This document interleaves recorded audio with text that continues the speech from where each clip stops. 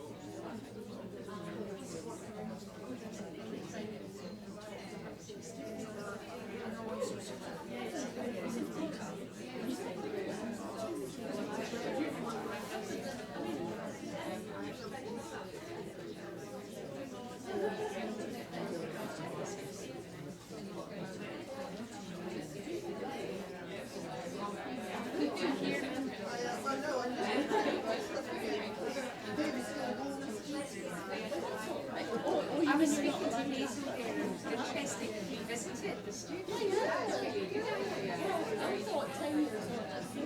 So I was thinking about that because I ran into dentistry, and it was 10 years since I did architecture study, but actually we just Sarah and Kathy have just done studies for us, and the student experience stuff is running about the same kind of things as they've had, so I don't know if it's worth revisiting because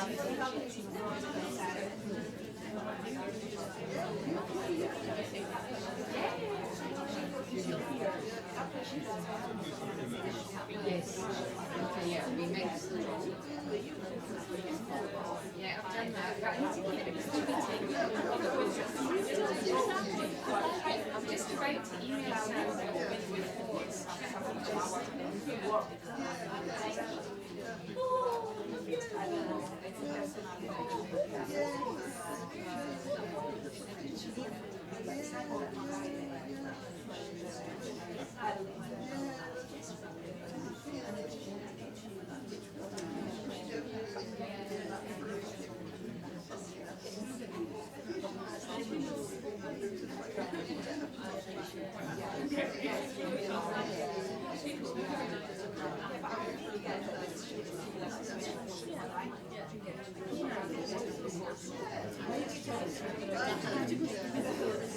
So it's really nice to see you.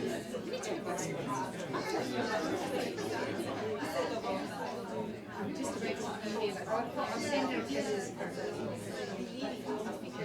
right. No, she'll let me know.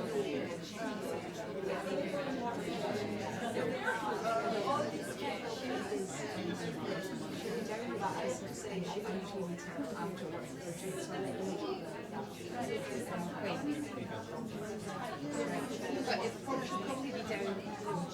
Usually it comes down like between now and Christmas. I'll let you.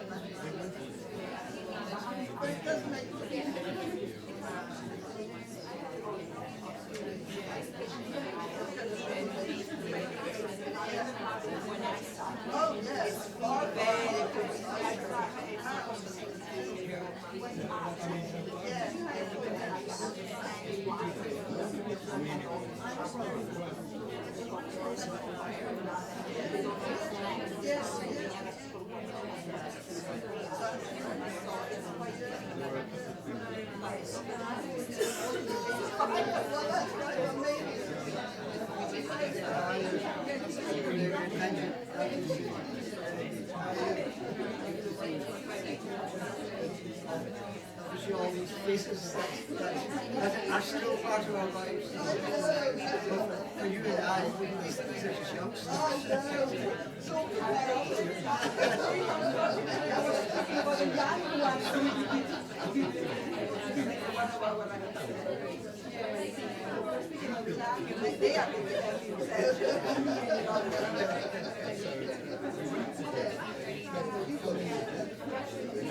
Your seats are here.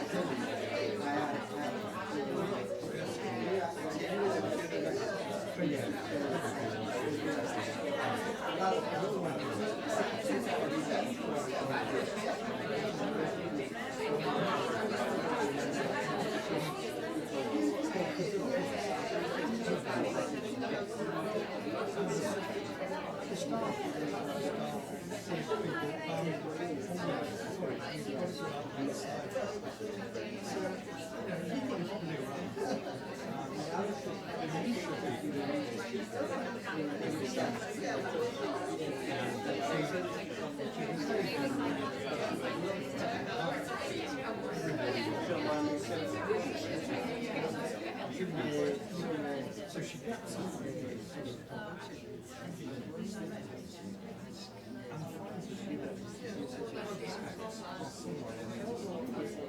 so we had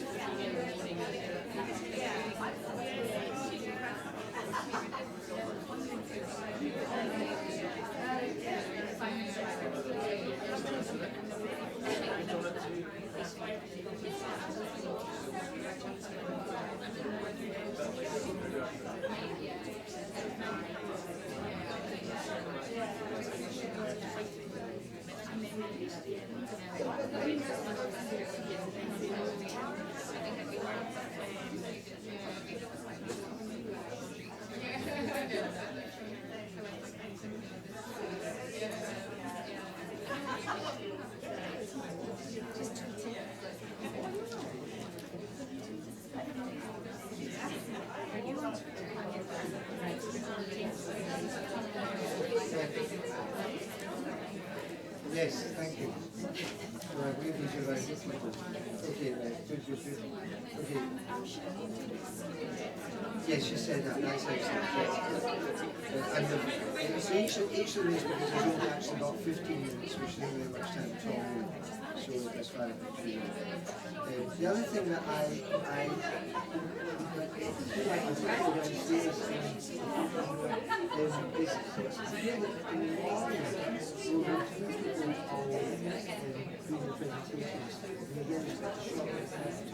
discussion for questions, and then we can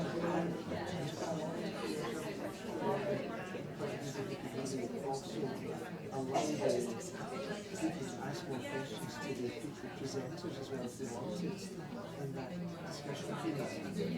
That's maybe a little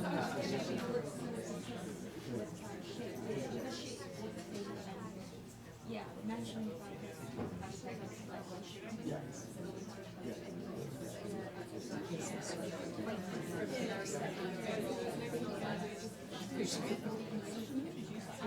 So the discussion in the morning as well. I think there is one question and answer. We've got quite a long. See, we've got 45 minutes for this, but you see, we've had 3 people speaking, and only 15 minutes for any questions. Now it seems to me that there are lots of issues that people might want to raise, but then we've got this quite lengthy section. So anyway, I'll chat to Sheila about it and see what she does. Okay? And I gather that you're going to be taking photos, and I think Sheila said, I presume she'll say this, that people don't want to have a photo. Yeah, just wait for me. Just wait for me. And the student will be. And I will pass you like some questions for the Q&A, actually for the Q&A sessions. In case we have to put, people who will come into the live streaming room. Okay. Then we are going to collect the questions 10 minutes before the question session starts. Okay. And then we'll bring the questions to you. Okay. That's good. But we don't know how many people will be downstairs at all. No, not yet. We don't have anybody backstage yet. And there might not be any. What's the time? It's 8 minutes to go. Yeah. Oh, no, 5 to 10. Right, okay. Good. Okay, that's great.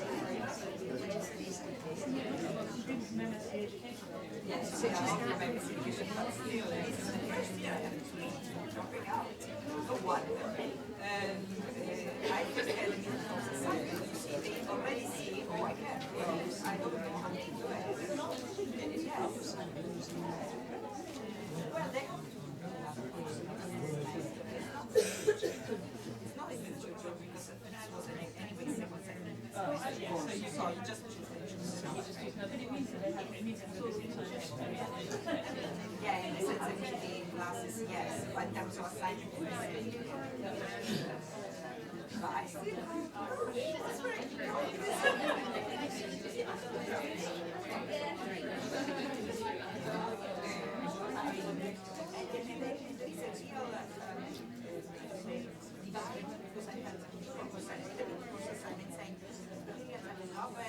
and all your support, you understand how so it was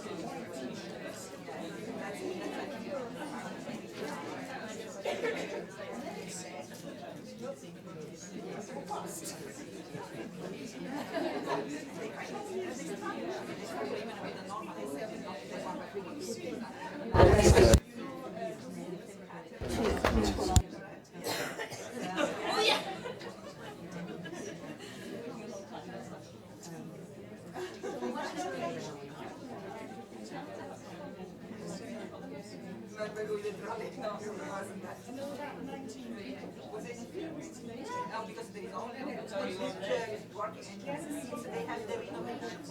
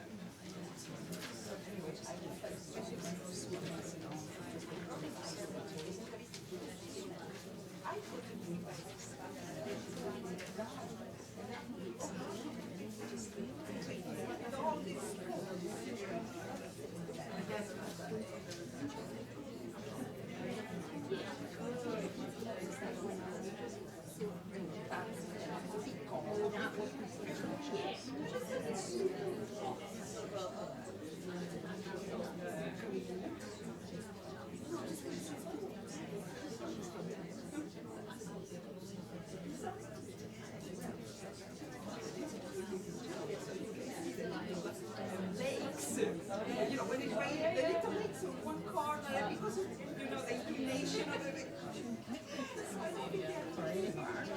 I must say, there should be some supervisor, someone who looks at it.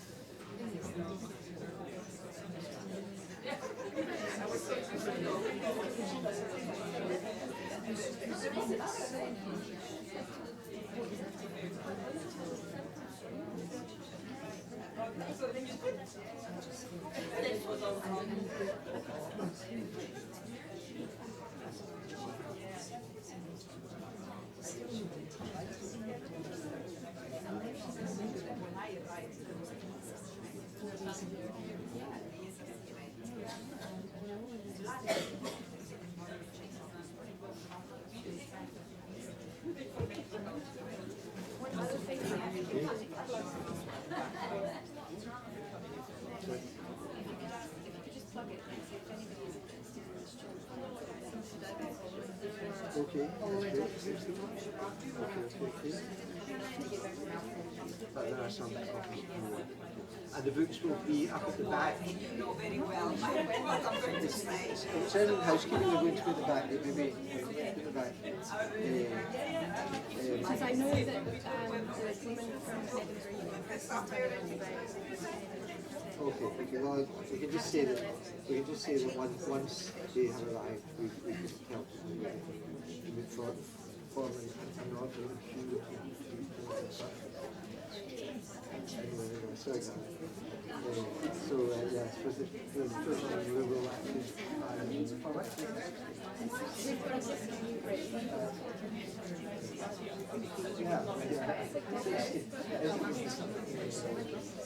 but you won't necessarily expect to sell a whole million. Okay, right. I was just saying, should we look at the books again? Or are we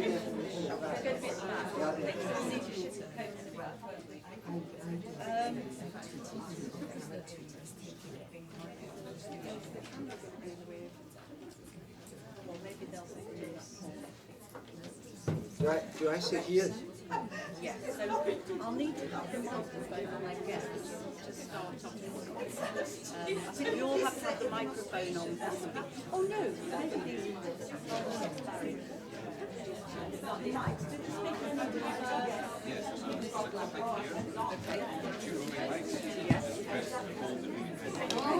These are all mine. I need this here. I'm saying hello to start off with and doing housekeeping and then passing this to Jim. And then it's me again. So I'll be the person who's got that one all the time. Is that the deal? You speaking first. I'm the chair. I think that it would be a good idea then for, I'll just speak into one of the mics for the housekeeping, and then Jim has that on, and then when I start speaking, we'll transfer the mic onto me. Fine. Okay. Will you do the mic transfer, Barry? Or will you be... Or do you want me just to do it from here? I'm going to speak probably 10 for minutes. about 10 minutes. You better maybe to that. I think. Okay. Gives it consistency. It's real quick to switch across.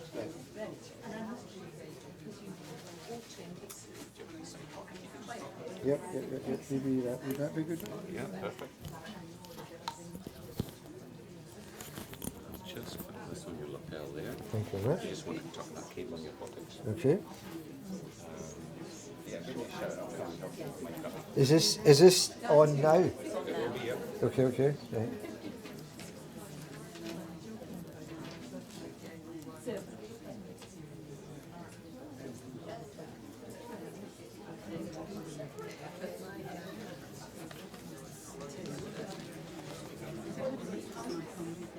Press one of these buttons. Yeah, I think so. Barry, you just press this one here, do you? Okay, so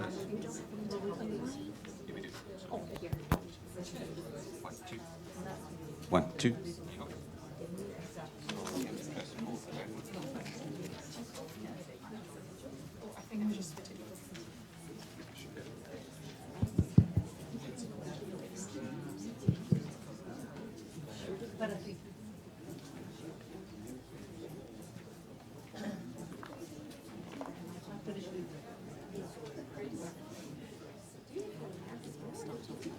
yep, sounds good. Right, well, can I welcome you all very much to this event. I realise it's a pretty grim day for everybody to have kind of swum through to get here, so thank you all very much for coming. And can I also welcome people downstairs in room 4.04. It was such a popular event, we couldn't fit everybody into the main room, and the university had a real problem with providing us with alternative accommodation. So welcome to people in 4.04 as well. We are live streaming so that hopefully the technology is all working. And if a few people leave as the day goes on, then obviously people who are now in 4.04 can join us in this main room. So I hope that'll work okay. The seminar is being filmed and live streamed, so you will be able to look at a recording afterwards, and people who are not here can also look at it online.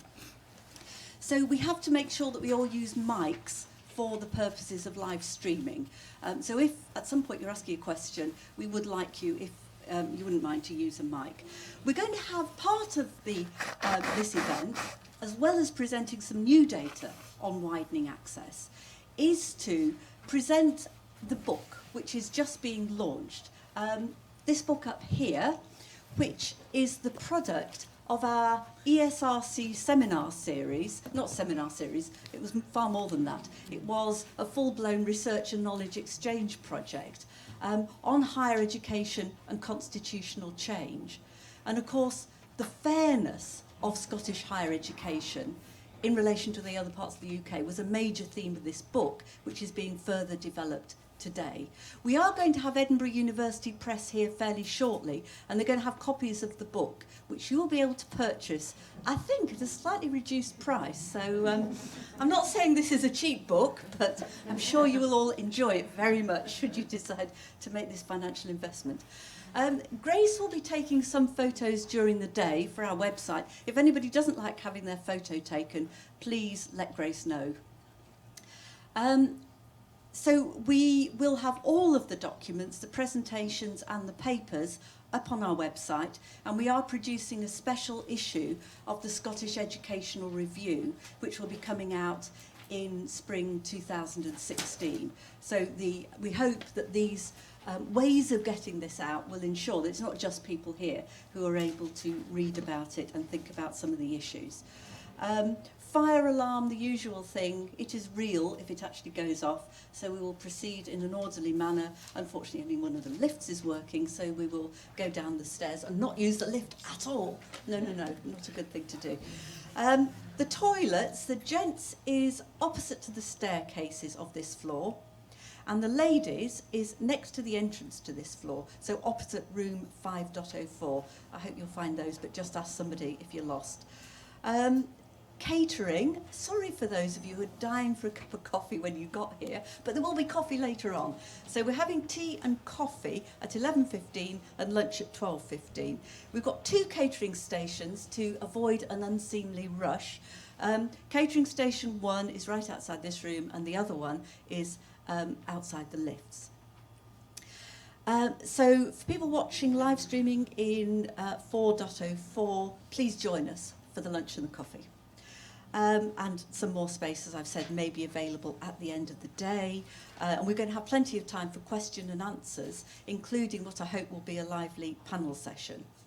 There is opportunities for feedback. You'll see the usual 2 sticky labels in your pack. So before you leave, whenever you leave, even if it's before the end of the day, could you just write a couple of things about what you've gained from the seminar and things that we could have improved? Because I'm sure there are always things that we could do better next time. And could you put the notes on the large blank sheet at the registration table? So I'm actually now going to hand over to Jim Gallagher, because an additional purpose of the day is to pay tribute to our colleague David Rafe, who very, very sadly died. David was really involved in this project. He was involved in widening access to higher education throughout his career, and we want to make sure that we remember him today. So over to Jim. Thank you very much. Well, thank you, Sheila, very much. When Sheila asked me if I would chair this seminar today, I was very pleased to do it for 2 reasons. The first reason is that, as many of you may know, widening access is an issue that has preoccupied me for more years than I care to remember. In many respects, I feel it is a sort of vineyard in which I have laboured for too long, and with actually relatively little impact at times. I feel I have grown old and grey, in fact not even grey-white in this process, and sometimes I wonder what has been the outcome. So in that respect, it's actually very good to be here to actually pick up on the work that Sheila and her colleagues have been doing, and to consider the ways in which we can take that agenda forward. And of course, we're doing it also in a context where, as you will know, the Scottish Government has established the Widening Access Commission. They've produced, as you know, their first interim report, and the final report is going to be produced next spring. And so there's an opportunity, I think, for us to use events like this to feed into that discussion. In that respect, it's very fortunate we've got Ali Jarvis with us, who's one of the commissioners on the Widening Access Commission, and I'm sure Ali will listen in with great interest, as well as our own contribution. But we should, I think, bear in mind the idea that we can contribute to this process. But the second reason, and the reason that Sheila has already referred to, is that this is an opportunity for us to honour the memory of David Rafe. David will be well known to many of you here. He was an extremely good friend and a very good colleague to me over a period of more than 20 years, until he was snatched away for us in a most untimely way in February of this year. And I mean, I was fortunate to see David just really days almost before he died, and he was in such good form on that occasion. So it was so completely untimely. So, as Sheila has already said, David was a very significant contributor to this this work that we're talking about today, and to this book, which you're all going to rush to buy later on. David has got 2 chapters in the book. But I think it's important for us to recognise that what this emerged from was a lifetime of really dedicated and distinguished work in this field. I mean, David was really an extraordinary researcher and scholar, and I think that has been increasingly recognised. He combined a number of key characteristics that many of us might aspire to combine, but don't manage to combine. He was an incredibly careful and systematic researcher. He he then also had a capacity to analyse his data in a very rigorous fashion, to be very analytical in his approach, and to write in a very clear and readable fashion. As I say, things that many of us aspire to but do not achieve. And he also had a real interest in the application of research to policy. And again, I think that was a very important distinguishing characteristic of David. Throughout his life, he really wanted to see how research could inform the policy process. And I mean, that was something that I gained from greatly. I was the chair of the Access and Inclusion Committee on the Funding Council, as Ali has been as well. And one of the first things I did was to get David to become a member of the Access and Inclusion Committee because of the way in which he could contribute to that process. And David was, as well as all of these things, he was an incredibly kind, thoughtful and understanding colleague and friend. And that's, again, something that one can't say about everyone. All of these characteristics were reflected in the tributes that colleagues made to David. I was very fortunate. I was asked to do an appreciation at David's funeral. And when people knew I was doing that, lots of people from all over the UK and beyond sent me messages of tribute. And I'd just like to read two of them to you today, because I think they do sum up the man, as I say, they're from people of great distinction themselves. The first one is, I had known David for 24 years and always felt he was one of the best in the business. Most importantly, he was a lovely man, thoughtful, understated, and at risk of cliche, a real gentleman. He will be missed. And then from another colleague beyond the UK, his work was superb, but entirely without ego. A rare combination in academia. So, having known David as a friend and a colleague for more than 20 years, I am delighted that we're remembering him today. And I'm confident that he will be remembered for many years to come as a result of the quality of his work. David would have greatly enjoyed being part of this session today. I hope all of you will enjoy it as well, and I hope that we can do justice to David's memory by the quality of the discussion that we have today. So thank you all very much, and I look forward to our day together.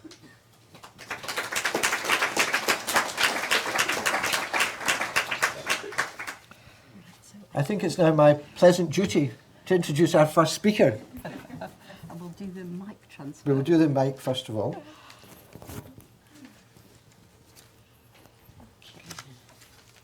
Just while this is going on, can I remind you, if you haven't done already, to switch off your mobile phones. Although I think Sheila and her colleagues are encouraging you to tweet, and we gather this is what goes on at the Shadow Cabinet all the time these days.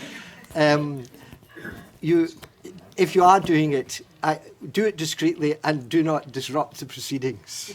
Okay. Sheila, I don't think you need any introduction. I'm sure everyone is aware of Professor Sheila Riddell, who has had the reading role in this work.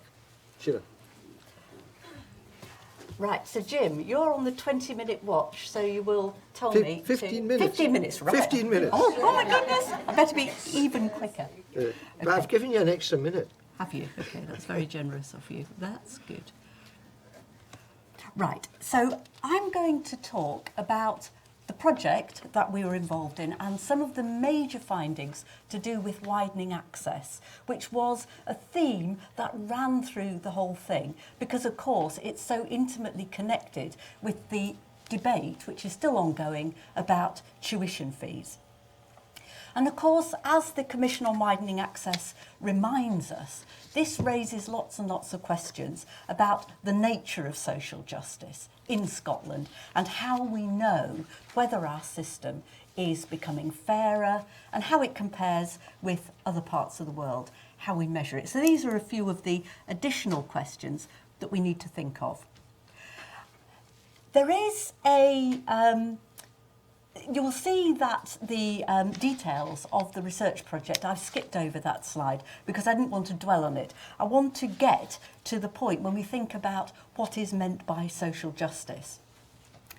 And I think it is useful to think about social justice in terms of the way in which the good and bad things in life should be distributed among members of a society. And of course, we know about the Nancy Fraser tripartite idea of different fields operating here to do with distribution or redistribution, to do with how economic goods are distributed, to do with recognition, which is to do with social respect accorded to people, and representation, participation, both in governance and also, of course, in key social institutions.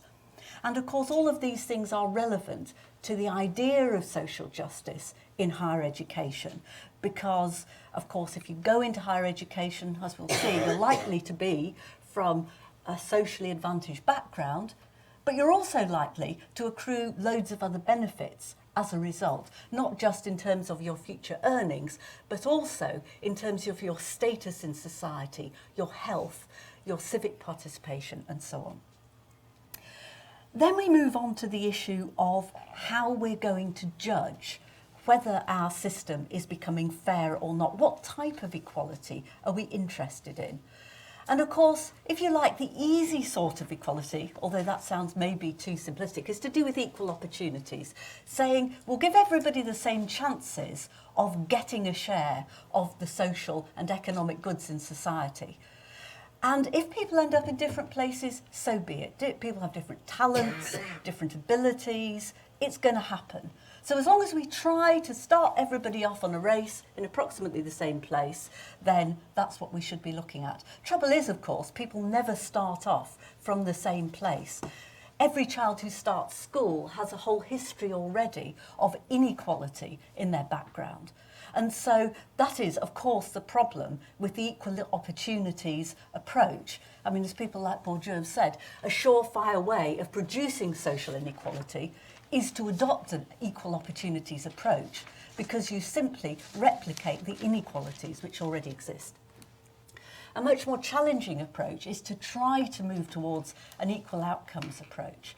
And even though this has become a little bit unfashionable, personally, I still think it's very important that when we have a system which is producing such large inequalities, we have to be suspicious. We have to examine very carefully what has caused this situation to happen. We should actually assume systemic inequality. That should be our starting point. So any system that produces hugely unfair outcomes is fundamentally suspect. Right, this is not the easiest of changing. We haven't got a device, Grace, have we, for changing? It's just a click. Okay, that's fine.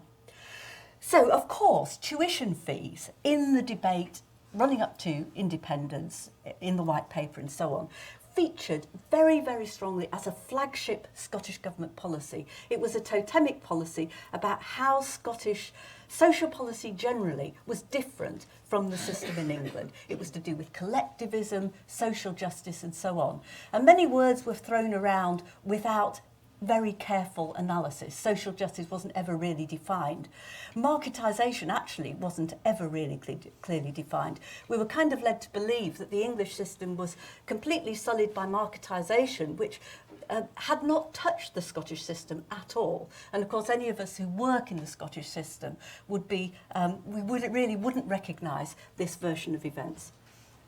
But in any case, the Scottish system, we were told, was far better, was based on the ability to learn rather than the ability to pay.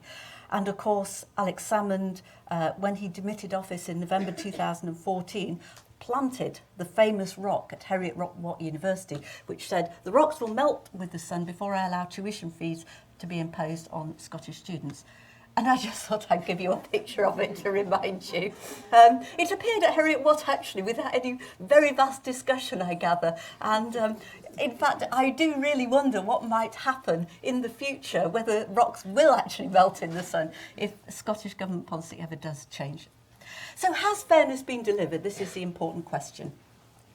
And when we look at the numbers of university acceptances and the 18-year-old entry rate between 2000 and 2013, we find that the entry rate of 18-year-olds, just 18-year-olds, increased in every jurisdiction, England, Wales and Northern Ireland, but did not increase in Scotland. And this was partly to do with the Scottish Government having to control numbers. If you are paying for it from upfront revenue, clearly the numbers that you can let into the system are going to be very, very tightly circumscribed. Now, I just want to be very clear that anything I say is not a defence of the English system, because it often happens in this debate that if you point out any problems with the Scottish system, people immediately says, so you're in favour of tuition fees, are you? You know, and so I want to be very clear that I'm not absolutely defending the system, but just simply pointing out some of the consequences of the system that we actually have in Scotland. We also do have the slightly embarrassing situation that if we just look at university entry rate from the poorest fifth of neighbourhoods, we find that Scotland is lagging behind the other jurisdictions. And again, this is not a very encouraging figure in terms of what impact our current policy has had. Now, of course, we must bear in mind, somebody will immediately point out to me, what about the colleges? And of course, it is the case in Scotland that a much higher proportion of higher education is happening in college, more than 20%. But I think this raises many questions about the parity between doing an HNC, HND at college, and then maybe moving on to 2 years, probably at a post-92 university. We are told that these things are absolutely equal, and yet that begs many, many questions about the life chances that accrue from doing that, including, of course, access to the professions that you can only do by going to an older university, law, medicine, and so on. So there are many important questions. Of course, it's pretty convenient for the government to have people, a large proportion, going to college because it's a system, much, much cheaper. But again, we should ask questions. If we find that mainly people from socially deprived backgrounds are getting a much cheaper form of higher education, we must say, is this socially just? And of course, when you look at who goes to which universities, you do find that there is huge inequality in participation by social class background. Independent schools, I think, are important in the Scottish system. They only account for 5% of the total pupil population, but a much higher rate at secondary level. And when we look at Edinburgh, we find that more than 20% of the secondary school population are in the independent school sector. And of course, these are the people who are forming the social and economic elite of the future, who are going to have the power to make, well, I think, have major control in society. And we find that 55% of independent school pupils are going into ancient universities, compared with about 22% of state school entrants. So that is a very stark social class difference. And of course, it's reflected to a lesser extent when you look at the picture by social class, by the NSEC categories there. Skipping over these things fairly quickly, but you can go back and have a closer look yourself. In England, we find that the pattern is broadly the same. Of course, the sectors look different. England has the Russell Group rather than the ancient universities. It has a slightly higher proportion overall of people in the independent school sector. Not very different though, 7%, much higher rates at secondary level. And there we find that about 44% of people who are going into university from independent schools are going into what are termed the elite universities. Some people would dispute this terminology, but they are certainly the most selective institutions. And for some professions, you have no option but to go there. So, in fact, if you look at England and Scotland, I would say probably it's difficult to say that one is better than the other, but broadly speaking, they are producing similar levels of social inequality. It's important to look at the distribution of economic resources, and we do find that the Scottish Government is spending rather a lot of money on higher education, about £1 billion on tuition, and a bit of research money is in there as well. 1.8 billion on primary schools, 2 billion on secondary school. Of course, we have to remember that universities are catering for a very small proportion of the population, about 25%, between the ages of 18 and 22. The primary and secondary are catering for everybody, including pupils with additional support needs. And we would expect really about 4 times as much money to be spent on primary and secondary to be aligned with per capita spending. So clearly a higher proportion of the Scottish Government budget is being spent on universities, 0.3 billion on FE colleges, again catering for people from poorer social class backgrounds. Universities are doing a massive amount, of course, to try to equalise widening access. We should never criticise what universities are doing. But we must recognise that the major issue contributing to unequal participation is simply that children at school are attaining such different levels. So we find that twice as many people from the richest parts of Scotland, the least deprived areas, are getting one higher compared with people from the poorest. If you just look at basic qualifications, there's really little difference. But if you look at the higher level qualifications, the social class differences open up very widely. And of course, if you're looking at getting more than just one higher, the social class differences are much more marked. I need to draw to a close very quickly, so I'm going to move fairly quickly over here. But one of the parts of the project was to do key informant interviews with policymakers in different sectors across Scotland. And one of the interesting things that we were exploring was the discourse around tuition fees and widening access.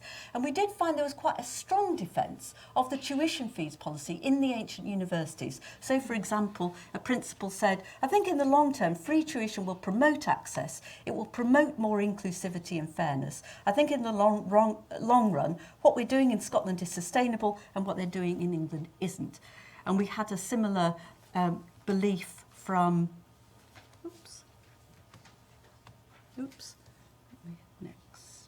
we had a similar belief from the unions, of course, including very strongly from the NUS, but the Unison Scotland person felt that free tuition was the right policy, although recognising it really wasn't going to, it hadn't delivered so far. But there was the belief again that it was important that higher education was free at the point of use. And again, there's a little bit of misunderstanding often between England and Scotland, because it is free at the point of use in England, whereas in Scotland there is a very widespread belief that you have to pay up front. College managers were really opposed to the policy because they thought universities were being kind of feather-bedded as opposed to the assault that they thought had happened on their sector. So you can see that this college principal was extremely sceptical about the free tuition and felt that it was drawing a kind of deliberate political contrast between England and Scotland, those Philistines in England, whereas we really value higher education and education generally in Scotland. And there was a deliberate attempt, the colleges believed, to overlook the fact that it wasn't really making much of a difference to changing the social composition of the population. So I'm not going to read out all of these quotes, but you can have a little look. I'm concluding now. So how fair is access to Scottish higher education? There's no doubt that the debates about widening access and the debates about free tuition have been intertwined, and yet we can see clearly that free tuition has not been sufficient to widen access. And indeed, in terms of the distribution of funds across the education sector, it has contributed to a channeling of funding, a targeting of funding on the most socially advantaged, which absolutely does not make sense in terms of redistribution. I do say the English system is more redistributive than the Scottish system, and I'm always met with looks of shock horror at that point. And yet, if you actually think about it, that is clearly the case, because those who are earning more after participating in higher education in England pay something.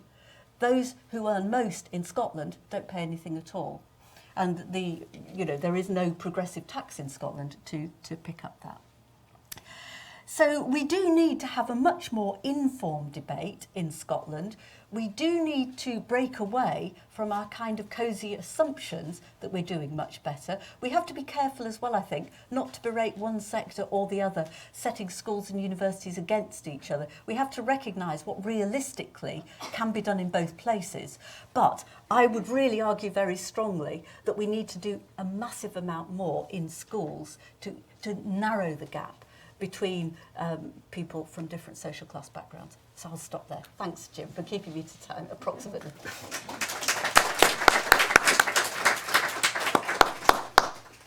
Thank you very much, Sheila. That was, I think, a very extremely useful introduction, raising some very big questions, and you almost kept to time. Almost showed a good example.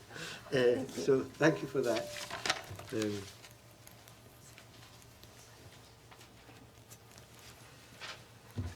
So we're moving on now to the second presentation. There'll be time for questions. A bit later on, and people may well have important questions to ask. So Sarah Minty is now going to take us into the issue of young people's views. Sarah's been a member of the team here for quite a number of years and is drawing on the work that was done as part of the research. So Sarah, your 15 minutes begins now. I'll do my best. Hi everyone. So I'm interested in young people's ideas of fairness, and this is part of the same ESRC project. Lots in my chapter in the book is on student finance, and I'd just like to plug the student finance guide that was developed as part of a project that's been linked to this. These are free, you don't have to pay for these like the book. So you pick one up at the end if you'd like one.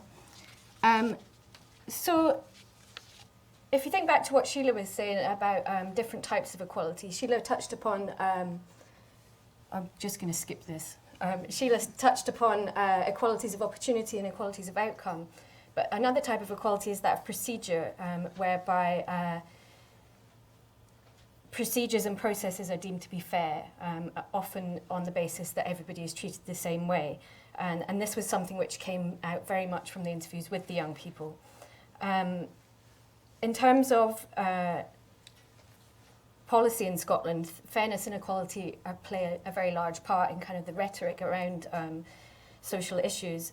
And free tuition has been kind of framed within the tradition, of the Scottish tradition of universal free access to education, going back to the 17th and 18th centuries. It's been very firmly placed within kind of a historical continuum. This idea that Scotland is a more fairer and egalitarian society. But as Sheila's shown, these claims don't always stand up. And so I'd just like to point to Nicola Sturgeon's recent speech, where she's concentrating on young people having the same chances, which is very much an equal opportunities point of view. But there's the possibilities with the new focus on equalities on attainment and the Widening Access Commission, that there's perhaps a shift towards a focus on equality of outcomes in the future. But of course, as Sheila said, that can't be achieved without redistribution. And in a cap system, somebody will always lose out.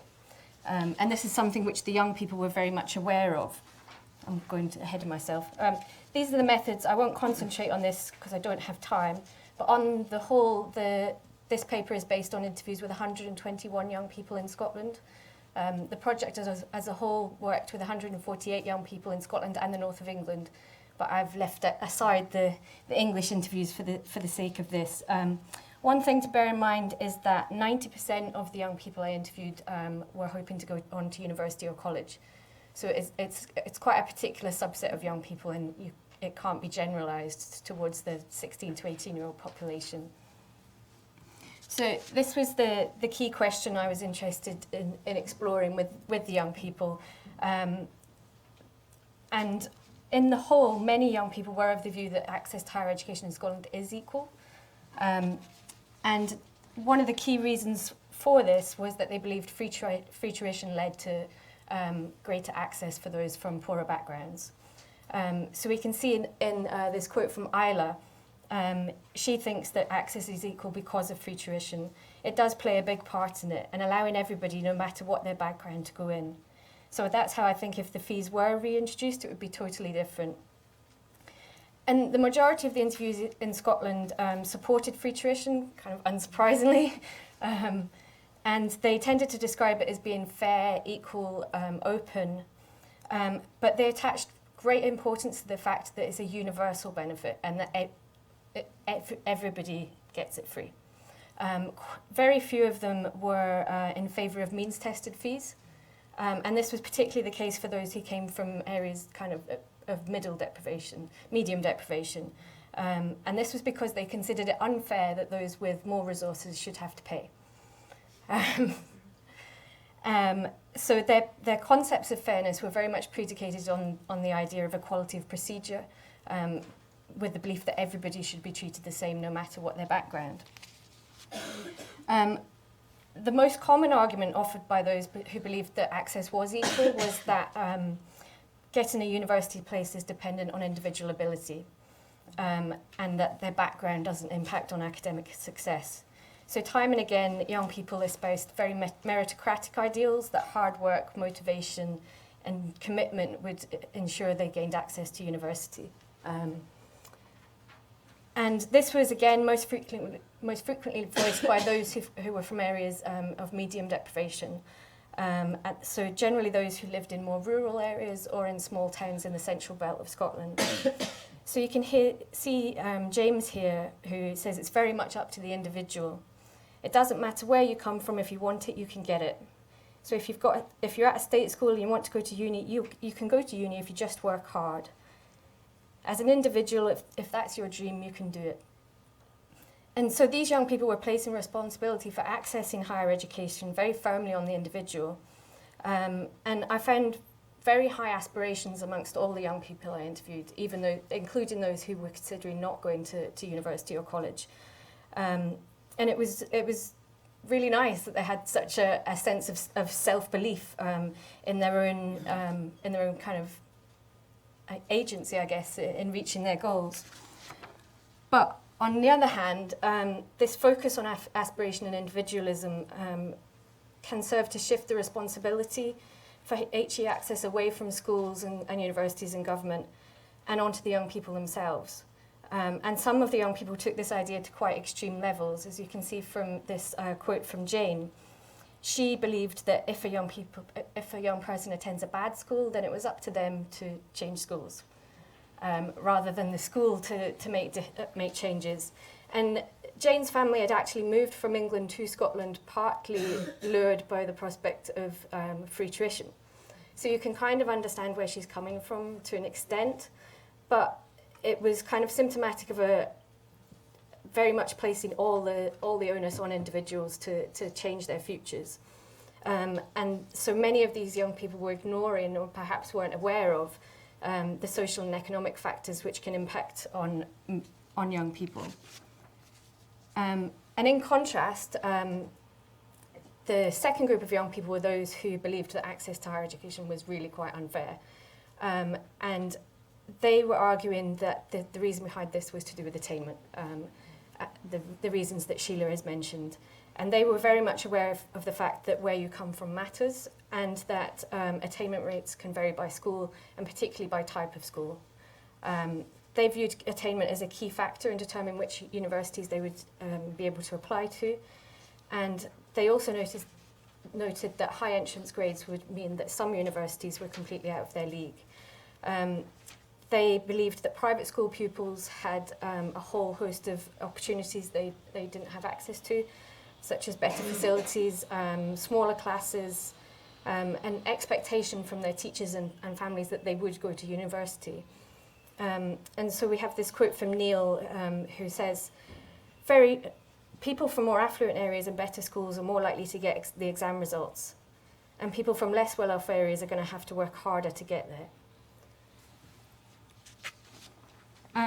Some of the young people also spoke of how their neighbourhood and family background impacts on their access.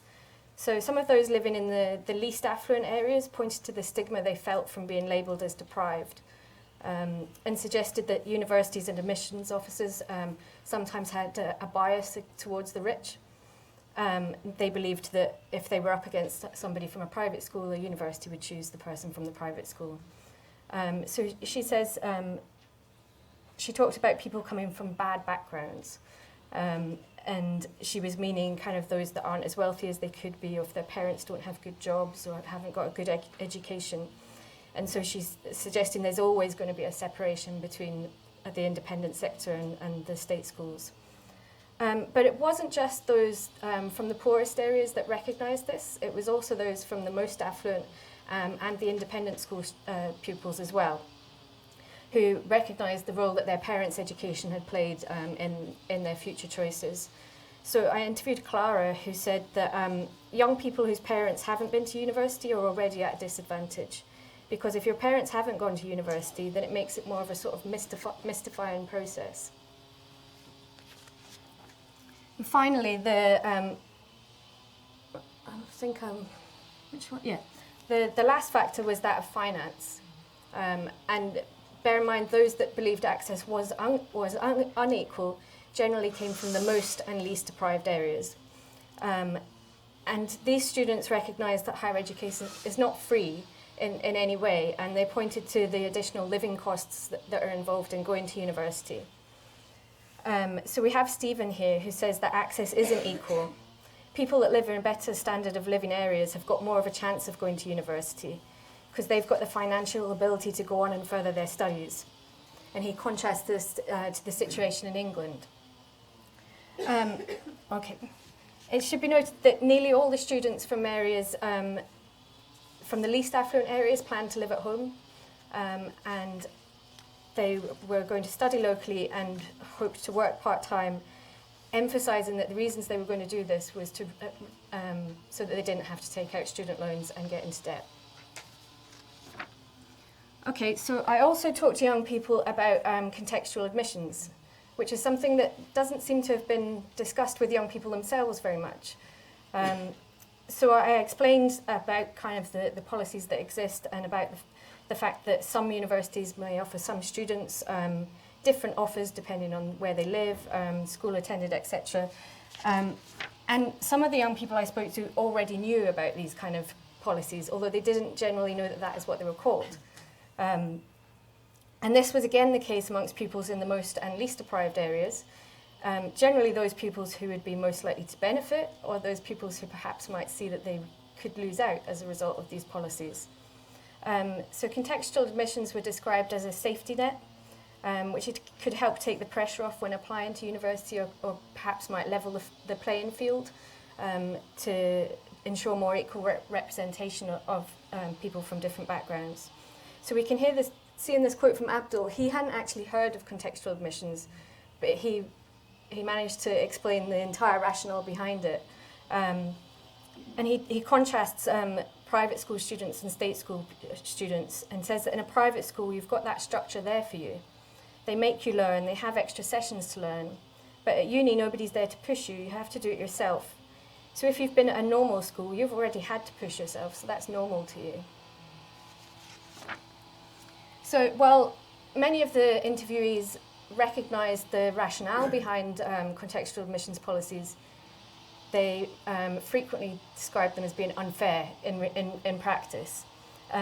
Ideas of fairness again centred on the concept of equality of procedure. It wasn't fair that some students are treated differently to others. And young people described it as a form of discrimination, a handout, and some suggested that they felt patronised by the idea of contextual admissions.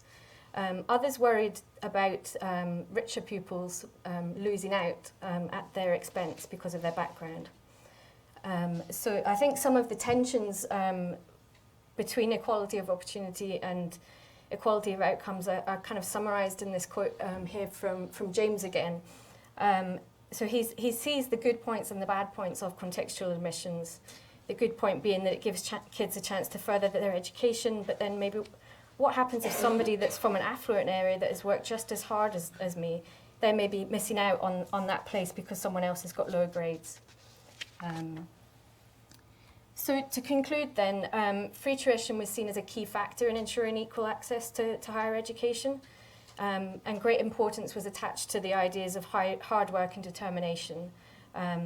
And structural factors tended only to be appreciated by those with direct experience of economic hardship or privilege, and there was the contrast within contextual admissions between appreciating the idea but disliking the reality of it.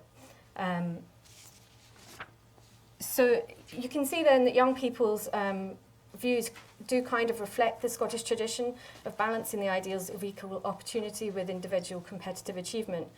But by focusing so much on individual efforts, individual deficits, these young people are ignoring the power of social and economic factors. And the blame for school failure is being shifted away from schools and universities onto young people's own lack of ability and aspiration. So in this way, disadvantaged young people are being forced to take responsibility for something which they probably have very little control over. I think there's a need for better communication of the rationale of contextual admissions in schools, and also greater discussion of social justice issues in schools more widely, as Sheila had been suggesting. One thing just to think about when as a finish is the fact that this group of young people were all considering higher education. Well, the majority were. How might young people's views of fairness differ if I had interviewed those who had already decided not to go into higher education? Thank you very much.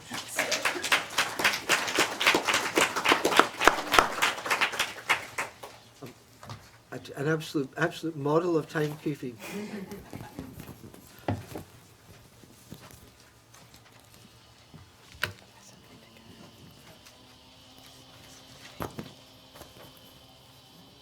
We're now going to have Lucy Hunter-Blackburn, who's going to, I suppose it's quite a good continuation, because it's going to talk about the student finance issues and the impact of these, and a comparison across the UK. So, Lucy. Good afternoon. Right, good morning. I'll just make sure my slides are working. Yes. So, I'm going to follow on. It's a very natural follow-on from Sarah and from Sheila. Although actually I haven't got the word fairness anywhere in my slides, I would invite you to think all the way through while I'm talking, what's the fairness agenda behind what I'm about to show you? So I'm going to compare what I did for the project. I'm going to follow through that. I'm going to compare systems of student funding across the United Kingdom for full-time students. And in the time I have, that's the only group I have time to look at. So apologies, I can't stray more widely. For full-time students.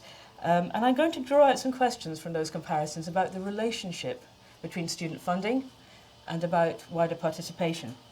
I want to look at wider participation from two different directions. So first of all, what happens up front at the start of the system, the getting in and the getting on, that's the title of today's event. So how does it affect all of that? But I also want to spend some time at the end looking at what we can say is happening afterwards. And that takes us into the whole territory of who pays. Who pays for widening participation? And I want to argue that's a debate we aren't having nearly enough in Scotland, and the fairness in that debate. So, just straight away, let's have a look. That's the current situation in the UK for full-time students who live away from home.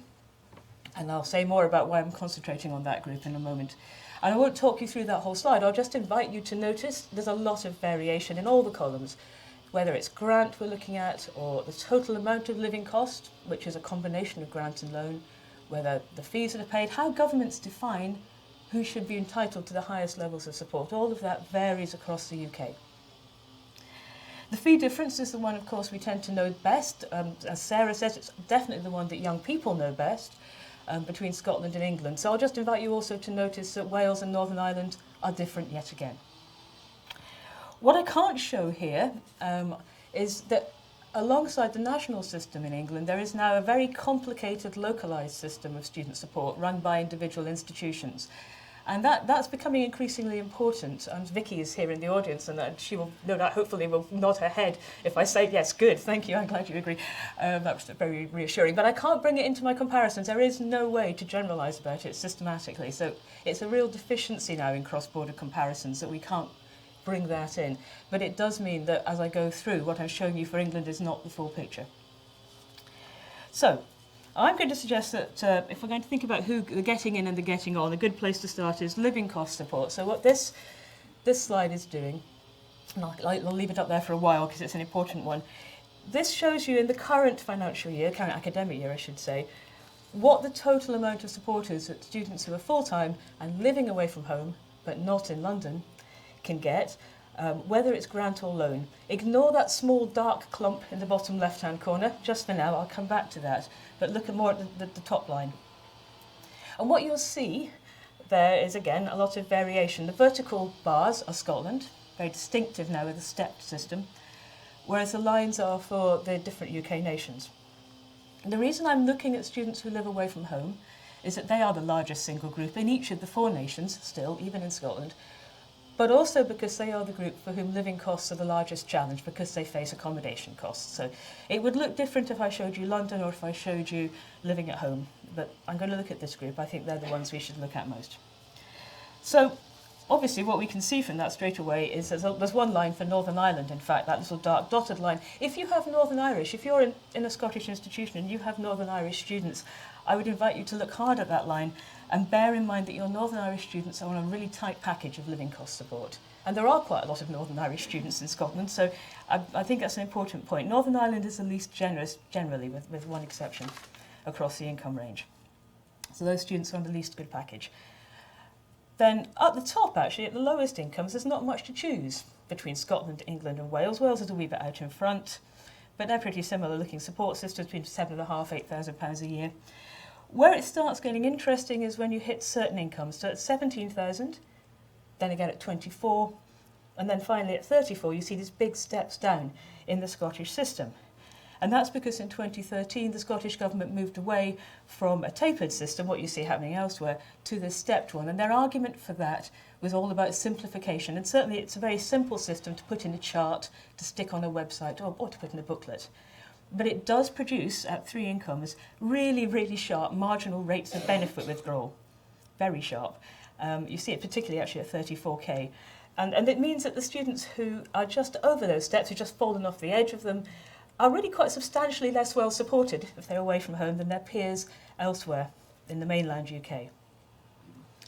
And you see gaps up there, nearly £1,000, I think just over the 24k step, particularly, but the 17,000 one as well. Some really quite big differences in the availability of upfront support. At 34,000, the step is so dramatic that our students between about 34 and the mid-40s are the least well supported of any UK group.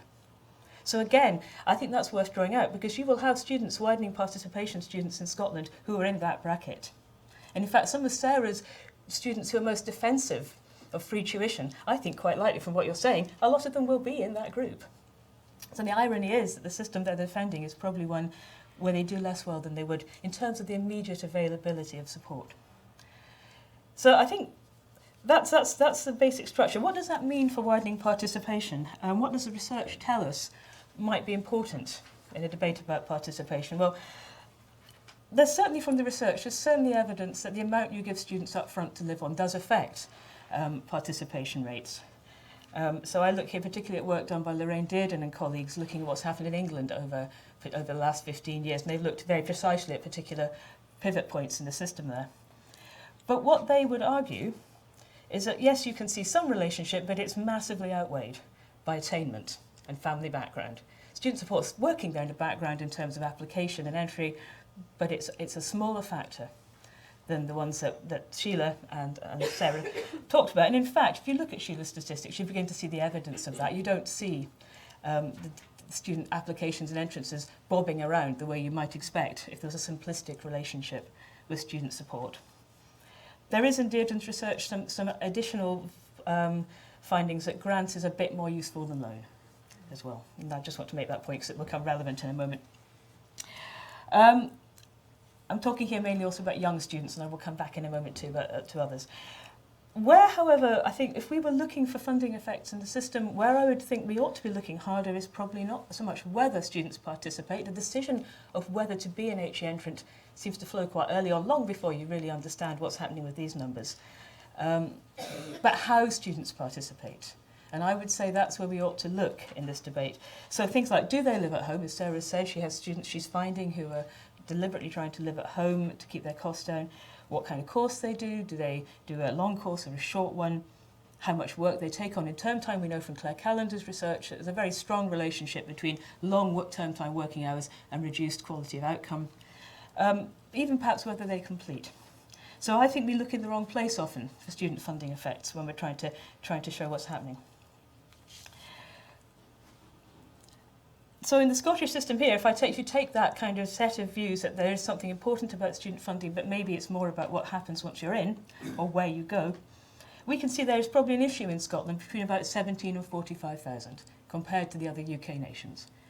Those students in Scotland are not looking too healthy in terms of their general support. We assume in Scotland one of two things. Either a greater ability to pay, to coin a phrase, on the part of their families, or a lesser need. One or the other is in play here, but it's never clear which. We don't talk about it.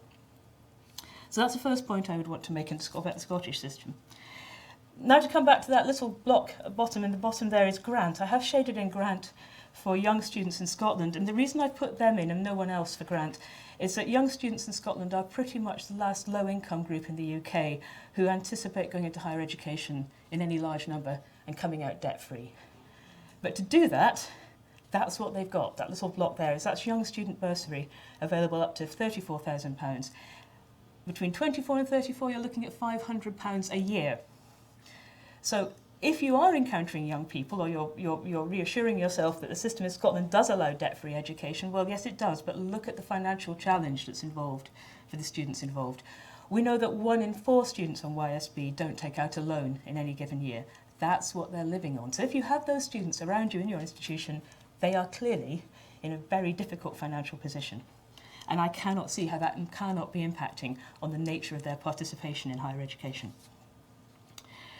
So that sort of begins to take us into debt. So let's have a look at how debt compares. So the underlying debt required to generate that kind of living cost. This also allows me to bring fees back in, as I absolutely must do in any cross-UK comparison. So here's the debt levels.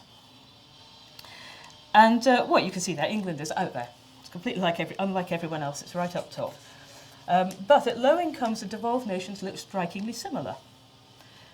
So there's very similar levels of debt, and it's really only as income rises that Scotland peels away and starts looking truly distinctive. So a quick word there about debt aversion. I've already mentioned we can see some of that happening in the Scottish system with some of our poorer young students.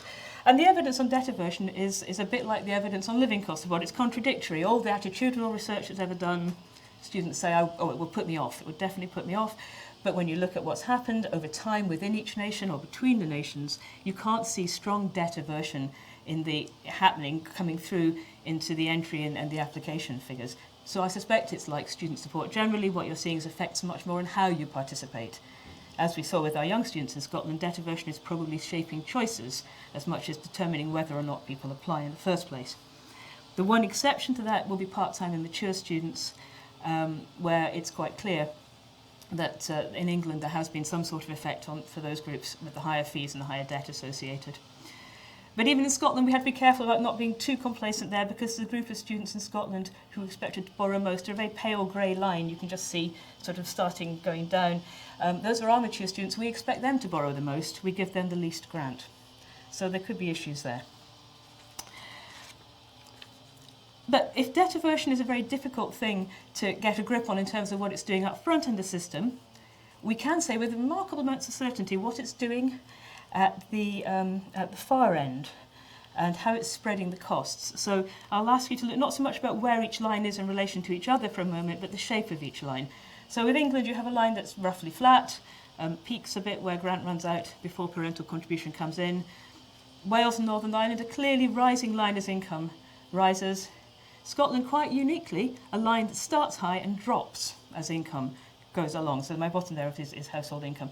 So you're finding that the least indebted students, the students expected to end up with less debt, are the ones from the highest income brackets. And they do best in the whole of the UK on that basis. That's a theoretical model. Here's my last slide. What happens in practice? Well, what happens is the blue bars in that slide are the actual average annual borrowing in 2014-15 by different incomes. At the far left, you've got what effectively a group of mature students who are low grant. The 3 middle bars are largely young students from lower income backgrounds. And the right-hand bar is everybody over 34,000. We don't differentiate anymore in our numbers on that, so I can't pull it apart further. These are not groups of equal size. That group on the right-hand side is about half our student population, or even a bit more, in fact. And what you can see there is a lot more borrowing happening at the lower incomes than at the top incomes. That grey set of bars beside it is my attempt to factor in one further thing, which is that people at higher incomes are less likely to borrow. So what you find when you spread that borrowing, not just across the people who actually borrow, but across everybody in the system at that income, you get an even sharper falling away of the debt sharing. And you'll see there's about £2,500 difference between the average debt among the mature student group and among the plus 34. I strongly suspect if I could pull the 34K group apart, that line would go even further down. If I could give you the 60K barrier, I think it would look different again, but I can't do that. Little red triangles that you can see dotting around there are me using some data. I can't use this year's data for Wales because it won't be published till tomorrow. And then I'd have to persuade the SLC to take it to pieces for me. But I have it for an earlier year by income. And you can see there a very different pattern, similar amounts of borrowing at low incomes. So it's my projecting forward. I'm reasonably happy with these numbers. And it goes up rather than down, as you would expect, having seen their theoretical model. Bear in mind that these are annual borrowing. They don't take account of the fact a degree takes longer on the whole in Scotland. It could even take 5 years if you don't get full credit for your HN and you articulate. And also what I can't do here, and you've got to bear in mind, is that in these figures, the Welsh students have got more to live on. We saw that. They're borrowing similar amounts, but they're getting a lot more to live on. So, in terms of cross-UK comparisons, who pays? Who pays for widening participation?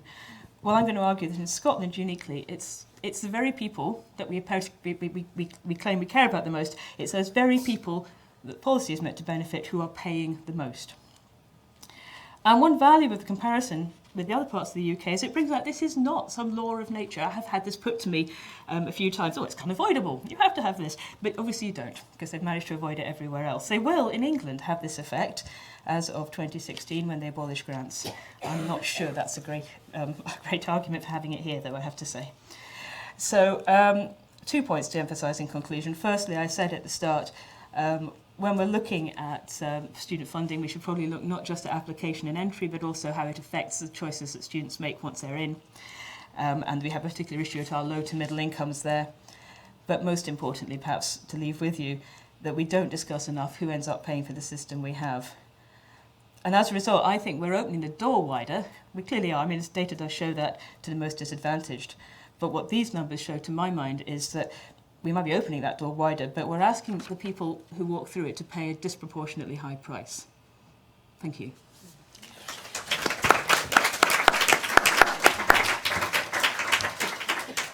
Thank you very much, Lucy. That was, as ever, very illuminating and challenging. We now have 15 minutes for questions. Yes, I think if the three of you could come over and find some chairs.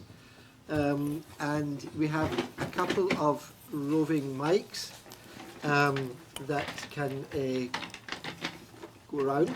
So, thank you very much. So if people can, yes, indicate, and when you're asking the question, if you could give your name and what institution that you're part of. So yes, we've got someone up at the back there. If you can keep your questions reasonably concise, so that other people get a chance to come in. James Nicholson, Abertay University. Lucy, you said about the average borrowing, and I'm just wondering whether you controlled for living at home or not. So that seems quite an important thing in terms of borrowing or using grants. I think that mic will be fine. Is that one live? Yeah. Right. So I'm using the average borrowing that's produced by the student towards Agency Scotland, which is just for all students that we have. So that's everybody who borrows. They don't produce the data in a way that allows you to demonstrate. What we can tell is that if students borrow, they tend to be all or nothing. So there isn't a large number of students who borrow. I got some separate data from them. There's a really small number, it's about 5%, who are partial borrowers.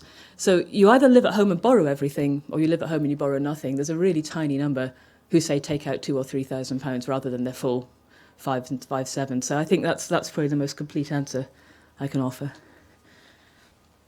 Yes, another question there. Hello, for Sheila Riddell. Andrew Miller is my name. For Sheila Riddell, the slide that showed the people in further education, I wanted to ask if you correct for those in further who are doing HE in FE, does that bring the total HE up to the curves from the other 3 jurisdictions in the UK, or is it still lower in Scotland? Well, Scotland has a higher overall, higher education participation rate. And one of the things that's been confused in the debate is whether we're talking about equalising higher education participation or university participation. When the Commission on Widening Access was announced by Angela Constance, she was very clear that she wanted to equalise university participation rate. So I think all the time in Scotland there is a slippage between when we're talking about higher education in college and university and when we're only talking about university, and whether the two things are equivalent. So if you do include them, that curve actually goes above the other three jurisdictions. Is that what you're saying? Well, I didn't actually present the participation of people from the poorest backgrounds in higher education generally. The slide that I showed was just for participation in university. I think if you included the college people, you would find that it would be approximately the same as England. Thank you. Thank you very much.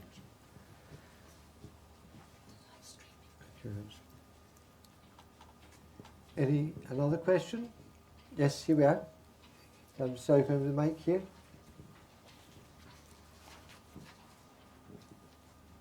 Thank you, Ray Perman from the David Hume Institute. Sheila, it's another question for you. I don't think I understood the point you were making about the distribution of the Scottish Government education budget.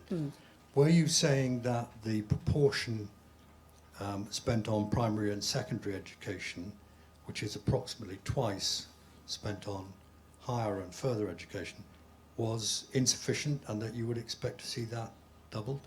Well, all I am saying is that if we look at the proportion spent on the different sectors, it is quite clear that in relation to the numbers of undergraduates compared with the numbers of pupils in school, in primary and secondary schools, a far higher proportion of the education budget is going into universities.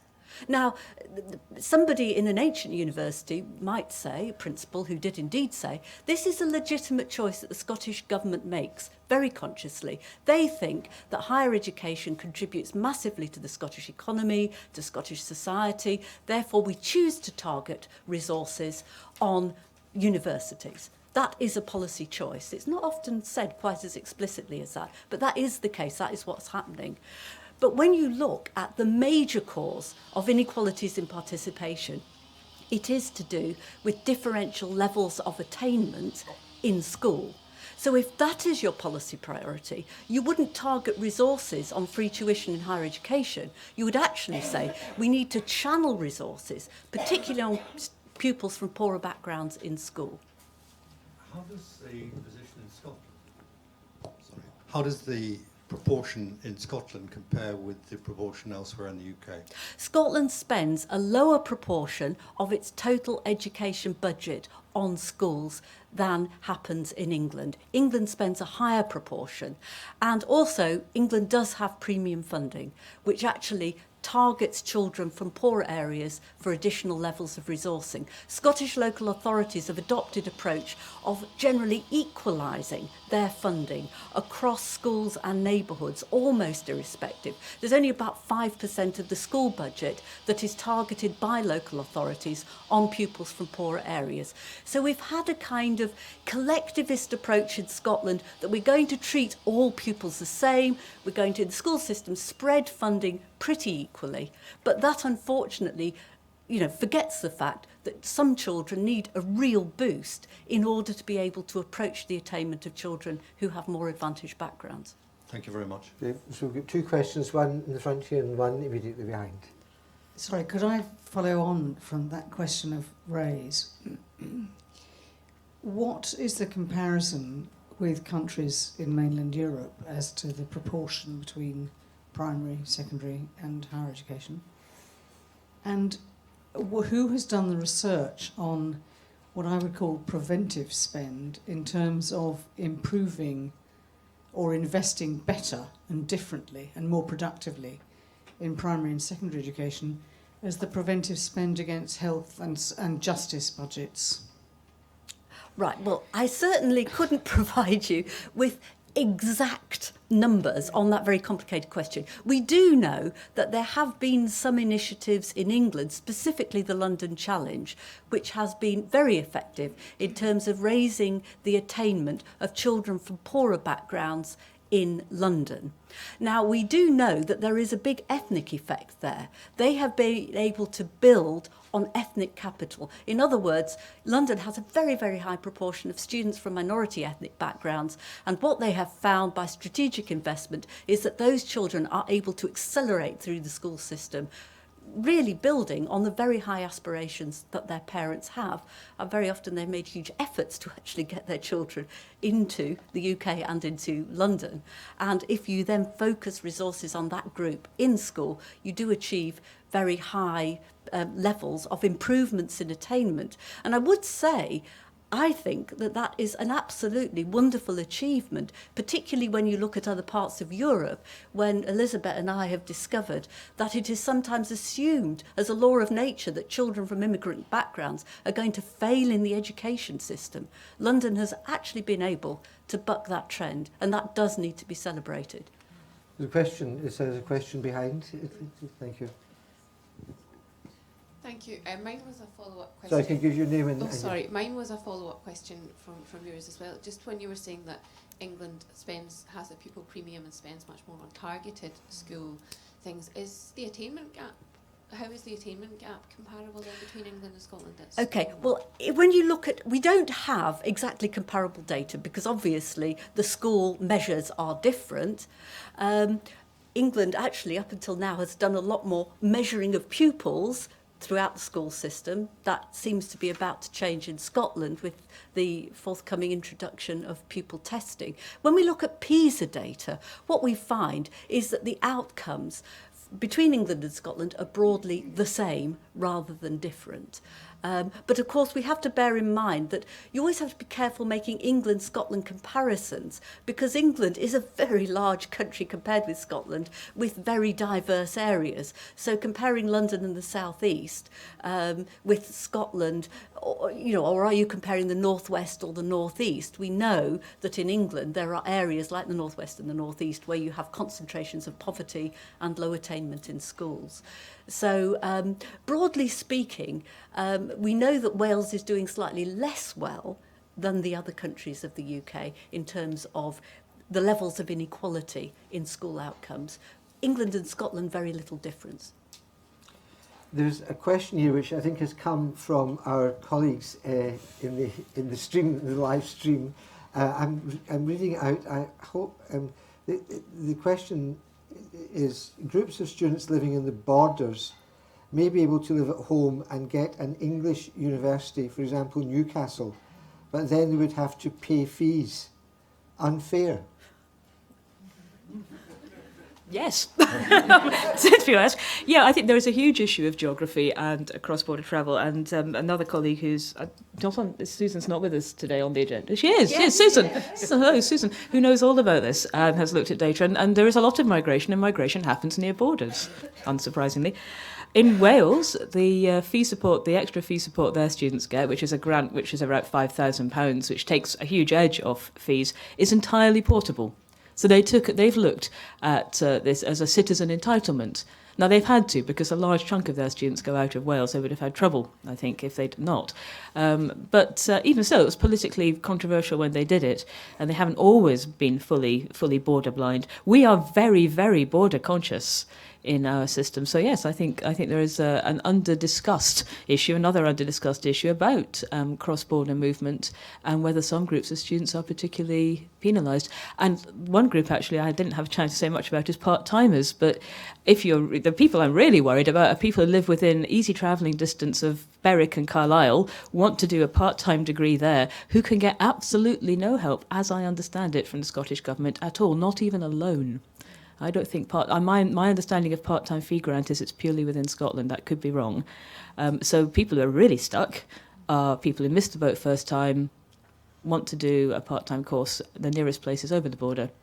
And I think they have to find £6,000 properly up front. They're one of the very few groups of students for whom the rhetoric of upfront fees actually probably does truly apply. So there is an issue. And yeah, I think we should talk about it much more. Do you want to say something quickly? Yeah, I was just going to say something briefly about the young people's views of fairness when it comes to cross-border. They generally were aware of the fact that students in England would have to pay if they came to Scotland, and many felt that was fair enough because they had concerns that if students from England came here for free, then we would be flooded with English students. But I asked them also if they realised that students from the EU also received free tuition in Scotland. Hardly any of the students were aware of this, and as soon as they heard that, they were very, very sure that that was an unfair situation, and it made them rethink how English students are treated in Scotland. Right, I think we've got time for one very last question. So again, if you could give your name and your institution, that would be helpful. Thank you. It's Rebecca Gork-Roger from the University of Edinburgh. A question perhaps for Lucy and Sarah and/or. Just wondering if there's any hard evidence that links either debt aversion or the reality of finances and debt burden, whether there's any hard evidence of that having a connection to geographic immobility by particular cohorts of students. There's not a lot. I've got a data set from the Student Awards Agency which looks at borrowing by rural and urban, by local authority, and as you would expect, borrowing is higher among rural students broadly. It's a really complicated set, so I haven't managed to do as much with it as I'd like. So I think there's some sign that people on the whole, if they really want to go to HE, they will just borrow. So I think that's probably the most obvious thing. It's harder to live at home if you live in Inverness. Well, Inverness isn't too bad, but it's very hard to live at home in some other parts of Scotland. Hoyk is a very difficult place to live at home and go to university. So I think whether the participation rates for rural Scotland, I'm looking at Sheila here, some of the information, some parts of rural Scotland do have relatively low participation, and whether that relates to financing and debt, I don't know. Well, I think we should... I couldn't comment in detail on that, but I think Laurence, who's speaking this afternoon, will be able to. So I don't know if you want to say something about that now, but we should maybe... I'm conscious of time, so if you can keep us in suspense for that, Laurence. Can I just say very briefly, that's what I'm currently looking at with my PhD. So I might have some answers in a few years' time. Okay, well, thank you very much. Thank you for all of our presenters this morning. I think they've got the seminar going in a very productive way with lots of really quite major issues. Thank you, all of you, for the interesting questions. We now have a really quite a brief break for coffee. There's coffee immediately outside and also down at the lifts. So if you could also filter down towards the lifts, it'll be a lot quicker for you to get your coffee or tea and then to get back here for 11:30. So look forward to seeing you all again. Thank you.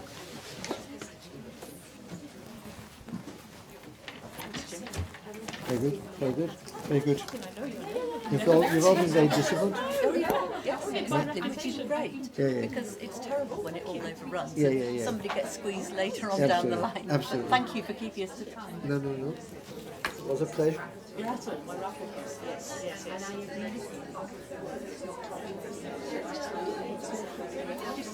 Hello there. Hi. Oh, good to see you. I knew you said you were going to be a bit late. Yeah, so I was lucky to get a seat, I think. Yeah, absolutely. Hello, hi. Oh, no, hello, Alistair. Yes, unfortunately, this committee route, if you look Yeah, no, the bit I most want to see, I think. But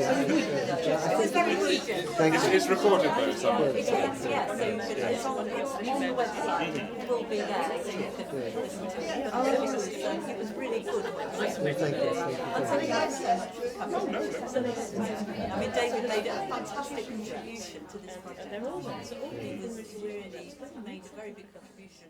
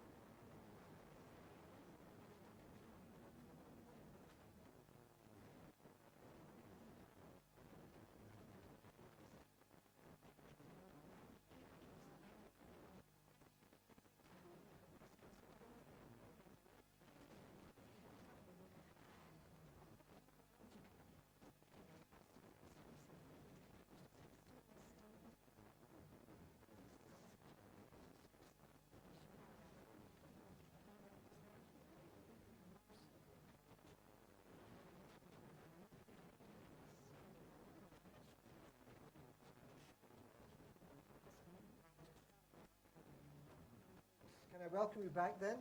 We now have 45 minutes for a panel discussion, and we have a distinguished panel with us.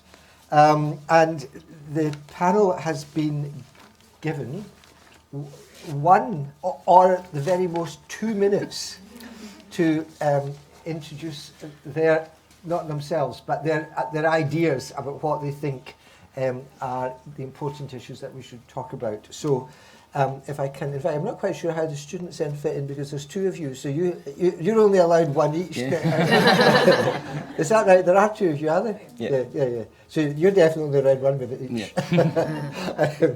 So, okay, Kathleen, can we start then with you? Kathleen Hood, Head of Widening Participation at Edinburgh University. Starting now, yes. Yes, I'm Head of Widening Participation here at the University of Edinburgh. I think we can all be agreed that there isn't a magic bullet to solve the complexities of fair access, and I was asked to think about what constitutes fair. I think I do worry about that rock at Heriot-Watt. I do worry about the fact that our poorest students are coming out with the biggest debt, even though they're not necessarily worrying yet because they haven't finished yet. I think I also worry about the fact that we are not an equal society, and that I think it's inherently unfair that your life chances are determined by the age of 22 months, and that in Scotland the gap in attainment is actually preschool. So the poorest students are starting primary school at the age of 5 with a year's deficit, and how we make that up. We are here today in Murray House. This is the future of education. This is where we train teachers. And I'm glad Sheila mentioned the London Challenge, because I think we could also look at that and the role that universities might have in that. Thank you. You were a total model. Oh, thank you. Right. Ali Jarvis, member of the Widening Access Commission, among her many other attributes. Ali? Kathleen's described why it's unfair, and yes, it's wrong, so let's just get that one out of the way. I think there's 4 things we need to do. We need to get a clearer strategic narrative as to what we mean by widening access. At the moment, everyone's got their own view on it. There are as many competing, contradictory truths, and we don't have one consistent thing. We haven't even actually agreed what's unfair and how you remedy it. While we continue with things like universalism versus targeting, we'll never address it, but we have to find a way to get underneath that. We've currently got a cluttered landscape. There's an awful lot of activity. Many of it is actually competing for the same resources. So we need to work out what works and do more of it. We need a much more systemic approach, and by that there's a 2-fold answer. One is it needs to be right through the system from early years right through to tertiary, but it also needs to recognise that it is the system that is largely at fault, and it's not the fault of the individual. We've demonised individuals for not working hard enough, not being good enough, not making the effort for far too long. And finally, we need to understand what success actually looks like and find better ways to measure that. Someone asked today who's paying for widening access. Well, we all are, and frankly, from my role on the AIC at the Scottish Funding Council, we're paying a hell of a lot for it. I don't think we're getting our money's worth. We've either got to do something different and make it work more, or we've got to actually bite the bullet and say, if it's not doing what we want, then we should do something completely away from that, or accept that that's the political reality. So basically, what we're doing, how we deliver it, how it all fits together, and how we know whether it's successful. Okay, thank you very much indeed. I'm sorry, I don't know your name, but... Callum. Callum, and could you tell us where you're based, Callum? Yeah, sure. So I'm in my 3rd year at Edinburgh University studying English literature and history. Okay, right. So you have a minute starting now? No worries. So yeah, I'm in my 3rd year here, and I have experience of widening access from both sides. So I went to Newbattle High in Midlothian, which is a LEAP school. So I have experience of going through kind of the LEAP system, which is based here at Edinburgh University, and I attended the workshops. Since starting university, I've also been involved as a student tutor, so I've got to go out to schools now and actually work with current students at high schools in a LEAPS volunteer role. And I've also been part of the summer school in the summer just past as a student tutor on that school, which is kind of focusing on taking students who are currently applying to university, just finished school, and getting them ready to sort of go on and succeed at university. Good, thank you very much. God, you're a total model. Right, and so we now have David Bass. David, you're from the Equality Challenge Unit. Yes, and we've been looking at access for equality groups into post-16 education, so looking across universities, colleges and Skills Development Scotland. I have 2 points I want to make very quickly.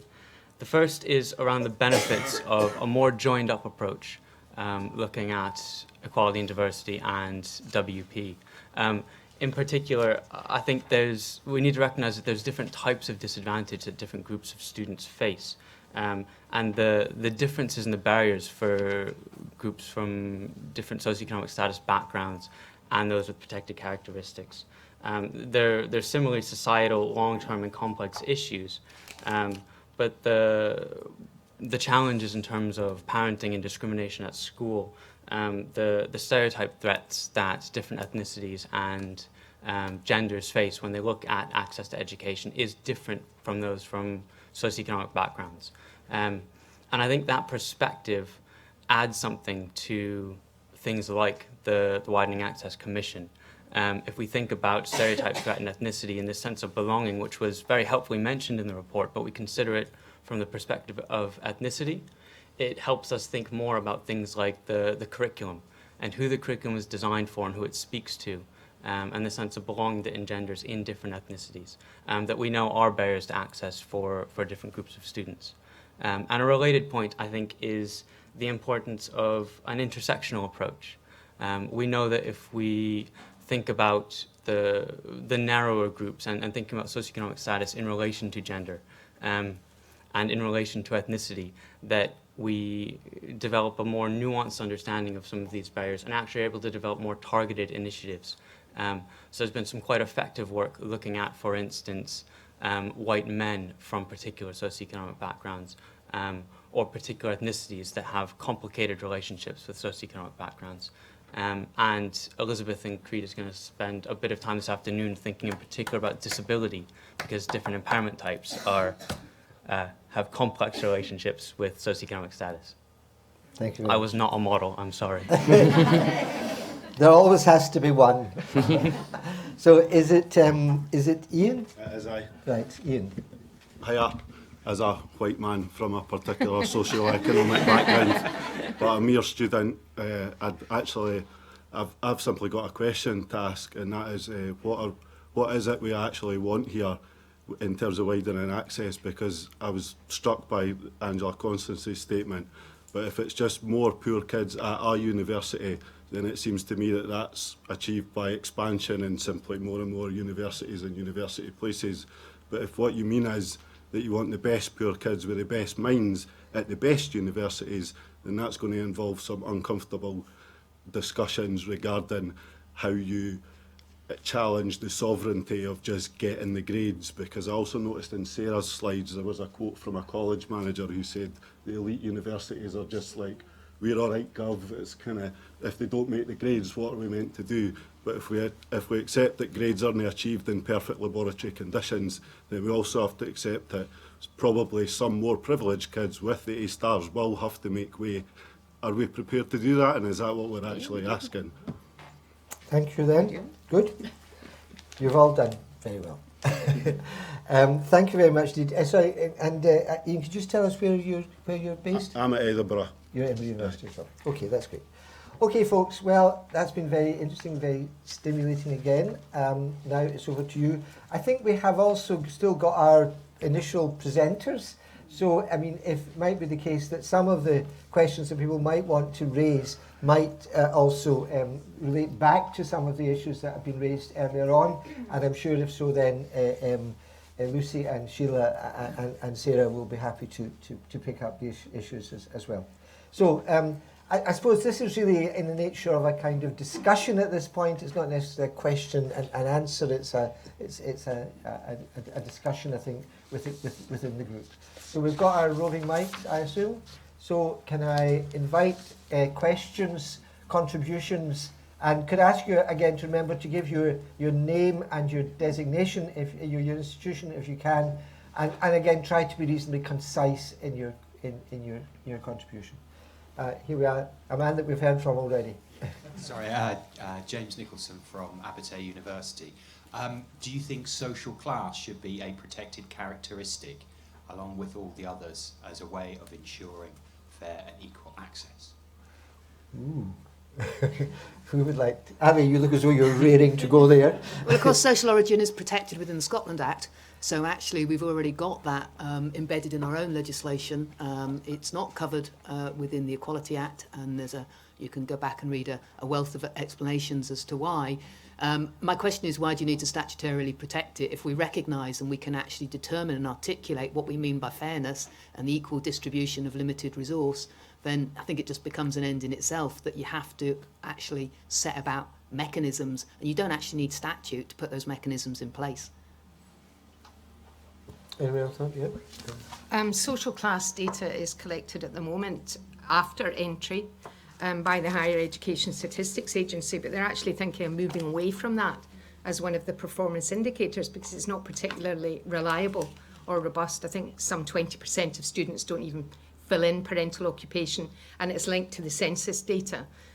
So I'm not sure how helpful it would be. I think it would be useful to have a discussion about measures. I think it's a shame that the University of Scotland work on measures has been halted while the commission was set up, but I'm pleased to see that they're going to look at a wider range of measures now. I think the existing measure that we use as a proxy for working class or poor is, Ali will try and cover my mouth now, because I am an absolute critic of the use of Scottish Index of Multiple Deprivation because of its lack of correlation with poverty. But in actual fact, it's what's used as a proxy. And I think we need to work together as a sector to find a basket of measures. We're full of research-led institutions, and I'm sure we would be able to find another proxy.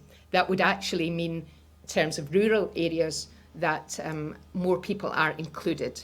I mean, for example, people getting their young students' bursary from SAS, 57% of them do not belong to SIMD 2040. They are not recognised in any of our targets at the moment.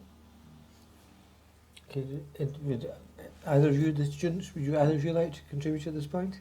No, that's fine. Keeping your powder dry. Did you have something you wanted to say? You looked as though you were about to know. Yeah, well, I will actually. Yeah. Here you are. Then. I mean, I think it's very, very important that we have a common measure across universities. And I think the Scottish Government has decided to use SIMD as the best measure, not perfect, but the best measure. We have to remember that there is a very strong association between people living in SIMD 20 and being poor. That's the point of it.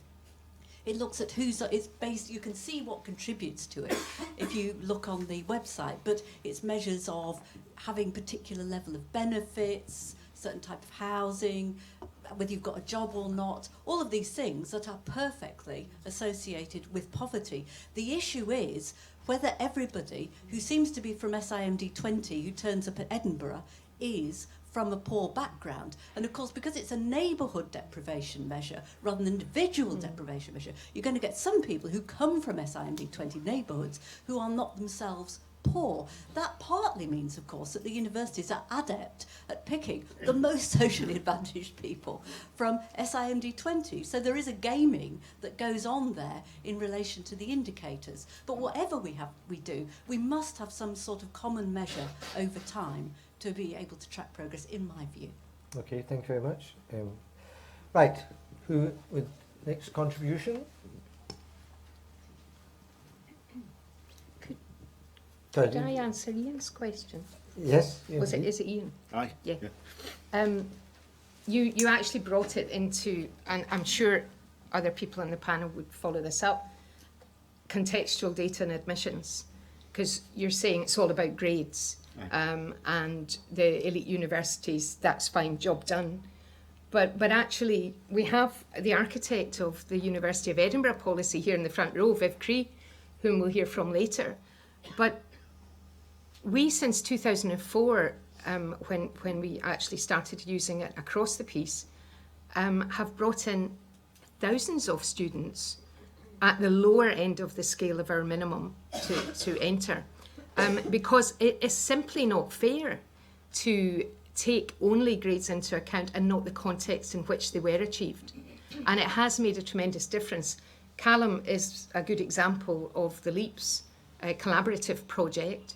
And when we brought that in, we were bringing in roughly about 100 LEAP students a year.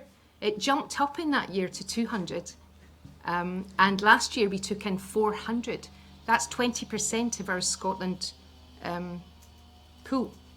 So it is making a tangible difference. And I know that the Commission is looking at contextual data, and there are also researchers here that have looked at contextual data, and I think it is very important, until we do get more equality, that the universities do use the context of where grades have been achieved in terms of looking at the potential to succeed at uni.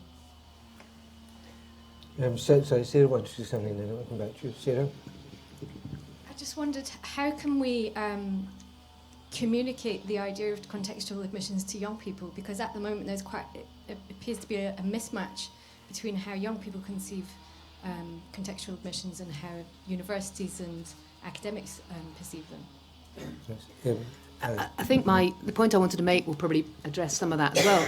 This comes back to the fact we don't have a single clear narrative of what we're trying to do here. We all think we're trying to do something different, and often, if we're absolutely honest, it meets our own interests. So we've got to be a little bit more honest about what we think we're trying to do. You know, the biggest change we've seen in the SIMD 2040 group has been when we introduced nearly 700 new places into the system. I guess that was nothing to do with people getting a wee bit more cash and a few more places, was it? The sudden interest? No, surely not.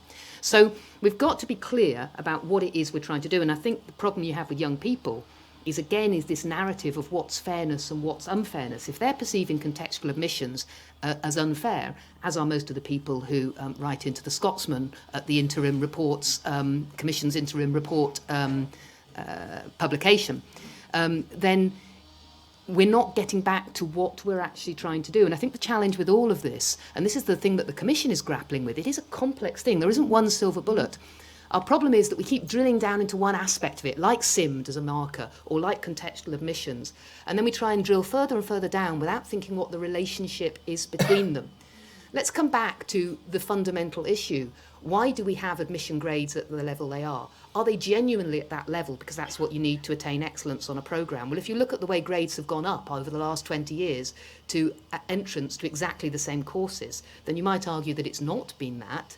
Actually, what we've got is a limited resource that is rationed, and we need to find a way of identifying how you skim off those who can best, in your opinion, deliver, not necessarily those who are most apt for further study or who will have the greatest potential to succeed. So essentially, we could say at the moment our admissions policies are a filtering mechanism for a scarce resource where we have too many applicants.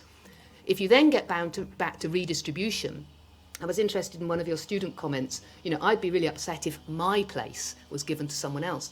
Well, we have already a sense in the system of who is entitled to attend university. So my place, as the middle class child, have private education. I've earned my place now. Nobody can have my place, and yet we don't talk about entitlement.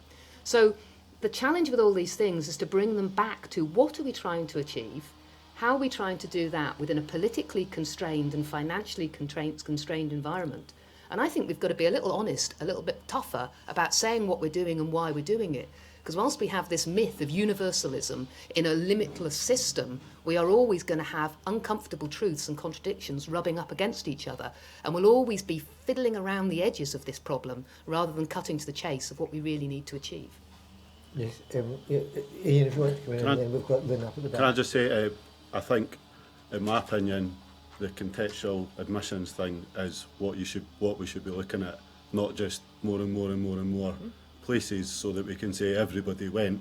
That doesn't really, I'm pretty sure if you did English Lit, I did English Lit undergrad, my experience of my cohort didn't look anything like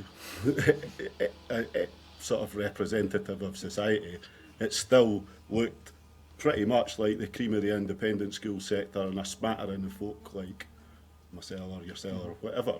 And I think, like, to ignore the fact that one girl on my course went to Woodmill in Dunfermline and was the only person in her year to do advanced higher, yes. And they only let her do it because they thought in effect she could do it by herself. The idea that because somebody else who went to a good school got a better grade, that you can start going, well, it's still got to be academic, is an absolute fallacy, and that's not an honest conversation. That's I want to make sure that me and mine still get to go and get that place. That's all my opinion. Lynn, Hi, Lynn Tetton, retiree, but also with an interest in widening access. I think Lucy sort of touched on this, and I do feel that it's a really important issue. It's one thing to get people into a university, but really widening access has to be about retention as well as access. And from the research I and colleagues have done, people that Ian is highlighting are much less likely to be able to persist in higher education, partly because they feel alienated from the system, from the other students around them, and partly to do with issues of income and poverty. So could the panel give us some insights into how, once you've got people in a system, you might retain them and in the best way that will work for them? There's a very good example going on at Glasgow University at the moment, where there is their campus system, online system, which everyone belongs to, flags students from widening participation backgrounds in a way that the student isn't necessarily aware that they've been flagged, and certainly neither are their cohort. They're able to actually reach out and offer different types of support through direct marketing social media means to those students. So it doesn't look like they've been characterised as, could all widening participation students come this way for the remedial help, please? Actually, they're not aware that they've had it as opposed to somebody else. And there's a lot more wraparound support that's going in, basically to fill in some of the things that those students, often through no fault of their own, simply didn't get access to because their schools didn't have it.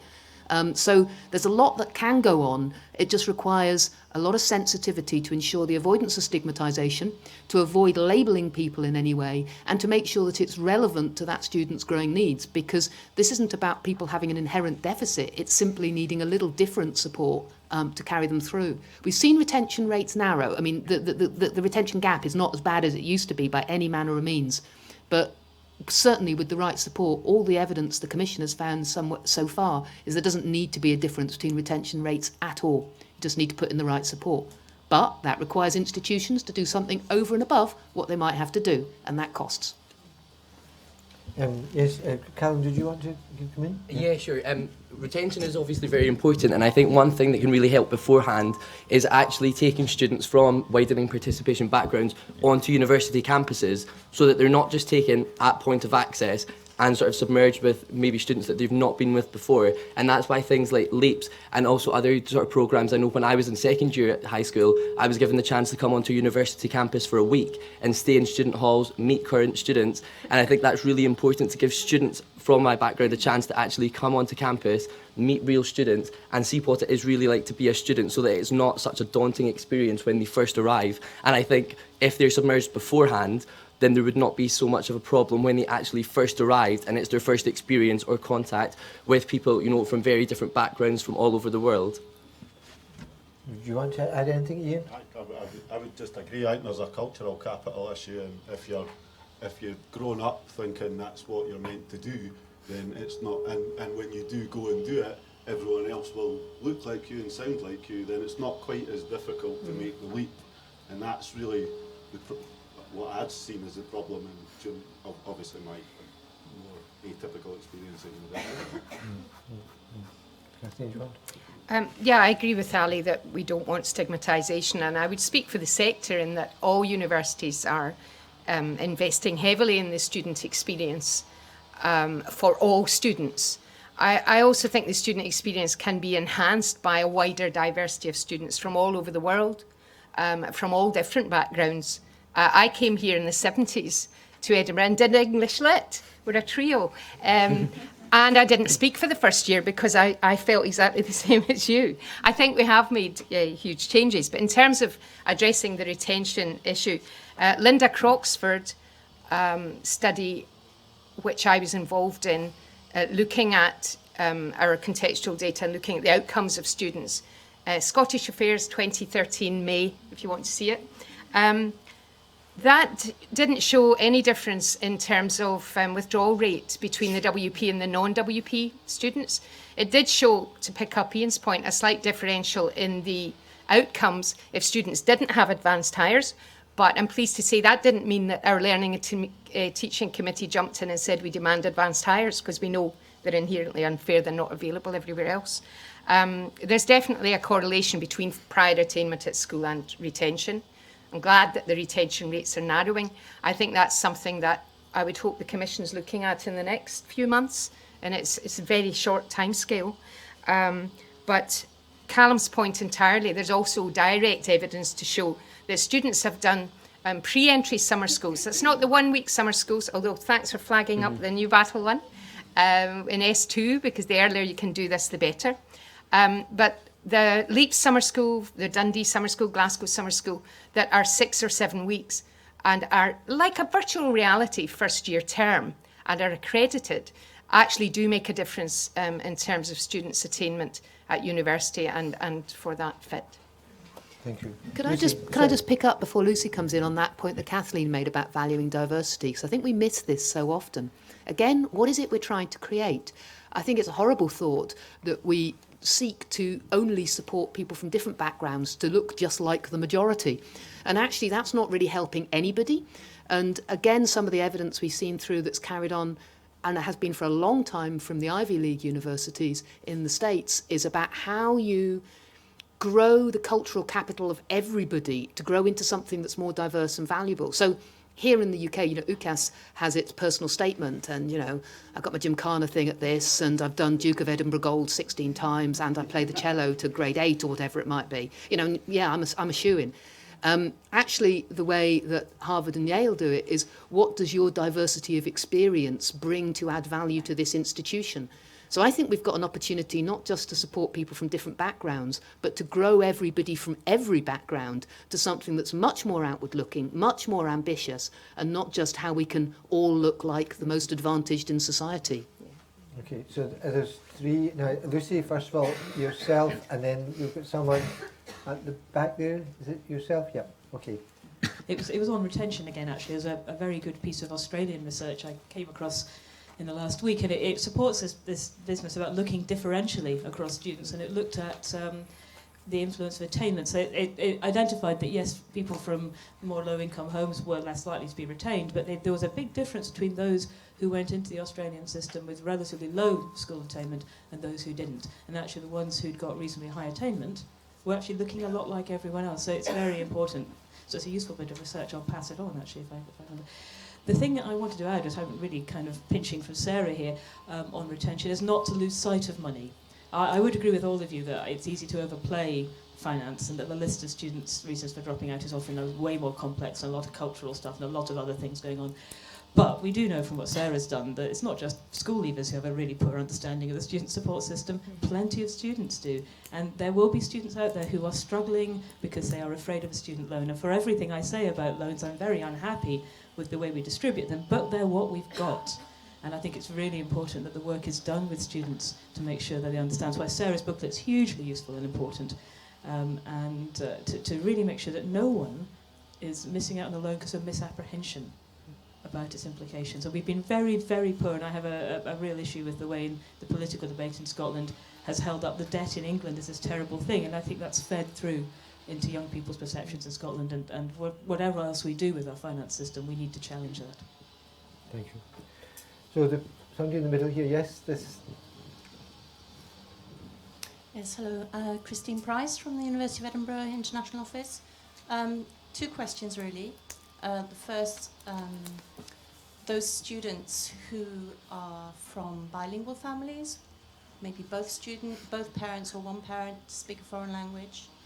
What would the panel's opinion be on students who take a higher or advanced higher in the foreign language? And I'd like to know what the Equality Act has to say about that, and also university admissions policies about students coming into university with a foreign language qualification that they maybe speak at home. And secondly, those students who have moved to Scotland with their family, maybe have been in schools from S4 onwards, but just miss the residents. They're just short of being eligible for student support, even if it's just 1 day short of 3 years.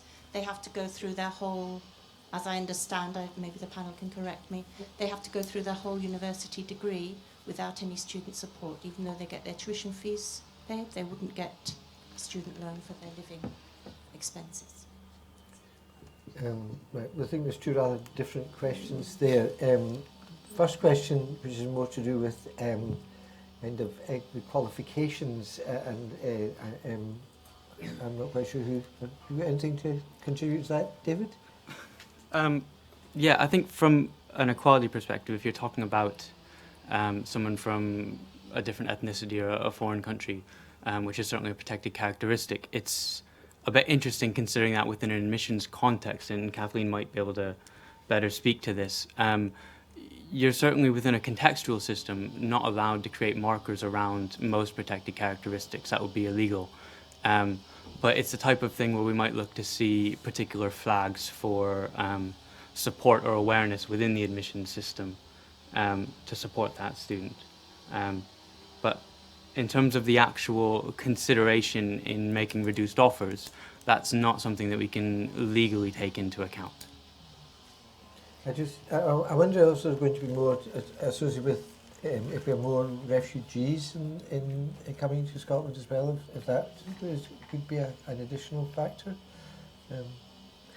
In terms of admissions, someone doing you meaning a language other than their native language, so something like ESOL, all universities will accept ESOL. Yeah. Yeah, one parent is a native speaker of Spanish, the other one Well, is... we wouldn't necessarily know that for a start in the application Or they process. spend part of their education in a foreign language. Yeah, unless that's stated by the school reference and the personal statement, it wouldn't necessarily be known. It's certainly something that's collected in terms of the LEAPS eligibility criteria. All students are asked what their language at home is and to see if that impacts, and that could allow them to be LEAPS eligible. And anything else like extenuating circumstances, I would suggest people get in touch with the admissions offices direct in terms of any other circumstances which universities will take into account in terms of its impact on attainment. The other question about the student support is really one for the Scottish Government and SAS, because that's Home Office rules, which I don't think we could really comment on. It looks as though we have a We may colleague have an here answer. who wants to contribute something. My name's Jude McKerracher, and I'm a teacher, but I'm on secondment with Scotland's National Centre for Languages. So at the moment I'm working on the Chinese side of things at Confucius Institute for Scotland Schools, which is based at Strathclyde University. Basically, if I'm understanding your question correctly, you're saying if it's somebody who is a second generation native speaker, almost, what's the story with them having that recognised qualification in the language that maybe is spoken at home? Two things I would answer to that, because I've put people through exams themselves that have had that bilingual experience. The first is they have to have a really good command of English to actually be able to analyse and cope with the advanced higher paper. And there's many a native speaker of maybe German or French that hasn't actually got the grades that they needed because of their level of English. The second thing is that there is a high level of writing expected in the native language. Just because it's spoken at home doesn't always mean that they are prepared to address the written aspect of the paper. So I think we need to acknowledge the fact that when these kids do go in and get the grades and pass these exams, that they have actually achieved that on merit. They might have had a wee leg up in some aspect in terms of the speaking, but it doesn't necessarily put them at that great an advantage to their peers in Scotland. Okay, thank you very much. Now we did someone from actually up at the back here, yeah? Thank you.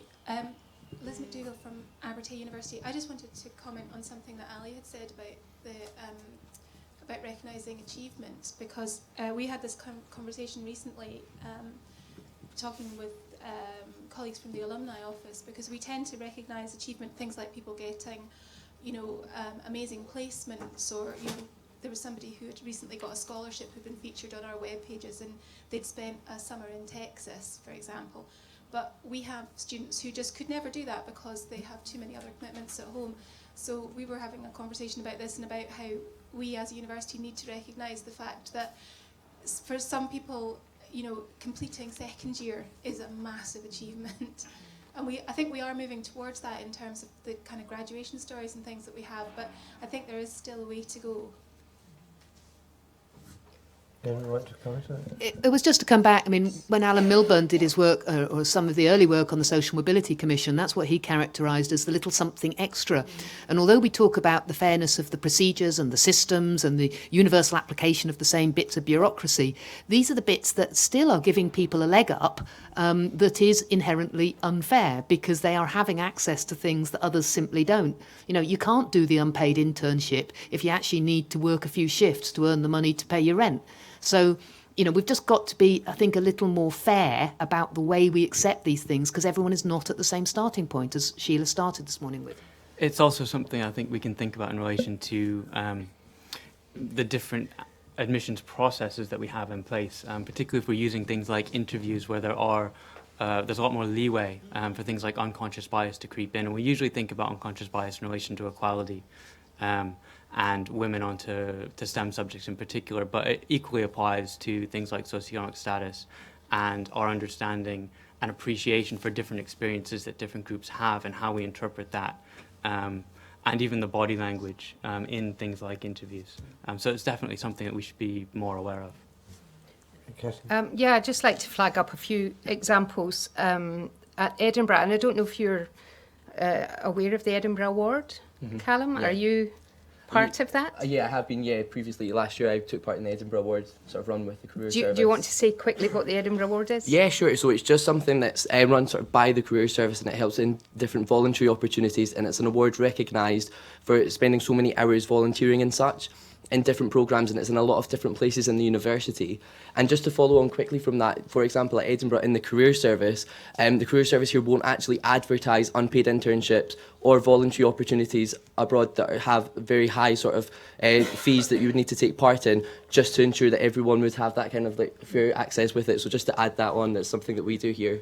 But just to say, the Edinburgh Award is actually written into the degree script, and it's not all voluntary. It was designed to be inclusive, and we've just looked at data, and I'm pleased to say that the students getting the Edinburgh Award, by doing reflective study and working collaboratively, more WP students are gaining it than non-WP. So it's not adding privilege to privilege, which I'm really pleased to see. And it allows also the recognition, although Callum used the word voluntary, if somebody in the university is working X number of hours a week at a local supermarket, they can get the Edinburgh Award by looking at the transferable skills they've gained and reflecting on how that will help them with employability. The other thing we're doing is linking to our bursaries, especially our Scotland Accommodation Bursary, which is trying to get more geographic mobility by giving students significant bursary support, but we're also enhancing that bursary by giving them extra opportunities, kind of like a premium bank account, if you like, and again trying to avoid this stigmatisation. So we're doing enhanced bursaries again with the Career Service, and I know other institutions are doing that as well. And the other thing that institutions are interested in doing, and we've got someone from our Go Abroad team here, is looking at opportunities for study abroad, because we know WP students don't necessarily do that. And we're getting an Air Miles campaign and taking first-year students, LEAP students, for short, impactive and immersive work abroad. And this year they went to Tanzania and India. And some of that can be really life-changing for the staff that go with them as well as the students. Okay, we've got two people who have said they would like to contribute, and I think if we can join those together, and then I think that will be the end in terms of lunch. So we've got one, yes, colleague over there. Hi, thanks. It's Sarah Morrison from Liftoff, which is the Schools for Higher Education programme operating in Fife and Tayside. It's really just more of an observation. I was particularly interested to hear some of Sarah's research talking about young people's awareness or lack thereof of contextual admissions and what that means. I suppose my question is that I think in terms of admissions, contextual admissions, baskets of measures, young people and their parents and their teachers really, in my experience, don't understand what these things are. This is such an important national conversation that we're having at the moment, and yet I'm really conscious that I haven't seen many secondary school or local authority colleagues involved in that discussion, and I just wanted to know from the panel, if they can answer that, whether that's something that's going to happen at some point soon. Okay, could we hang on to that, and then we've got a colleague just here at the end, and then we can, yeah. Hi, Kirsty White from Audit Scotland. I'll just tack on to that. I wonder really to Kathleen and Ali, to what extent are we having a disjointed conversation across all of the sectors? If you look through the delegate list today, it's primarily HE focused. There's not a lot of local government in there. We know that obviously we've talked earlier about the importance of attainment. We know a lot of councils over the past decade have been very poor at raising attainment. They're not very good I hope it's getting better, in terms of targeting and prioritising resources. Therefore, we know what needs to happen, but actually, are we having conversations in silos, or to what extent do you think there is a unified discussion going on? Yeah, I think those are two very interesting questions that I linked together. Yep. I think they very much do link together. I was presenting 2 weeks ago, I did an afternoon with the Association of Directors of Education in Scotland on some of the early findings from the Commission, which, as a quick plug, I would commend you all to read the interim report, and please feel free to comment on it. But I think that's exactly the problem. It comes back to what I was saying before. We haven't got one single articulated narrative. So everyone thinks they're doing the best they can with their interests, if we're honest, whichever part of the sector it is, and we're not joining it up properly. So we need to create a national articulated narrative for what this is about. And I think also we have had a level of blame in the system. So, universities look back and go, well, it's the schools, they're not turning out people with the right qualifications, and the schools look back and say, yeah, but they're coming up from primary and they can hardly read and write, and primary saying, yeah, well, they're not toilet trained, So it's kind of, you're punting it all the way back down the system. So we've got to get cleverer at this systemic approach, recognising the interdependencies of each part, but decluttering in some way, because you're right, the kids and their parents don't understand what contextualised admissions are. Why is that? Well, one, because it's complicated, it's idiosyncratic, and everyone's doing it slightly differently. And two, because a lot of people doing it well, and I know Kathleen suffered from the end of it, doing it and then getting dog's abuse for this is unfair and it's cheating and it's, these poor kids from Hutchies aren't being able to get their legitimate places. So we've got to, again, get more confident about what the message is, what the objective is, make it clearer how we do it, simplify it, and then we'll start getting this joined-up system that will enable us to achieve it. At the moment, we're very busy being busy, we're spending a lot of money on it, and we're not able properly to measure the impact. I fully agree it should be a multi-agency approach from the very early stages. I think evidence-led, research-led as well. We're producing, as well as the future teachers, the future social workers, back to Viv, what she does, and how we can actually have impact across the piece. In terms of local authorities, I should say, I think COWA, it's known, COWA, the Commission on Widening Access report, the interim report, does recognise that and does say it, but then it says, but actually we're just going to look at universities now. And the colleges haven't really been utilised within that fully yet. But I do think it's kind of putting the blame or the answer to universities. That's the way it reads a bit. I would commend, as we're looking for upscaling of best practice through COWA, I have no apology in coming back to LEAPS. I was there at its birth. It's been running since 1995. Now, there is a really unique project, because I think it's fair to say it's probably the only one in the country that is fully funded by its partners, and its partners include the local councils. And the local councils include that in their target setting for schools. So the schools have to be on board and they come up with the funding for LEAPS. It's subsidised now in terms of SHEP for the lower attaining schools in terms of the national programme. But I think it is a good example of local authority buy-in and showing their commitment to that. But I do agree a multi-agency approach is what we should be looking at from the earliest stages and using social policy to drive progress. Well, thank you very much. I think that is, in many respects, a very good point at which to conclude the morning's discussion, because I think also it kind of it's got an issue that we might want to come back to later on, because I think the issues that have been raised here about moving beyond a discussion that kind of takes place in a room like this into something that's much bigger and much has many different contributors to it is a very important one. So thank you very much for that. It is lunchtime now, so you've got about 45 minutes for lunch.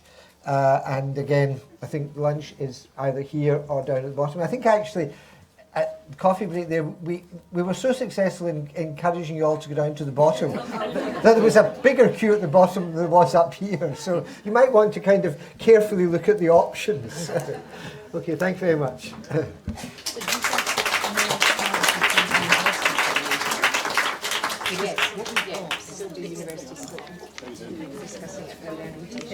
Because we've got the challenge of balancing the overlay challenge against ministerial requirements.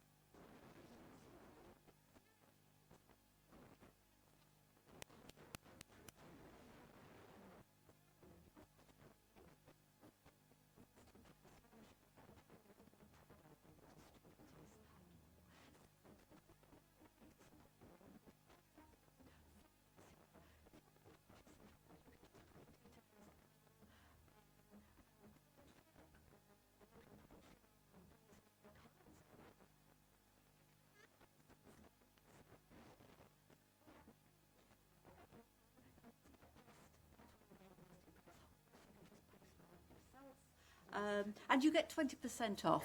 The very modest cover price. So I'll pass these round so you can grab one. You could even ask your library to get one. I think you're going to be absolutely inundated, Sheila. Right, thank you, colleagues. I'm afraid we are starting a little. We are starting a little late, just inevitably, I think, after lunch. But we will press on, and again, I'm sure, given the fact that all our contributors have been so incredibly disciplined this morning, I'm sure we will have the same today as well, and we can then kind of catch up towards the end of the afternoon.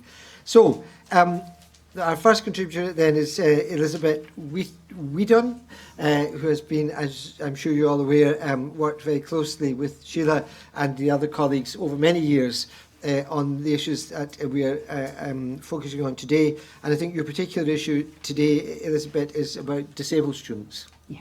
Thank you very much. Okay, thank you very much, Jim.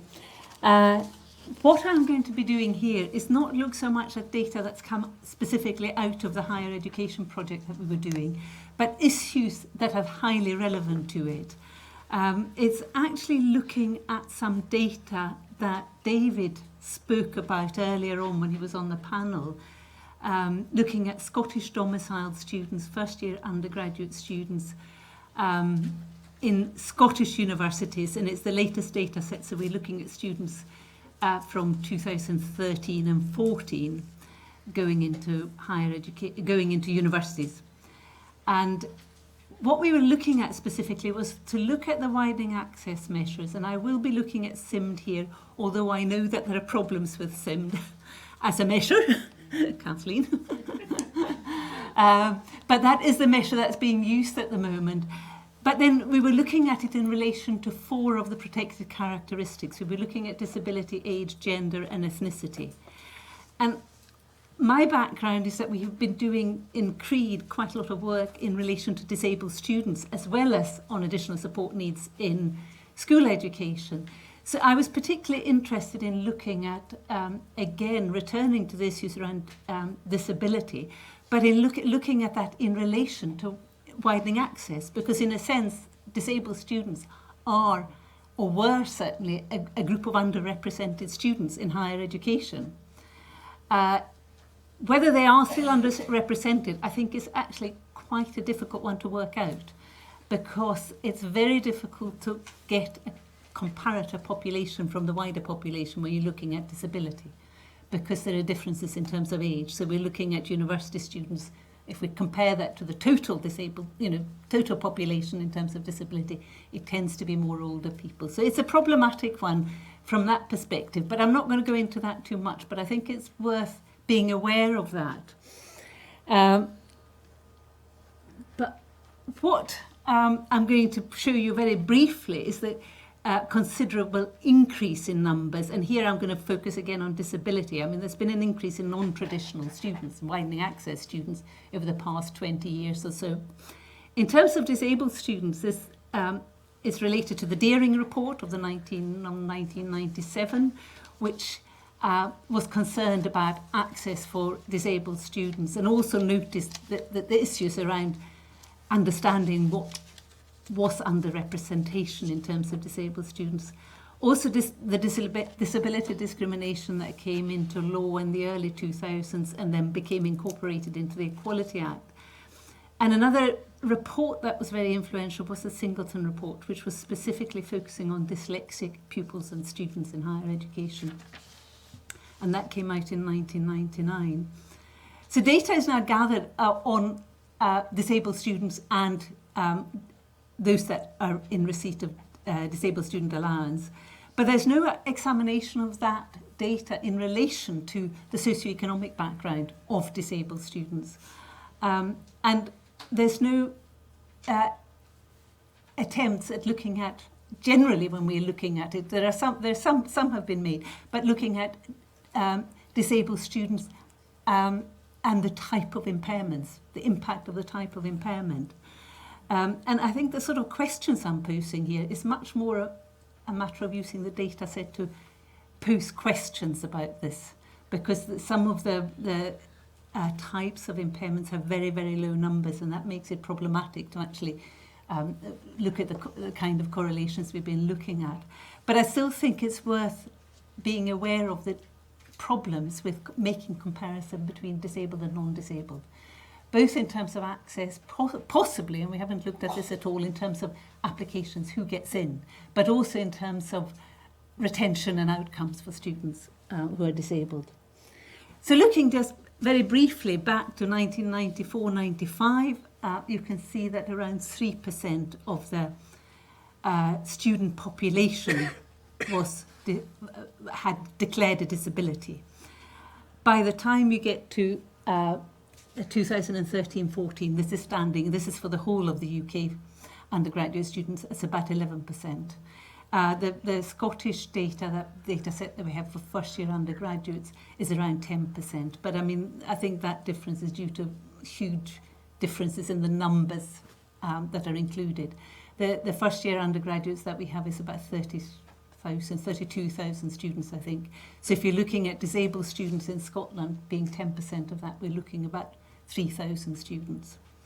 And so you're going to get, with changes in the numbers and proportions.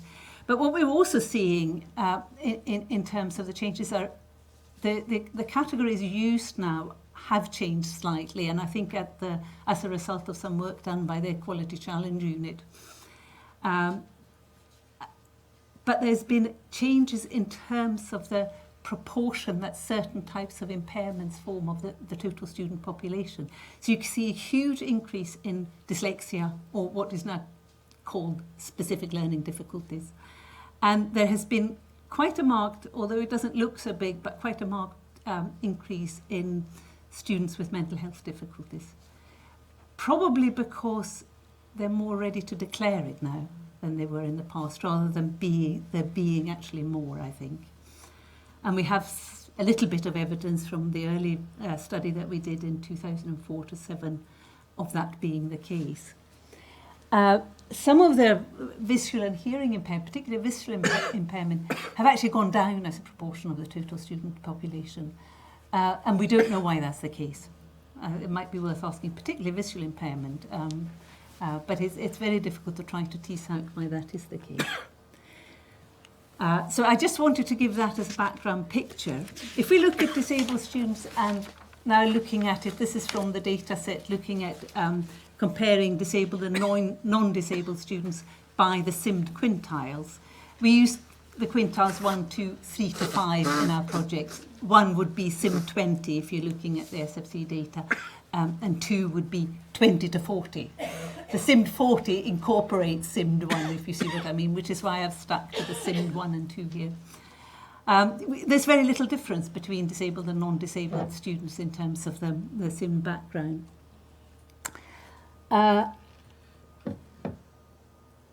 But you can see also a similar pattern when we're looking just at disabled students from less advantaged neighbourhoods. They are less well represented in the older universities if they come from SIMD 1 than if they come from a SIMD 3 to 5. But I think that there's a big but here, and this is where I want to come on to the sort of differences within the disabled student population, because they're not all the same. And if we're looking at the particular data set we're looking at here, the socioeconomic background of disabled students is skewed by the dominance of the group with specific learning difficulties, which now form nearly 50%. And you can see it quite marked in this particular slide. So the blue column you can see there are students with specific learning difficulties. They form 48%. So you can see they're huge numbers. I have included the VI and HI here, but you have to be really, really careful with them because the numbers are so low. But you can see the big difference in terms of the proportion. And if we then look at by type of impairment and look at the SIMD quintiles, you can see that students with specific learning difficulties are far more likely to come from an advantaged background than students with other types of impairments. And what's quite interesting, we actually have some data from another project where we've looked at students with additional support needs in schools, and we've looked at the way that the different types of what they call reasons for support measure against the SIMD quintiles. And if you look at dyslexia as a category, it's relatively evenly spread across the 5 SIMD quintiles in schools. And yet when we get to higher education, we have a far greater proportion of students from with dyslexia who are from advantaged backgrounds. And again, if we look at that by type of institutions, if you look at the ancient and the old and the new universities, they are overrepresented in the ancient ones if they come from an advantaged background. So that's just, as I say, some of the data and some of the ways we've been looking at this data. As I say, the numbers are small, and I think we need to do far more analysis in that area. But I think what the data suggests is that we do need to do more analysis and that we need to be aware of the impact of different impairments, because if you go and look at the actual experiences of disabled students by different types of impairments, they have very different experiences. And some of them, like some of the dyslexic students, will not retain their label of being disabled once they leave university. For very good reasons at times, I think. Right,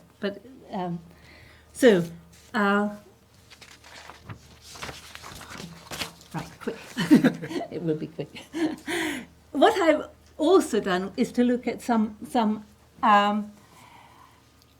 other data, which is about progression and outcomes. And this is very brief again. And the first one, I would make the point that here we're making a comparison, disabled, non-disabled kind of thing. So you've got returning to study in year 2, and the green line, the very thin green line there, actually represents disabled students, and you can see that they're less likely to return to study in year 2. It doesn't mean that they're not necessarily coming back, but they're probably more at risk of dropping out. You can also see that if we look at the MD 2040, as it's called here, in other words, SIMD 1 and 2, they're even less likely to come back. So I think there's a question to be posed here. If you start looking at students by their socioeconomic background who are disabled as well, do they fall into that MD 2040? In other words, are they far more at risk? And so do we need to kind of flag that up? If we look at outcomes in terms of the employment rates by type of impairment, there is nothing looking in terms of socioeconomic background here, but we can see that there are vast differences in terms of students in employment after graduation. And you can see that the top blue line are non-disabled students. And I have to refer to my specific sheet. If you have got specific learning difficulties, you're virtually as likely to be employed as somebody who's non-disabled. If you've got a hearing difficulty, you've also quite high rates of employment. But for students with, now I've got both of them here, I'm just trying to work out which is which, I'm sorry, it was this one. If you've got a mobility problem or a mental health problem, you have far, far poorer outcomes in terms of your progression after you've graduated. And the same goes for mobility, students with mobility and multiple disabilities. So you can see that there are vast differences there in terms of the outcome for students. And this doesn't take into account in any way the effect that low socioeconomic background might have on your outcome. We did a study within the centre which was led by Mariella Fordyce on deaf students, which was a qualitative study, but looking at their experience at the school and their outcomes and transitions into post-school. And it was quite clear in that study that socioeconomic background had a big impact. Social networks and advocacy powers of parents, and so the socioeconomic studies, just about finished, played a very significant role in shaping the young people's experiences of school education, and it also had a big impact on their future career. So there's obviously a strong influence for deaf pupils, and we've seen it with other ones. It's not uniformly so, because there are other factors, but social capital as well is a strong factor.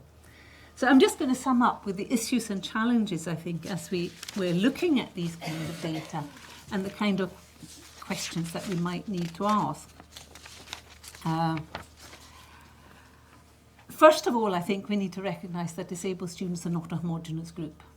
They have different experiences, they have different impairments which lead to different needs. And a very strong example of that is, for example, if you've got a dyslexic student who finds group work very easy and very useful for them to speak, put a deaf student in there and it's hell for them.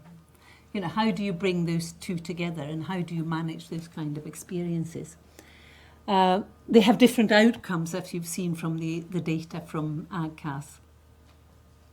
And I think there's a possibility that disabled students from disadvantaged backgrounds are potentially doubly disadvantaged because they don't have the networks that will help them if they enter higher education. And I think they're probably, but we don't have the data just now. I don't know whether your data is looking at this, Christina, the retention of disabled students specifically. They're possibly at greater risk of dropping out. Certainly at the moment, they're less likely to return in year 2, and we don't know how that is for students with disability as well as socioeconomic disadvantaged background. So I think we need to encourage a far more fine-grained analysis of access to university, looking at retention outcomes for disabled students by type of impairment. Okay. Thank you very much. Well done.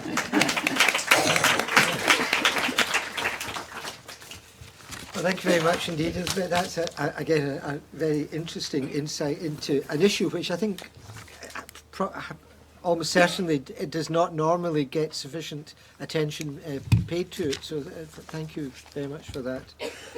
We're now moving on to another issue which I think is probably rather under researched and also inadequate attention paid to it, which is access to higher education from students from rural communities. And we've got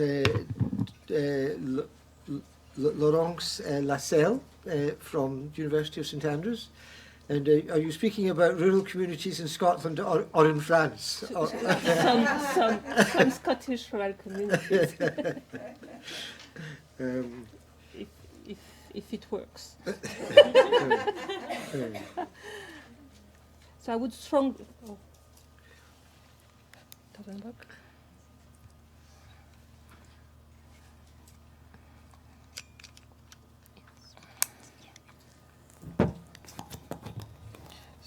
So good afternoon, and thank you very much for attending this workshop and or watching it. I would strongly encourage you to use the slide or the paper copy of the slide, because we have some difficulties to uploading my presentation.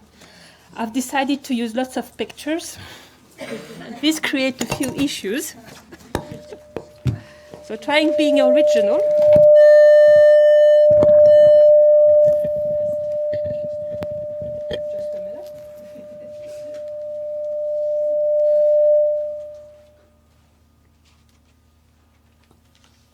It's on the floor.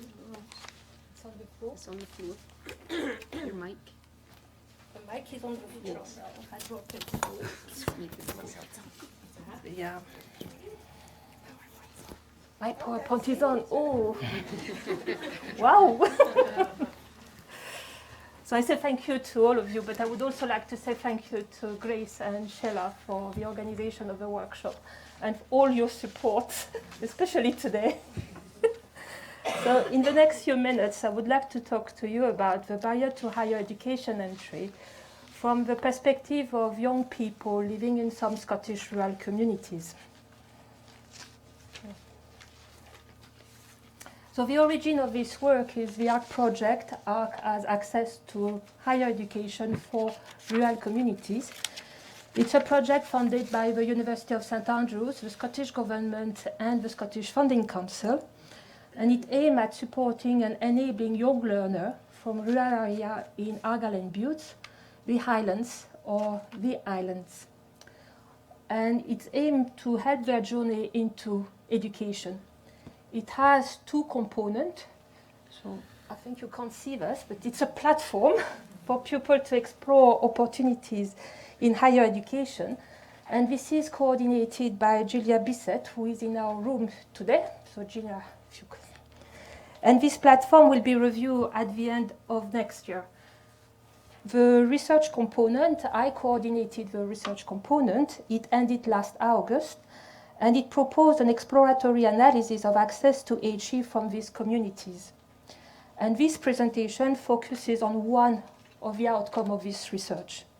So more information about the platform or the research is available from this PowerPoint slide if you click on the white bit.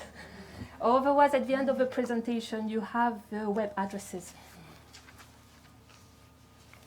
So widening access to higher education or participation in higher education are usually studied through social economic factors. Government aim to widen higher education participation to tackle this social gap. In Scotland, as we have seen since this morning, there is strong evidence that the majority of students come from middle-class background. And there is also strong evidence that young people from the more affluent background are more likely to study at university. As you may remember, we talked about this also this morning in various presentations, the Scottish Government made a firm announcement. At the Scottish Parliament, our First Minister stated that in a few years' time, we would expect at least 20% of university entrants to come from the most deprived 20% of the population.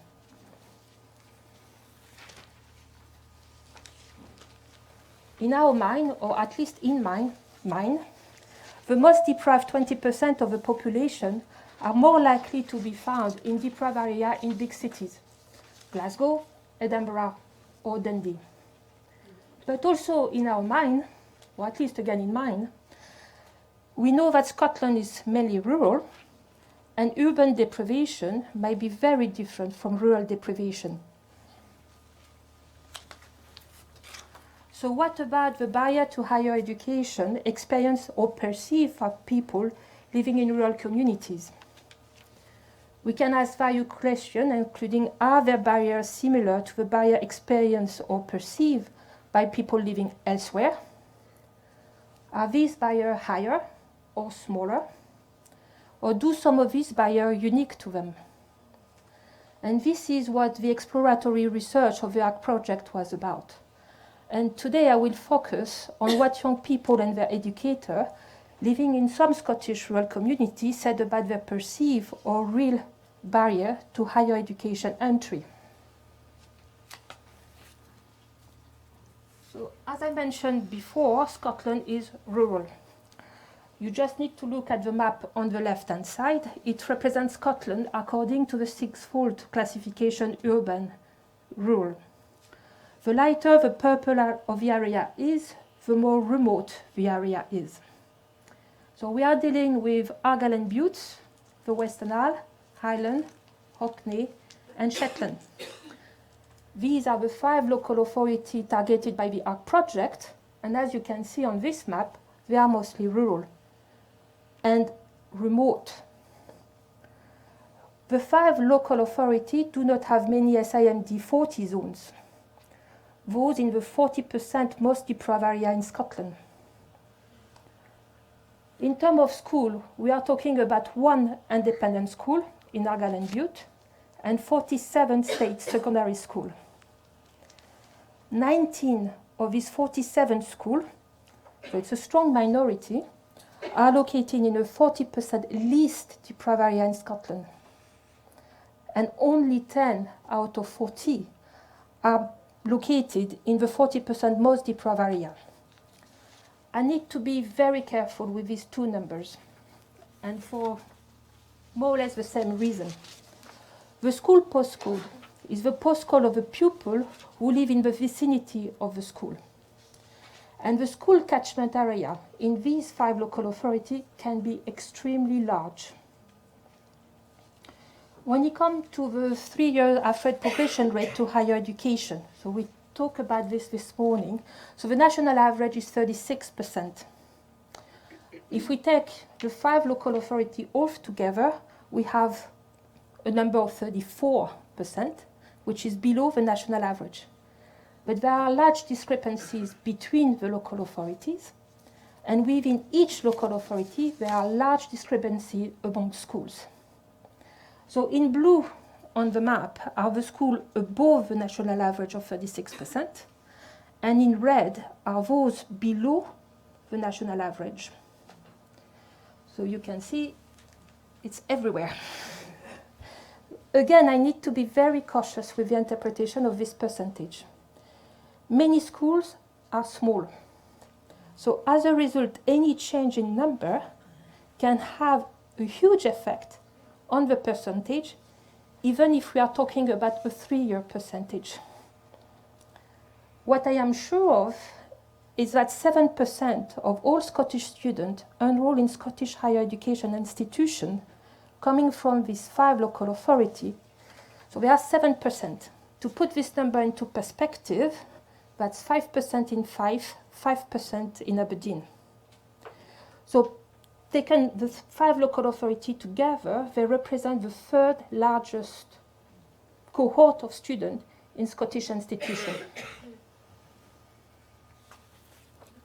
So to hear what young people and educators have to say about perceived or real barrier to higher education entry, I went to meet them.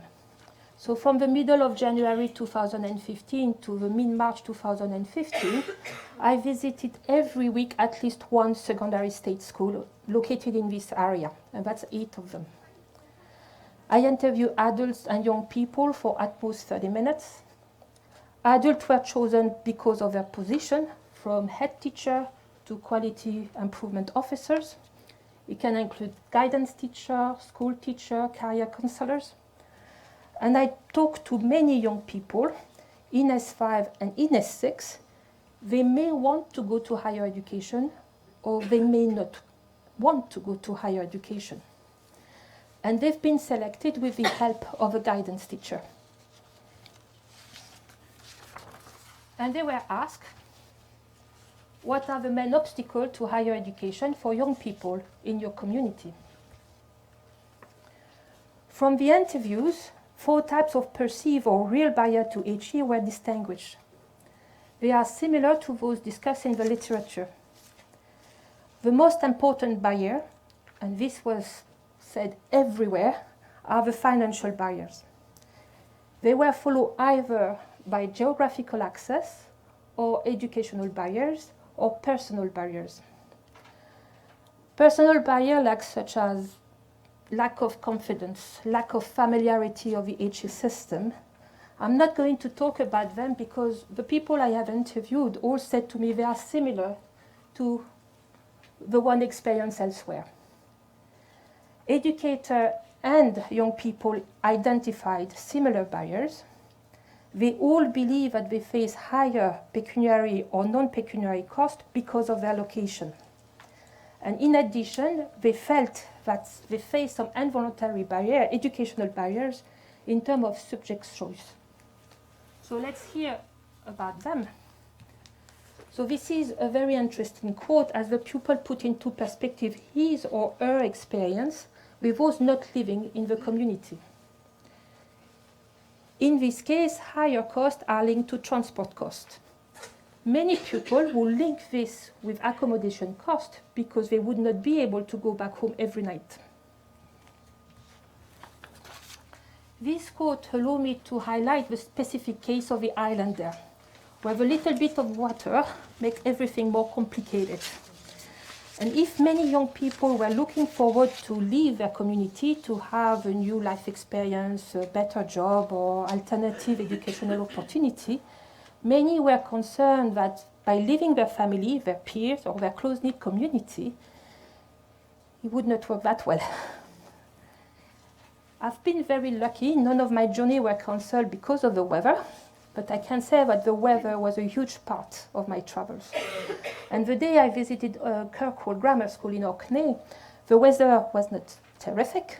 And the pupils who were living on the other side of the Churchill barriers had to leave early because there were some concern that they would not be able to cross the barrier.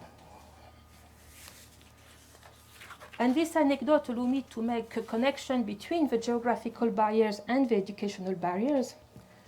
First, some educators were very keen to indicate to me that some of their pupils might be better prepared on their learning journey because already they could not go back home every night. So long drive, ferries, plane were a regular feature of my travel, and here you might see the Lord of the Isles arriving in Castle Bay on a splendid morning. But one aspect of educational barrier which was mentioned by young people and educators was the subject choice due to the size of the school. And mostly the educators were concerned that university may not be aware of it. And this is why I say that there are involuntary barriers to higher education. So as you have may notice, I've become very fond of the Scottish rural communities. And due to time constraint, I cannot talk to you about everything, so I had to choose some aspect of my presentation. And I'm going to conclude by mentioning what the educators said when they were asked what could be done to overcome some of these barriers. And they recognized that action should be taken on both sides, the schools and the university. And I'm taking here the example of the marketing issues, but they were concerned that the university did not feel that they could recruit from these communities. On a few occasions, I was told, do you really think that they care about us? They were also concerned that some of their pupils would not see themselves as possible applicants to university. And another element that allowed me to move out from the rural community context to rejoin what has been discussed since this morning is contextual admission, or something which is a little bit wider, which is the admission process. This has been highlighted by many over the years, and more recently in the interim report of the Commission of Widening Access, and a little bit more transparency over the admission process would be more than welcome. So I thank you very much for your attention. And Gemma and I, we are more than happy to respond to your query about Scottish communities. Thank you very much. Thank you. Thank you. And again, another model of timekeeping. Thank you. Well, I think we move on now to the question. We've got a question section for about 15 minutes, and Elizabeth, perhaps you would like to join us again, and an opportunity for you to raise issues from the presentations of both Elizabeth and from Laurence.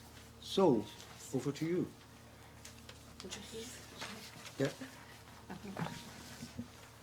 Yes, Sarah. Sarah? Yeah.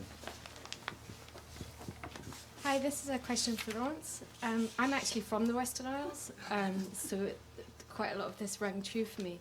I just wondered if the young people talked at all about the University of the Highlands and Islands and whether that made a difference to them.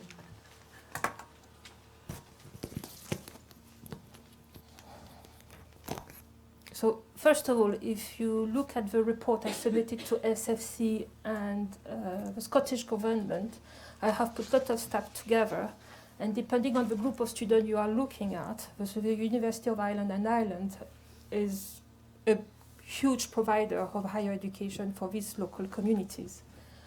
Students rarely talk about the University of Ireland and Ireland, at least the one I have talked to. However, the educator did talk a lot about it. So, yeah. But I'm going to say there was more talking about the future of the University of Ireland and Ireland and what's going to come in the next few years. I've been told lots of partnership, how they interact with the University of Ireland and Ireland, and it's looked like more what has happened in the past 2 years and what it's about to happen. I lost the microphone again. Yes. Hazel Christie from the University of Edinburgh. I have a question for Laurence.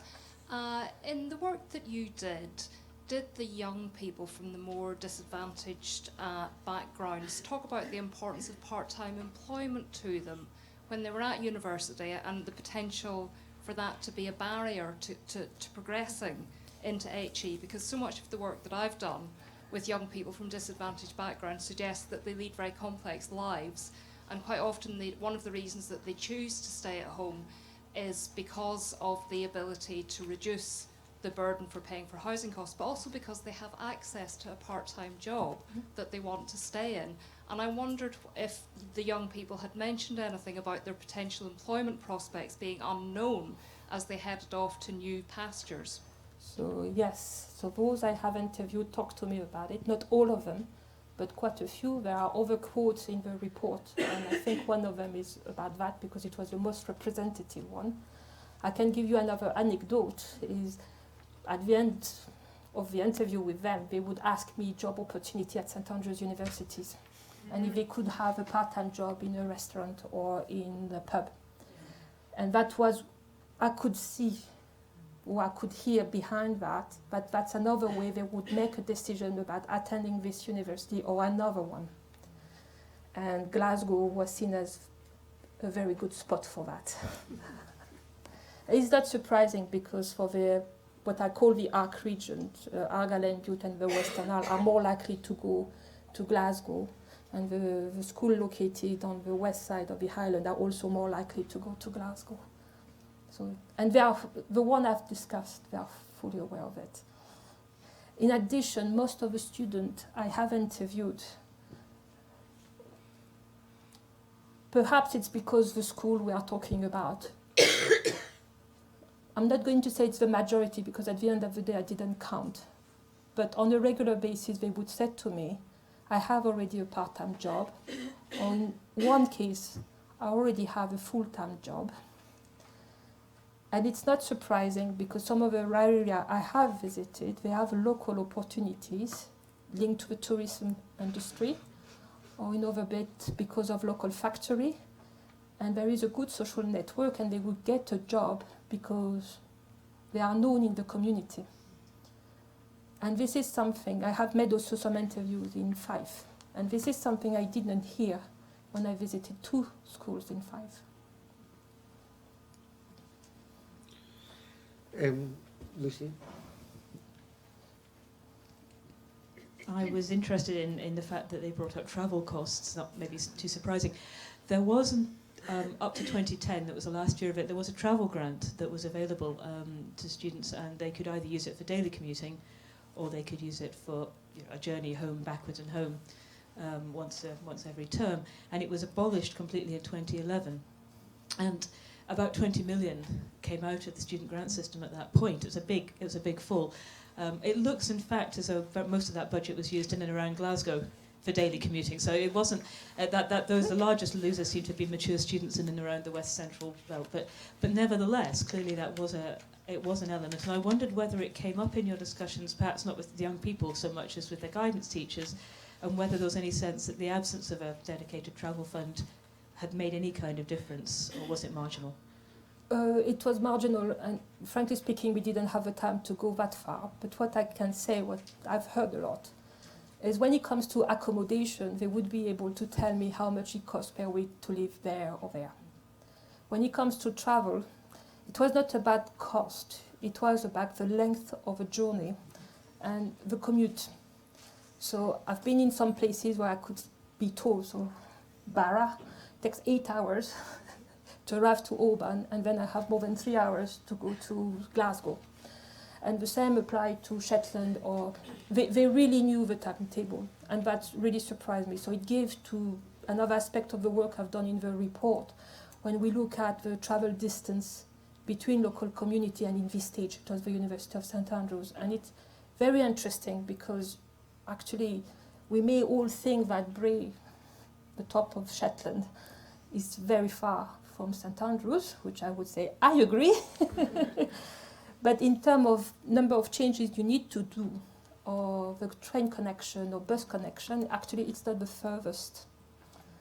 And depending on the time of year you travel, Shetland is more approachable in a sense, and other places in these local communities because of the timetable change for the ferries, rather than Shetland because of the largest petrol and gas companies. They have regular flight, they have regular ferries, so the weather can cause trouble, but they have more possibilities to travel than other areas in Scotland, and some of them are in mainland. Okay. Lintet, sorry, this is yet another question for Laurence. It's about the small schools and the subjects that are offered. A long time ago, I worked in Argyll, and what was done was, as a trade-off to stop the disruption to children's education, having to come from the islands to stay in Oban. A lot more small schools are opened with this, but with a diminution in subjects available. Did you have any information that would help us to sort out whether keeping students local by having smaller, more accessible schools was actually impacting on people's access to higher education? Well, first I can't answer your question right now because it's an area I am really interested in. I think it's an involuntary barrier to higher education, which is known but hasn't been enough research. And I would really like to know exactly which kind of subject we are talking about for this school and how we could help school when a subject is not taught for whatever reason. It can be because of the size of the school, but it can be also due to the staff absences. And in most schools I visited, some member of staff were sick or were not available. And that's part of the reason that some important subjects were not taught in this school. And part of the ARC project, and this is the work done by Gemma, has been to try to do some loan boxes when there would be some information about a typical subject. So Gemma, it's English, as far as I remember. English, we've got materials, but we're also, sorry, our English department have been working on a series of materials that they can put online for teachers to use in schools, but we're also developing specific physics boxes to work particularly with the new development of the new hires and advanced hires coming out, chemistry and biology boxes, all trying to be developed in line with the sort of changing curriculum. So it's also about helping those teachers, support them with the new hires and new advanced hire materials coming in, and they're feeling, a little bit, they're just needing that little bit of extra support. And generally just about building up that relationships as a university and an academic department to also help with the schools. Because many schools would like to engage more with university. That's what I've heard.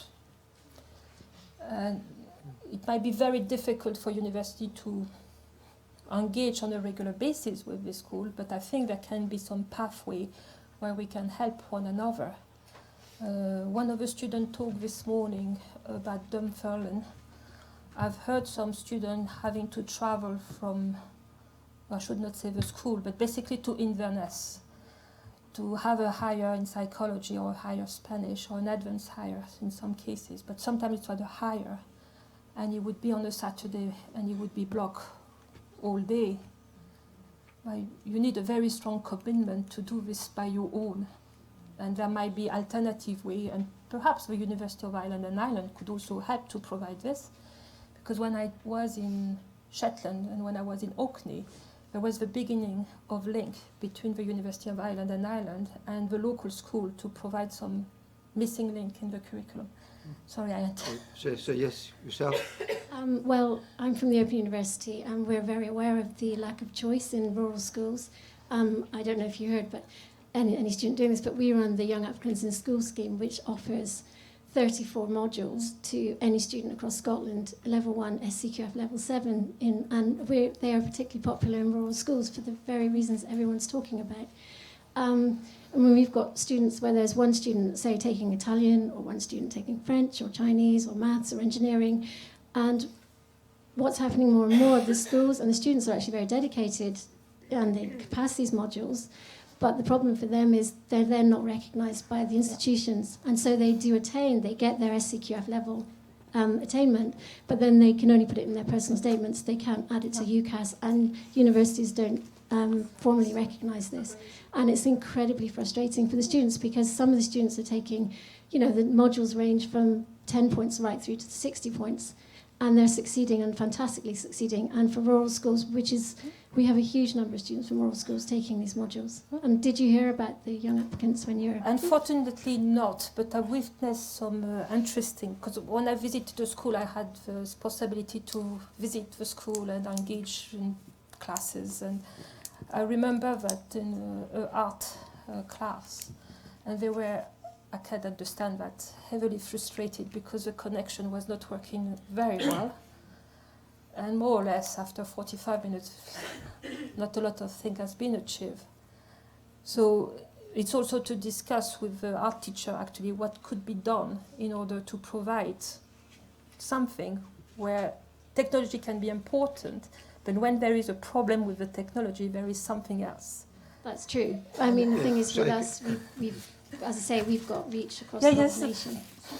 I'm conscious of time again. Sheila, do you want to make a brief final... A couple of very brief points, actually.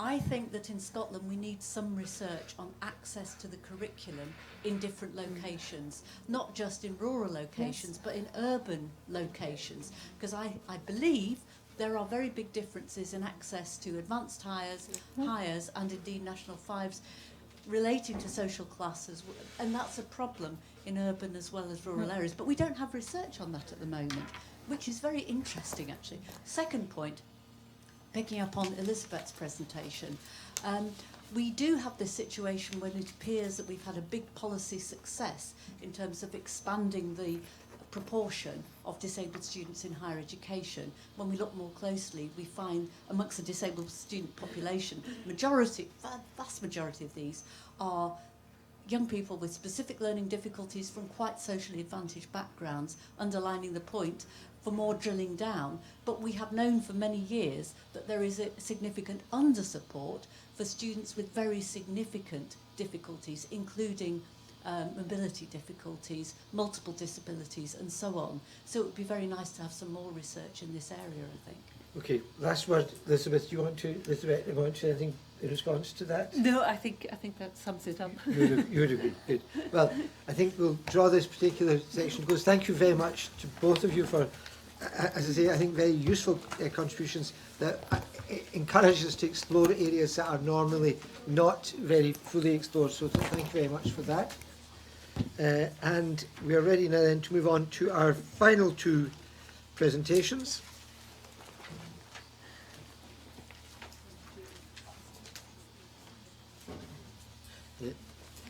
What kind do you want?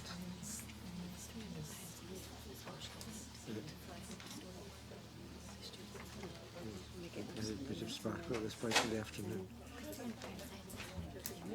Thank you very much.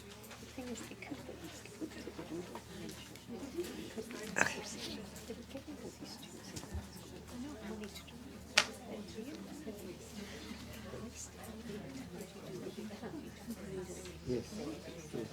Because it's a good time.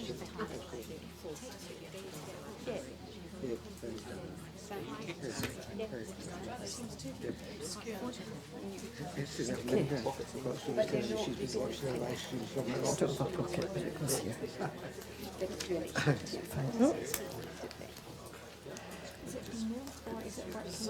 I think it's working. Yeah, I think so. Thank you. Okay then. Yes? Yes. Right, so we're now going to have a presentation from Viv Cree. She's going to be exploring an issue which has been referred to on a number of occasions and which is I think of great significance in terms of widening access, an issue which is certainly very dear to my own heart.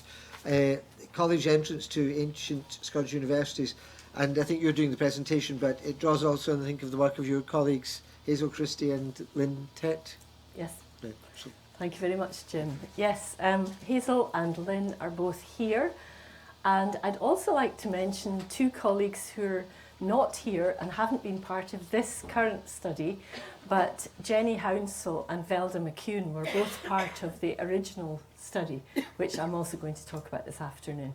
I think Christina and I drew the short straws today because there's been a long day of people talking with you, and now you're on your last two, so the end is in sight. That's all I can say. So I'm Viv Cree, and unusually for this audience, I'm actually a professor of social work. And you might wonder what a professor of social work's doing standing here and amongst such an august bunch of educationalists. But I wanted to say that I happened to be doing this work because in 1999, I had the privilege of becoming an associate dean responsible for undergraduate admissions in a faculty of social science in a university not a million miles from here. And when the university became, the university modernised and did away with faculties, and we became a College of Humanities and Social Science, I became the Associate Dean responsible for undergraduate admissions across the College of Humanities and Social Science. And at that point, we decided to bring about change. And we brought about change in an incredibly brave way. I say we, the university was brave, because we reduced the minimum entry requirements across the board and gave extra points to students from particular backgrounds, which included students who were first in family to higher education. It included students from schools with low participation rates, and across the board we gave extra points to students from Scotland, the north of England and Northern Ireland. So it was incredibly controversial. And at the time when we brought this change in, we realised that what we wanted to do was to, in some way, find out, did it do what we intended it to do? Because it was meant to widen participation across the board. We had a very, very great LEAP scheme in Edinburgh which targeted a smallish number of students. What we were trying to do was to make changes across the whole of the College of Humanities and Social Science. The question was, had we done that? Had it had the effect it wanted to do? And we realised that in a way you'll never know the answer to that, because if you change all of the entry requirements and you change everything, then you can never be sure. You can't actually find out who are these people who got offers that they wouldn't have got offers before. It's actually, you've changed everything. But what you can do is you can pick a group of students who wouldn't have had access before and follow that group of students, and that's what we did. So we took students who come to Edinburgh at the same time as changing the main entry requirements to 4Bs and 3Bs at A-level. We also made offers to students from FE colleges with HNCs and HNDs. Now, other parts of this university had already been doing that in science and engineering, but it hadn't been done in humanities and social science in this university. So I'm really aware that we're talking about non-traditional entrants, which are perfectly traditional to other universities, but not to this university. So this university took this group of students in for the first time, and we could actually trace them in a way that we couldn't trace all the other students who were coming from a different background to before. So what we did was we invited all the students who were entrants in 2004 and 2005 to the College of Humanities and Social Science. We invited them to take part in a research study which would chart their progress over 4 years and of their degree programmes and a year beyond. And what we've done now is 10 years on, we've had a look again at these students and said, okay, what happened? What happened to you in your life? So I think this is really quite an unusual study, Most studies of student experience are one-off snapshot studies. We've actually got one which follows students through the whole of their degrees a year beyond, and then sought to follow them up 10 years later. So it's a very special, tiny little study, which those of us who were involved in it, we did on a shoestring. This is a study which we asked the university for £900 to support us. That's what we got for it. And we've got another little sum of money now for the follow-up study. But it's amazing what you can do with a will. And we were a bunch of women who were all really committed to what we were doing, and we've done great things with it. Have we not, Hazel? Looking at you. And this study, which, this is a good story, this study which we got £900 for, produced 7 peer-reviewed journal articles. So, so that was what we were doing. Students coming from an FE background with HN qualifications. So the longitudinal study, I've said, we asked all students who were coming in 2004 if they wanted to take part, and we got 35 students that year, and we asked the students again the following year and got 10 more. So we ended up with 45 students as our cohort. And 10 years on, we were actually able only to track down 16 of the original 45, but that's not bad. And of the 16 we contacted, 15 agreed to be interviewed again. So we've got the stories of 15, and very diverse 15. They weren't all 15 high flyers, they weren't all 15 who actually finished the university happy. There was actually one of them who left after first year. So it wasn't all the good news stories we heard. So the first study had asked, how did the students fare at university? And the follow-up study wanted to find out really what the important things had been in helping them hang in there. So the first thing we asked students about in 2004 and 5, and again more recently, was what about relationships in further education? What was important for you?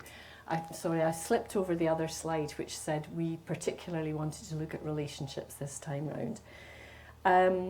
The students said very mixed things about relationships in further education. On the one hand, they told us that most students said the relationships they'd been able to make with staff and other fellow students had been absolutely great in further education.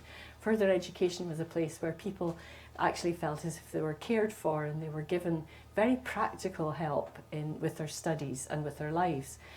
And yet, some students in our first study and then again recently told us actually they felt some of the help they received at FE College was too much. It was, one of the words that was used was infantilizing. One student actually said they felt that they were petted at college. And the impact of that in coming to university then was that university was a real shock. And I think across the board, everybody said university had been a shock. It was a shock because class sizes were so much bigger. You weren't known. You passed somebody in the corridor and you didn't know them. The library was immense. All these things made the coming to university a real shock.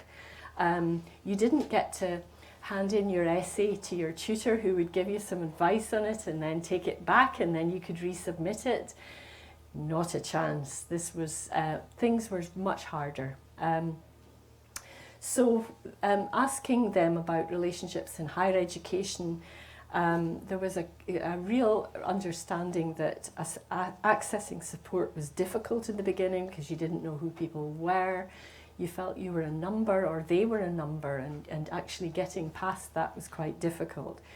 But actually, over time, they discovered that, and the student who said staff weren't as standoffish as I thought they would be, that was quite an interesting one, because I think what it tells you is that perceptions, it goes two ways. It's not just about you trying to have a relationship with the student, but it's about the student actually being able to have a relationship with you as well.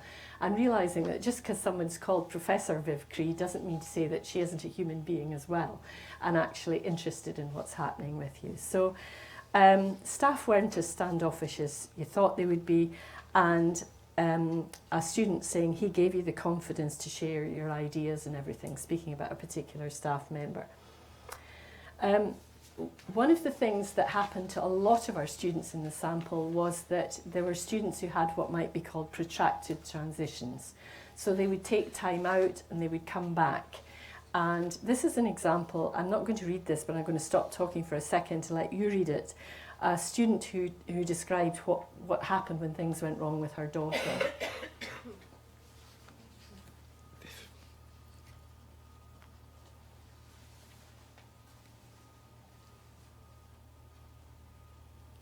So this is actually a student who told us that when she came back to a new a student cohort who she found friendlier than the previous student cohort. So actually having had time out worked really well for her in so many ways.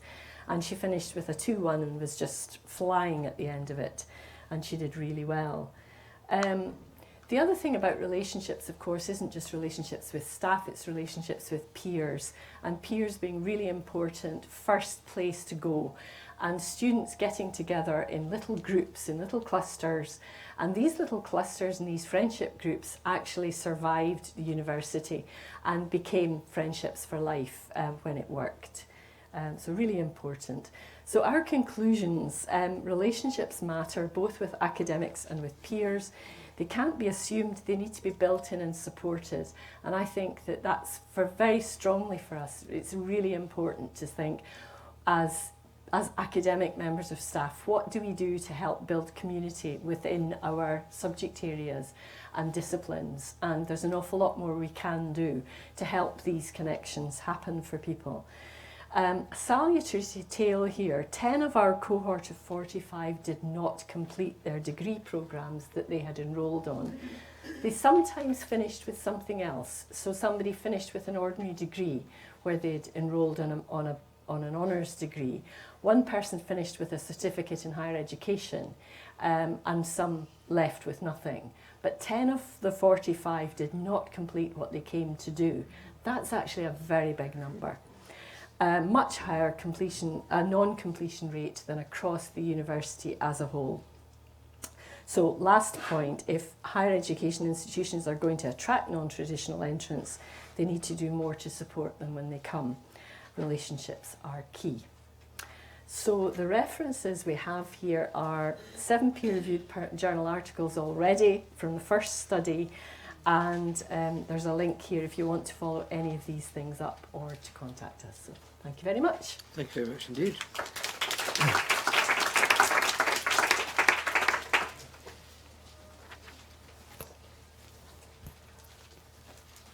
So we move on now to the final presentation of the day, and this is going to be on from Christina Iannelli, and Perfect pronunciation. I think we have challenged you today with all these names that you have to pronounce properly. Well, thank you for that. I'm impressed. And this is about school subject choice. Yes. And I suppose it relates also, I suppose, to an issue perhaps that you were raising, Sheila, about the distribution of subjects as well. Yes. So, thank you. Thank you. I'll try to be brief because I think people are very, very tired at this point. And indeed, I'm presenting mostly very descriptive statistics so that we don't have to think too harsh about what they mean, I think. Just briefly, this presentation really draws from research which we have conducted within the Acumen Research Center, and more specifically within the education and social stratification strand of research. One of these a piece of this research has been already published. It's now available with open access, so if you're interested to read more about our research, I put the link to this article, but there is also a research briefing which was produced, and it's a comparative work between Scotland and Ireland. I'm going to say something in the presentation about this work. The other one is currently in progress, but the first results are available, and I'm going to discuss them today. So we know that social inequalities in education are influenced by two factors. One is really differences in performance between people from different social backgrounds. And another one is differences in educational choices. What I mean with that, whether people, for example, decide to continue in education after compulsory education, what kind of pathway they decide to go, whether they want to go to college or they want to continue at school. So social inequalities indeed are influenced by these two factors, and there is plenty of literature about that. Cross-country comparative research has also shown that the extent of inequality, the degree of social inequalities in school performance are similar across different countries. Countries, though, diverge quite notably in relation to inequalities which are linked to education choice. And that's where we want to focus our attention with our Acumen research. We found in this comparative research published by Jackson, they found that choice-based systems produce larger social inequalities in educational attainment than clearly systems which are less based on choices. There are a number of reasons why this is the case, but you can imagine, again, that people with higher social backgrounds, characteristics, so with, for example, more highly educated parents, clearly have much more information and more resources to actually make the right choice, if you want, or the choice which lead them to better outcomes than people from less advantaged background. So the rationale for our research is that in the UK, there is a lot about, of course, attainment gap, but much less has been explored or analyzed in relation to the role of curriculum choice in secondary school in reproducing social inequalities in higher education entrance. And that's where the focus of our research is. There is an extensive literature about curriculum choices, especially when countries like Germany, for example, are compared with other countries where there is a clear distinction between different types of schools offering more technical or more academic kind of curricula. Less attention has been paid within school curriculum differences in countries like Scotland or generally the UK, simply because we have the impression that there are no much differences. And so this is what the kind of things we want to challenge here, that actually also within a more general education system, there are still curriculum differences which matter for social inequalities. So the main issue here is that in Scotland there is a flexible choice in terms of type and number of secondary school subjects. But also we know that especially in the most prestigious universities, in the Russell Group universities, some subjects matter more for actually entering higher education than others. Whether it is a good thing or a bad thing, we don't want to judge that, but there are clear criteria which are used for higher education entrance, which is not just, of course, having high marks, high grades in the final school examination, but also having taken certain subject matter to facilitate access to the Russell Group University. And here there are the subjects which are usually valued for entering these universities. So, for simplicity today, I just want to address two research questions. One is, first of all, are there social class differences in subject choice in the key years of S3, S4, and S5, S6, so in the final school examination at the end of a compulsory level and at the end of secondary school? To address this question, we look at the Scottish longitudinal study. This is an incredibly rich data set which uses census data linked to SQA data. So in our sample, we have SLS members, so the Scottish Longitudinal Study members, which passed through the school stages between in S3, S6 or S4, S6 between the years 2007 and 2010. Then these data were linked to census data about their social background, so parental education, parental social class, but also other information about neighborhood characteristics or housing. And we have full information, all the SQA attainment data for these individuals, which includes information about subjects, levels, and also performance. There are also attendance data which we haven't analyzed, but we will in a separate kind of research. The second question was, to what extent do subject choices explain differences in social inequality in higher education entry? And for answering this question, we look we use two different surveys, the Scottish and the Irish school leaver survey for the years which are listed here. These are upper secondary leavers, so we focused on the final year S5, S6 for the Scottish sample. So, what we find out? Answering the first question, well, we found that there is a clear divide in the probability to take those called facilitating subjects, so science, languages, cultural subjects, but also English and maths for the final years S5, S6, and compared to non-facilitating subjects where there are no differences, or S3, S4, actually the differences are in the opposite direction. They are more likely to be taken by people from less advanced social backgrounds. And social inequality in subject choice in S5, S6 are really explained, mostly explained by subject choice made earlier on in S3 and S4. Here are the descriptive statistics I was speaking about. Here are the percentage of people who took different subjects. In this case, of course, English and maths are compulsory, so everybody took them. They are not in this table. But science, languages, cultural subjects, which we have practically, we grouped history, geography, also modern studies within this bigger group of cultural subjects, and other subjects which are, as I said, more vocationally oriented subjects like business or technical subjects. You can see straight away that there are sharp differences between people from from parents with routine occupations, which are kind of the least advantaged group in our sample, and people from higher managerial occupations. So there is something like 22% differences in the chance to practically sit an exam in science versus, between these two groups. Even the sharper difference in languages.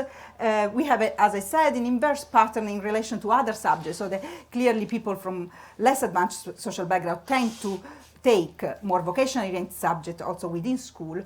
So 88% of them took some kind of vocational subject versus only 76 for higher for people from higher managerial professional parents. In S5, S6, these differences are still there, even more marked, and they are there also for subjects like English and maths.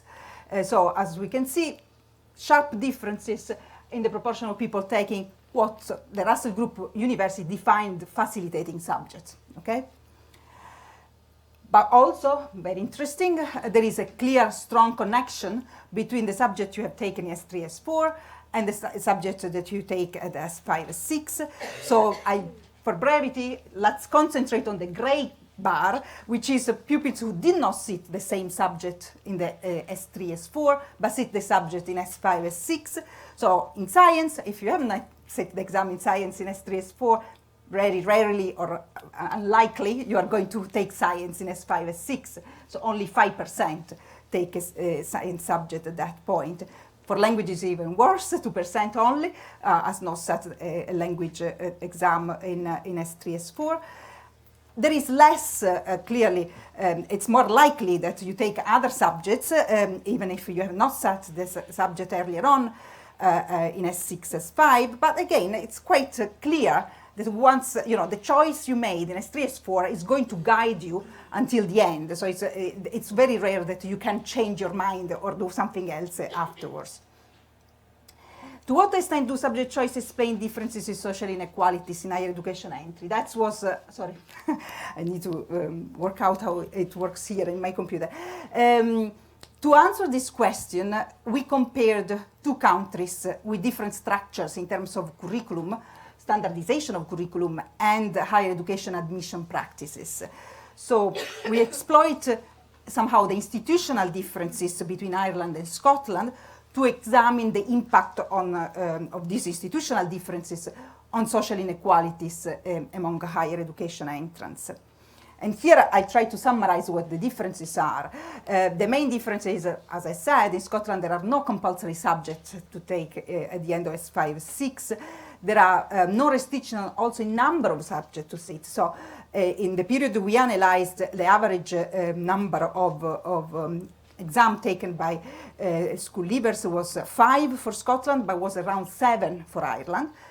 In Ireland also there are some subjects which are compulsory. Nobody can avoid studying Irish, English, and maths.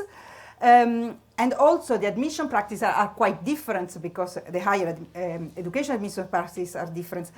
I'm not explaining what is here because we all know, but in Ireland everything is based on the exams, so the final exams in terms of grades achieved, and it's the admission is centralized, so institution can't decide which students are going to get. So it's centralized and it's based on grades achieved in the best 6 subjects. Very rarely the subject count. In medicine may count, or in veterinary, but in the other disciplines, it doesn't matter what you have studied for the final exams. It matters what you have achieved in terms of grades. What we found by comparing these 2 countries, that there are more marked social class differences in the number of facilitating subjects taken in Scotland than in Ireland. And there are no social inequalities when we look at at other subjects, so the non-facilitating subjects in both countries.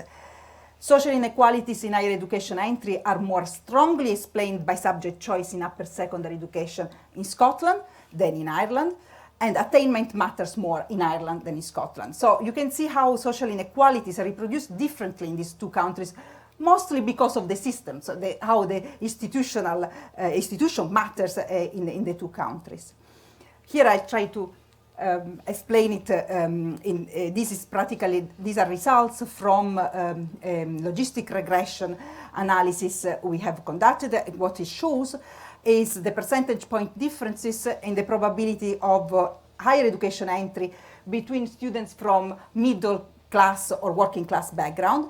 As we can see, the differences are quite similar across the country. So in terms of the extent of inequalities are not very different. But what we can see is that the second bar shows how much of that social class gap is explained by subjects studied in schools. And the third bar, it tells you also how much of this social class gap can actually be explained by attainment, prior attainment in school. What you can see is that most of the difference among social classes is explained by subject choice in schools in Scotland, while much less of this difference can be explained by subject choice in secondary school. So, as what I was saying before, subject choice at the upper secondary level explain more of the social gap in higher education entry in Scotland than it does in Ireland. Of course, grades then becomes more important for Ireland because again, the selection is based mostly on grades. So attainment is really what prior attainment is what explains the social class gap in Ireland. My conclusion here is that this comparison help us to understand what I would call the unintended consequences of different curriculum structures and also higher education mechanisms in the 2 countries. So one of the positive things we think is having free choices. People can decide what they want to study at school, and they may take the subject they like most. But the unintended consequences is that people who are clearly aiming to enter higher education, so people from middle class families, tend to know that certain subjects matter more. They will be much more informed in their decisions, and they will actually achieve higher or better results because of this prior information they have. But also the higher education entry mechanism is an important key aspect. When institution can decide the criteria, then like the Russell Group of University do, of course, there are a lot of factors like subjects may matter, while in a country like Ireland where everything is centralized, institutions have no freedom to choose their students. Clearly, it's some kind of more the merit or what the students bring to the university, which matters, not how other kind of factors which can be played in a more decentralized system. Play the role. Thank you very much. Thank you. But that was, again, extremely interesting, Christina. Right, so we are now entering our final session, which we are entering a bit later than planned, but that may be no bad thing. what I would suggest is that we use this as an opportunity both to have questions to Christina and Viv on the basis of the presentations that they've had this afternoon, but also perhaps to pick up some of the wider themes that have emerged from today. And in fact, I think it's very apropos that your final presentation picks up, I think, an issue that you raised, Sheila, about subject choice, and it relates also back to what colleagues were saying about links with the schools and in a sense creating this as a bigger discussion, which is not just about what goes on in higher education, but in a sense how the various sectors interrelate with each other. So I think even at this late stage of the afternoon, or not late in the afternoon, but perhaps late in our day, that we can perhaps, I think, have a useful discussion round about some of these difficult but important questions. So, can I hand it over to you? I've got a question for Christina. I've had two sons through the state school system in Edinburgh, and I had no idea that English and maths weren't compulsory subjects. They're certainly organised as compulsory subjects. There was no way you could have not done them. Well, according to the data, there is clearly a big proportion here that has not taken in English and maths in S5, S6. No, in S3, S4, of course, they are compulsory, but in the other, I'm trying to say, here I said, in S5, S6, you find the less than half of the people from routine occupation has taken actually English, or maths even 40% only. Amazing. Yeah. This is something I wondered if Christina or maybe Viv would like to comment on. One of the things that Curriculum for Excellence has emphasised is student choice, so that students will be enabled to do vocational subjects at an early age if they wish, in order to keep them engaged in the curriculum. I mean, could you comment on that in terms of its likely consequences in terms of social class inequalities in higher education? Well, sorry, I'm very worried. I think there is a risk for actually increasing inequalities through this idea of a free choice. Of course, if you put in place at school level the right guidance, this can be counteracted. You know, you can try to fight against the possibility that certain people will take advantage of this system, so that they can somehow identify or better qualify for a certain route, which is the academic route, which leads to higher education, and other instead being somehow offered other alternatives, which clearly we know don't lead to higher education or don't prepare them for higher education. My worry is also that I don't want this choice to be made so early on, because if you do not have time to actually modify your choice, because in S3, S4 you take those subjects, and if you have not taken any science subject, you can go back and do science in S5, S6. It's very worried, because you need to make the right decision straight away, very early on in S3, S4. Otherwise, there is no coming back. There is no way of overcoming that difference compared to the others who have actually taken that subject before. So I'm worried.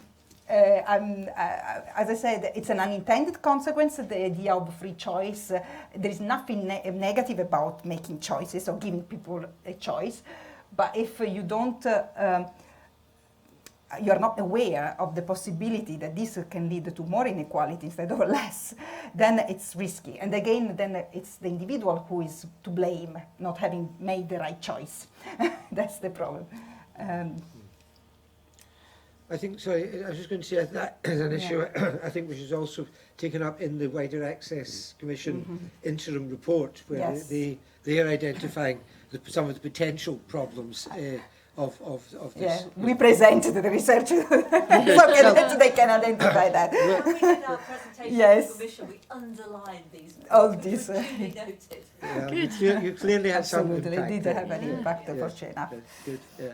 And I suppose, sorry, I mean, I suppose it also does reflect, I mean, some of Bourge's stuff about cultural capital, that the way in which people just kind of build on what is there. Absolutely. Yeah. There is an issue, of course, also I often asked why subjects like, I don't know, languages or science or history even are so valued by the Russell, because I would love to know what's behind also the thinking that the Russell Group University put forward.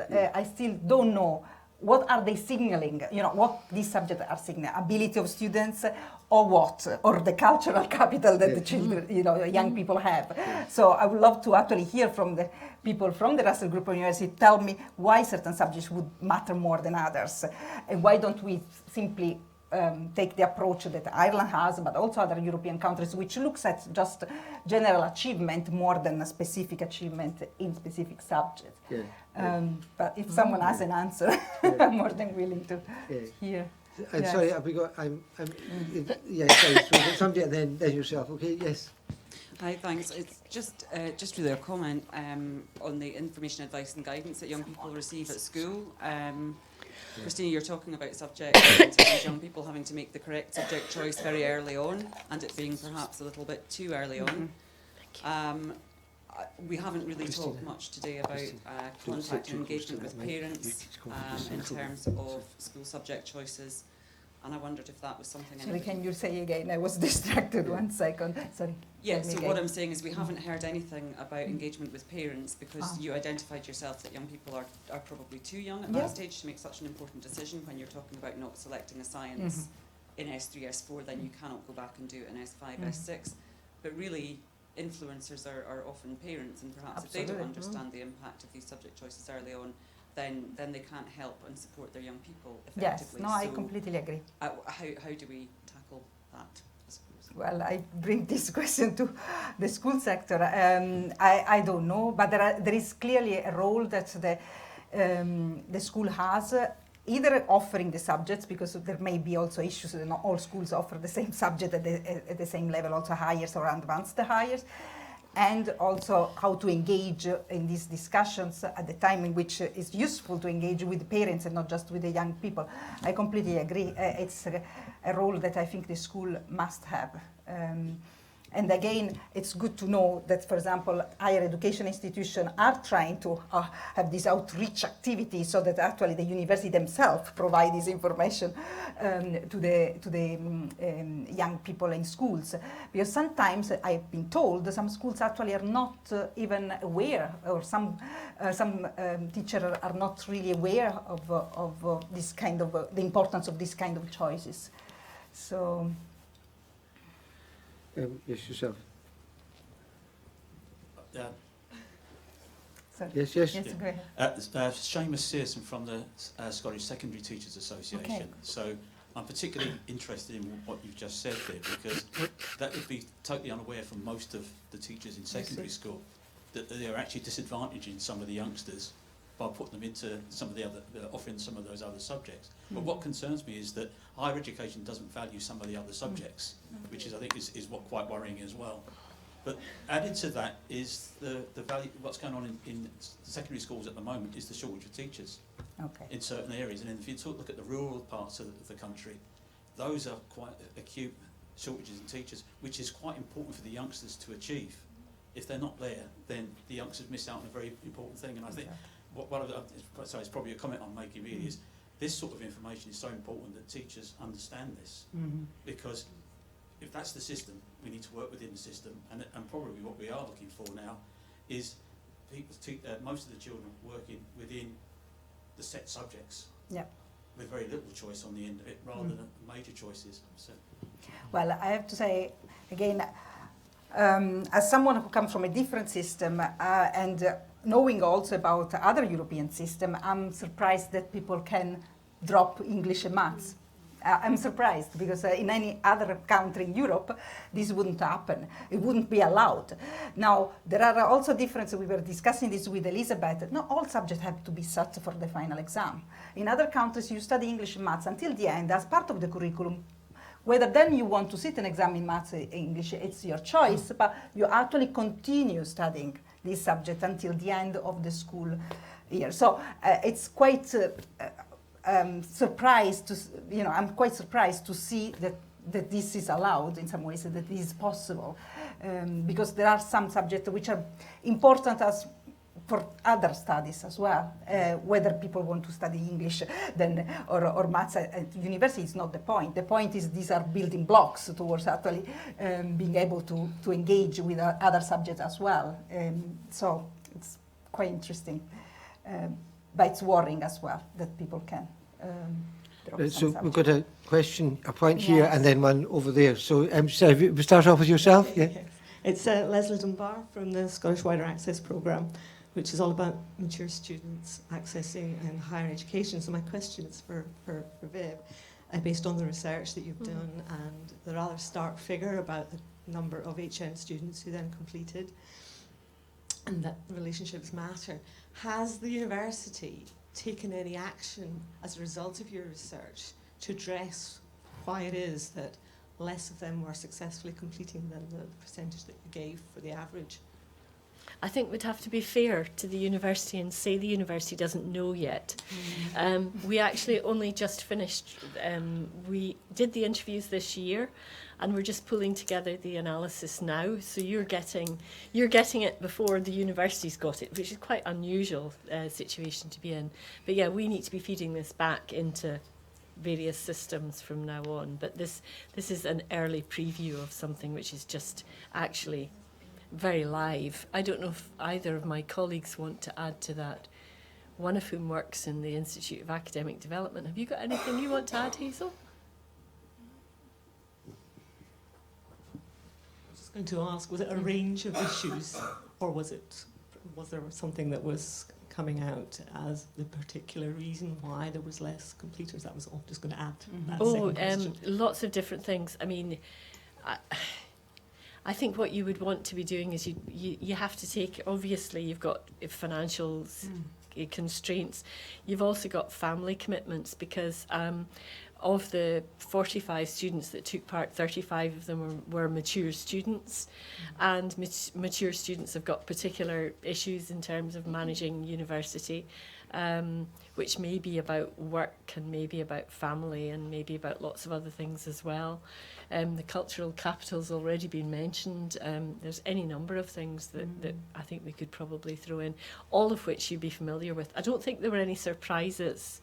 I think if I can say something quite personal here, I think what's surprising or disappointing for me is I'm of a generation, and I know that there's still a number of us around, who went to university in the early 1970s, first in family to higher education, went from Dundee to St Andrews University, I'm going to name it, and I travelled 12.5 miles physically, and I travelled to a different world, a world which was socially, culturally, economically, every other way different to mine, and I absolutely struggled. And at the end of first year had 2 resits out of 3, and managed to scrape what I then called just an ordinary, and I finished the university.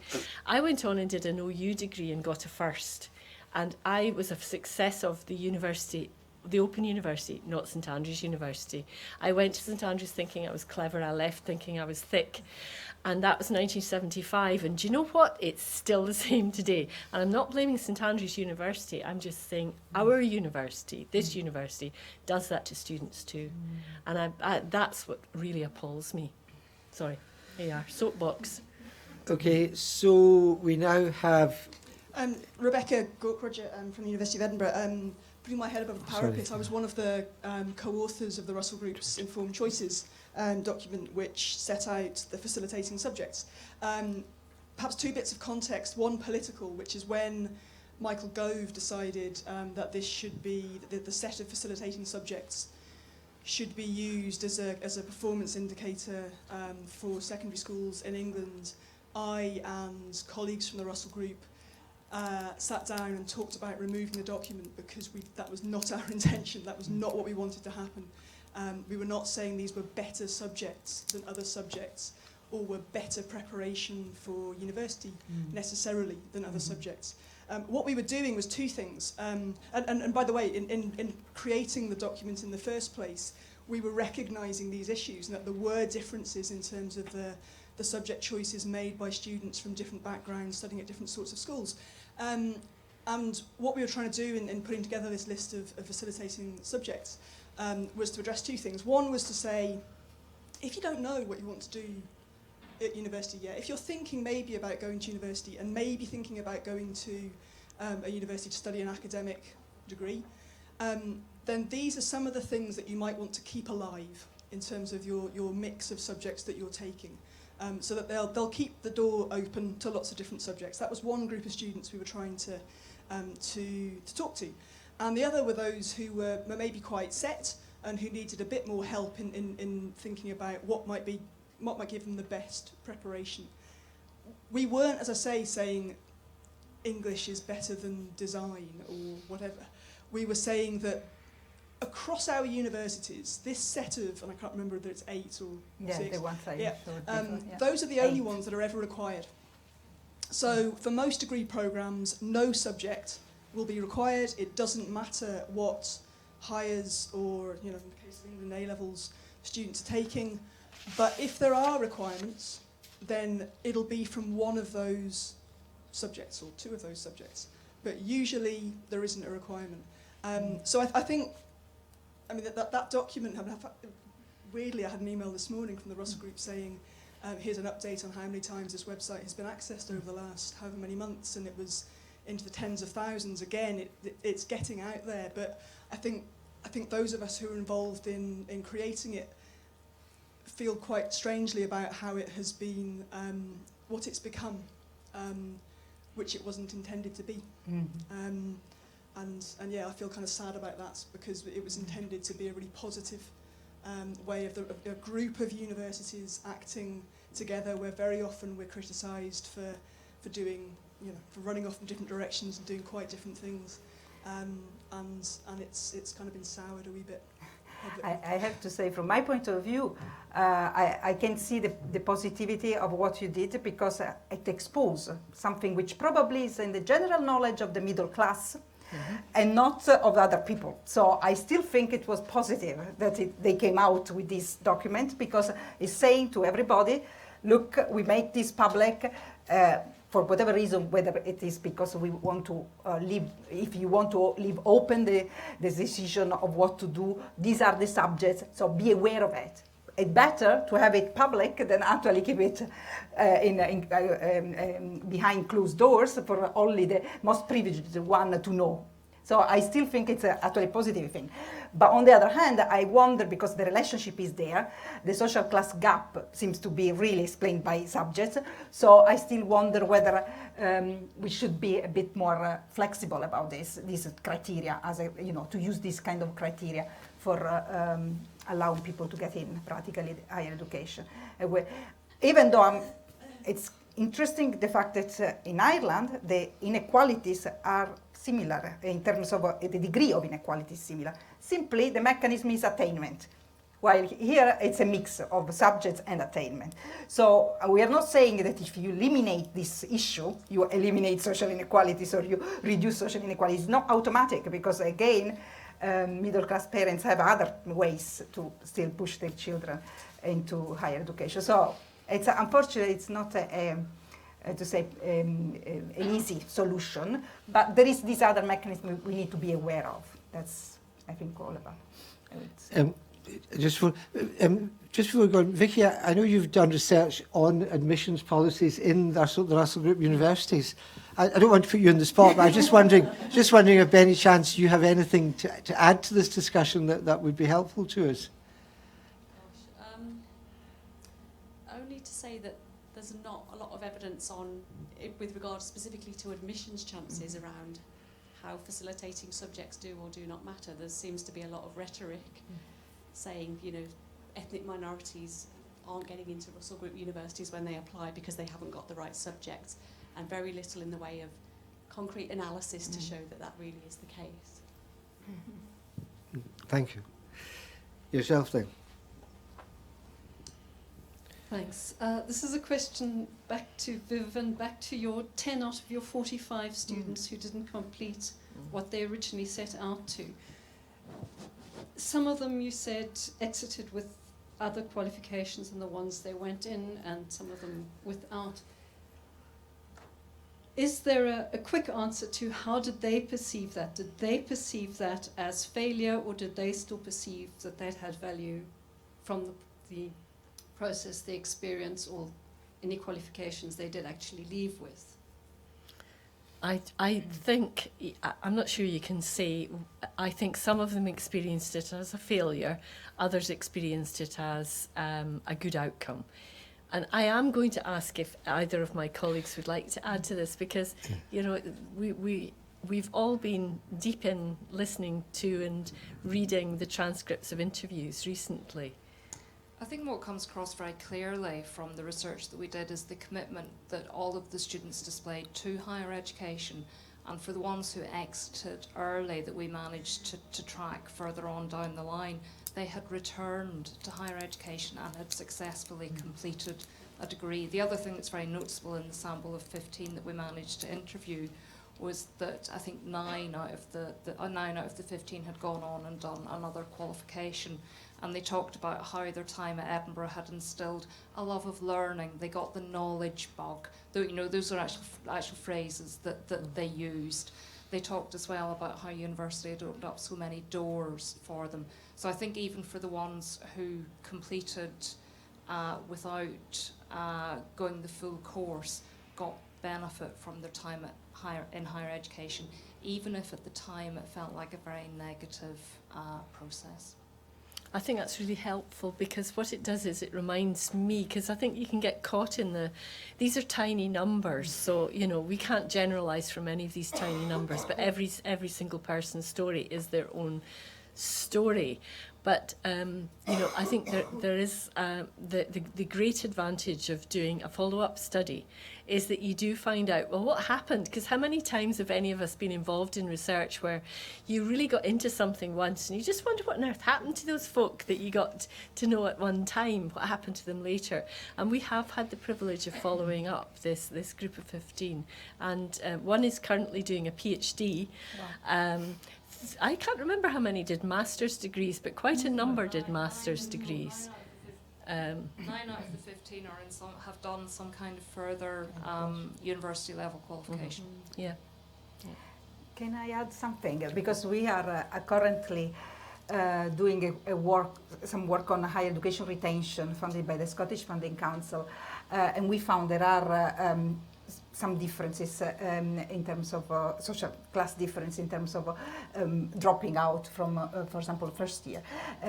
But once we take into account a prior attainment, is more than 50% or 50% of the dropping out is explained by prior attainment. So there must be an issue of not being prepared enough, or facing not just different culture, but also actually facing really hard time in keeping up with the academic work. Yeah. So we need to take into account, as someone else before was saying, this needs to be supported. These are people who need to be supported once they enter, because they are still not prepared to succeed. So there was an issue of, yes. Great. So at the back here, and then yourself, okay? I just wanted to say, as a mature student, I actually support that what I found was quite prevalent across mature students is the sense of doing it in and of itself, as opposed to being something that you then translate into some kind of further career and usually money. Mm-hmm. And I'd also like to say to Viv that something that the university could do for mature students is try and encourage the establishment of a peer group across disciplines, because we tend to be quite tiny minorities, and I am in English literature, for instance. But I actually found myself attached to, oddly enough, a big bunch of social workers, because there tended to be more mature students there. But the point I'm making is that you can get lost on your own within your own discipline, but there's enough mature students there that common ground could exist and be fostered. I think, I'm sorry, Lynn wants to add on something briefly, and then I'll come back to yourself, all right?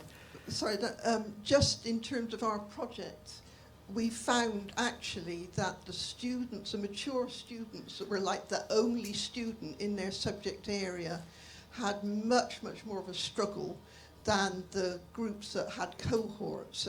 One of the important relationship things with both peers and staff was making sure that you found people that you thought were like you. However, you know, sometimes that likeness was very obscure to us. It didn't seem like they were like, but it was a question of identifying that kind of thing. Absolutely. Yeah, yeah. Okay, right, so we have a contribution from here. I'm Shona McIntosh and I run the summer school at Glasgow University, so I don't want to just sort of jump in and talk about what I do, but I thought just talking about supporting mature students in that transition, that we may have something to add, because the summer school runs, well, it's down, this year it's going to go down to 4 weeks, but it's been 6 weeks in the past few years.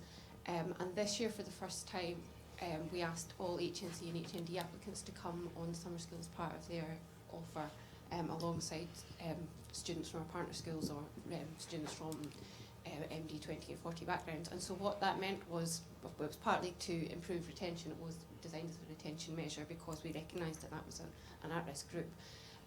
But an indirect consequence of it was that in those classes over the summer school there actually were quite high proportions of mature students, so it kind of allowed those sort of peer group relationships to form in advance of term starting as well, which was quite a nice thing. And so that's, I just want to sort of highlight the importance of pre-entry programmes when we're talking about, well, all these groups, but mature students especially.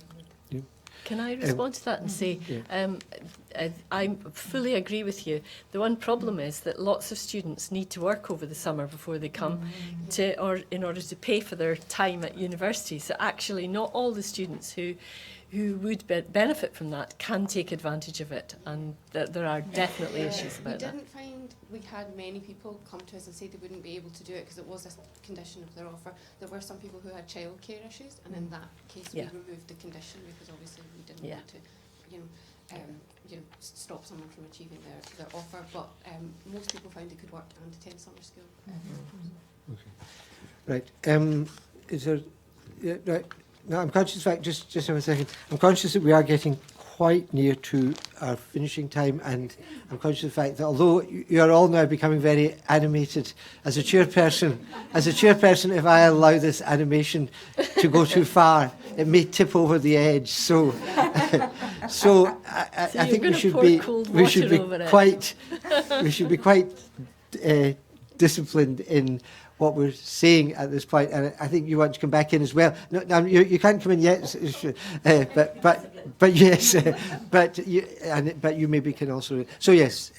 I just wanted to provide a bit of context. We looked at a data set around articulation, and we're looking at it from an equality perspective. But one of the things that stood out was that the retention rate matched up quite well the sector averages, but the proportion that didn't achieve an honours degree and therefore was getting some other form or a certificate or ordinary degree was around about 10%, which was quite high, and there were significant differences among equality groups, but that underlying trend was still there. And I think it does point to the importance of the particular experiences and backgrounds, and not generalising about equality or WP groups and thinking about the particular experiences and characteristics that different groups have. Thanks, yes. Sheila. Just coming back to the issue about subjects and school, this seems to me to be absolutely critical in terms of the Commission on Widening Access and a kind of national debate that needs to happen, because as we all know, the Scottish tradition, which has been particularly marked following the establishment of comprehensive education, is that all children should have access to high status knowledge, irrespective of social class background. And Curriculum for Excellence seems to have kind of eroded that almost under the radar. There hasn't been a national debate about it. It's just sort of happened. And it seems to me that we need to come back to this fundamental thing, because in the room it was very interesting. Part of the room was saying, why on earth are these Russell Group universities privileging these subjects over others? That's completely stupid. And other people maybe think, well, these are the basis of a sound, solid education which enables you to participate in the culture and economic life of society. So which line do we want to go down? We can't do both. It's got to be one or the other. And I think Christina said, everybody needs to know the rules of the game. This is the classic Bourdieu thing, isn't it? That only some people know the rules of the game. So I think this is quite an important point, actually. Alistair, do you want to say something about as a historian? I am interested in this as a historian, and I wondered whether the Russell Group is privileging these subjects because more student places for these subjects exist in Russell Group universities, and more vocational subjects tend to be taught in large numbers in different types of universities. I also wondered whether this propensity to choose these subjects at higher income levels correlates with the sort of perceived advantage of a degree in those sorts of subjects, and you will earn more if you are a history graduate than a business studies graduate or whatever. I shouldn't say anything more about history. There are actually very few studies which look, for example, at parental field of study, so parental education in certain field of study, or even occupation in certain field, and the choice of their children. But the ones which are available usually is in the Netherlands or something. They show that there is a clear pattern if your father or your mother have studied or are in an occupation which is within those fields, like I don't know, they have an education in history or their children tend to choose the same field. So there is a kind of inheritance almost, and that's why the middle class children tend to make also certain choice, because they are grown up in that kind of environment and in the kind of education. But I'm not sure. I don't know. I can't answer about the Russell Group University what they want to do, but there is something which almost you inherit from your family in terms of the knowledge which is in your family, the cultural knowledge which lead to certain choices. Sometimes, middle class students are choosing actually also in relation to university field of study, which don't have actually a straightforward outcome. For example, history or social sciences have actually worse outcomes in the labor market if we look at that, simply because they don't match specific professions. But they still make it. The problem is that they still know afterwards their ways to get into higher jobs. But the same choice probably would be damaging for the people who don't have the network or the resources after the degree. So sometimes when certain people choose, for example, lower social class, choose engineering, let's say, is a better choice because they know that they lead to some clear outcome and some economic returns than taking history, because they probably don't have a straight outcome afterwards, a clear outcome afterwards. So yeah, I speak as a father who did a degree in sociology and history with a son who did a degree in sociology and economic history. He now works in the music industry in London, so I'm not quite sure what exactly. Well, I think perhaps this is the time to try and draw this to a conclusion. I think overall, from my perspective, sitting here, it seems to have been a very good day, a very useful day. I think quite a number of issues I think have emerged, and they've become a bit of a recurrent theme, and about this idea that it's not just about what's going on within higher education, which we all know anyway, but this idea of the linkages that we, in spite of everything, we still don't seem to be good at making. And I think you made the point, speaking from a kind of secondary school background, the fact that that some of the things we're talking about here are just probably not very well rehearsed within the school sector, and equally well, the higher education institutions are just, in spite of everything, are not good enough at having these links. And in terms of the whole kind of research agenda, there's clearly more to be done here. So it seems to me that this has raised really important questions. And again, as you said, Sheila, in terms of the Widening Access Commission, I mean. I suppose we'll have to wait and see what impact this august body has. But they're talking about moving into what they call a judgment phase just now. I can't quite remember the word judgment definitely appears in it, and it is supposed to be this idea that it's about not just what's the evidence telling us, but what does it mean then in terms of the future? So I suppose, I mean, this is something that we all do want to try to engage with, and as I say, in spite of my rather, you know, the years I spent trying to influence these things and perhaps not achieving as much as one might hope, I suppose one has got to keep doing this. So I think today's been very useful in that respect. So thank you to Sheila and all the team of researchers, Elizabeth and Sarah, and of course David, who's not with us, but you know, all the team. But we also, I think, want to thank very much the whole wider team here. Grace, who's been a very active,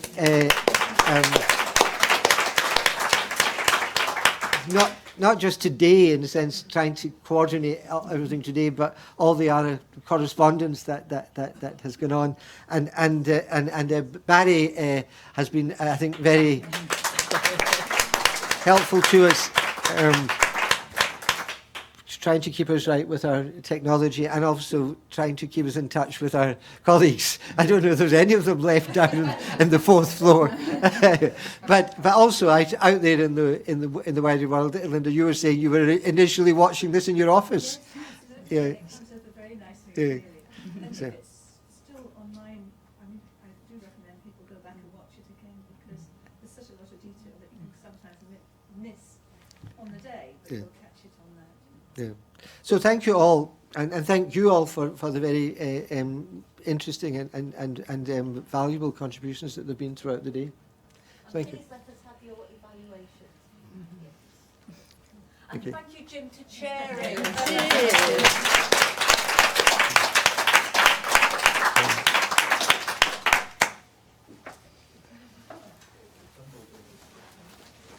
Good. It occurred to me, you know, when you had your slide up, I don't know this already, but your colleague Emer Smith in Dublin, you know, she started doing research on colleges in Ireland. Well, you know that I collaborated with. Yes, I know that. That's why I She know. didn't tell me. Yeah, because she contacted me to ask me what I knew about any, because she's going to do a survey, I think, of both colleges and college students in Ireland. So I know that you are. Despite the meeting quite a lot. No, I didn't know that. I mentioned it to her. If you're wanting to do more work. Yes, something, yes, in collaboration, absolutely. No, I'm sure. And she's part of the next proposal. So. But I didn't know that she was doing something on the colleges. So I'm going to mention it to her. She just, she contacted me, I think it was like in August or September, just to ask me what I was aware of. It's run by the ESRI, the started, so they probably got funding. I wasn't aware of it, so I mentioned it to her. Yeah, because as I said, we have, at the moment, we are at the stage in which we are gathering ideas for the next proposal, and because we have focused so much on the academic side, and there is still, and there is a lot of debate also on the role of colleges, the role of the first year education. I mean, that discussion we're just having at some choice, and you know probably that John Gray, you know John, he's doing work just now for the Scottish Government, which is all about the implementation of the Wood Commission. And as you know, there's big implications again for schools there. Because Thank you very much. No, thank you. Great to meet you, Vivian. Because again, that could have quite a lot of implications. Because they're trying to introduce much more vocational. I know, which even more diverting more and more people. It's again another risky thing. It could become a really two-edged sword. That.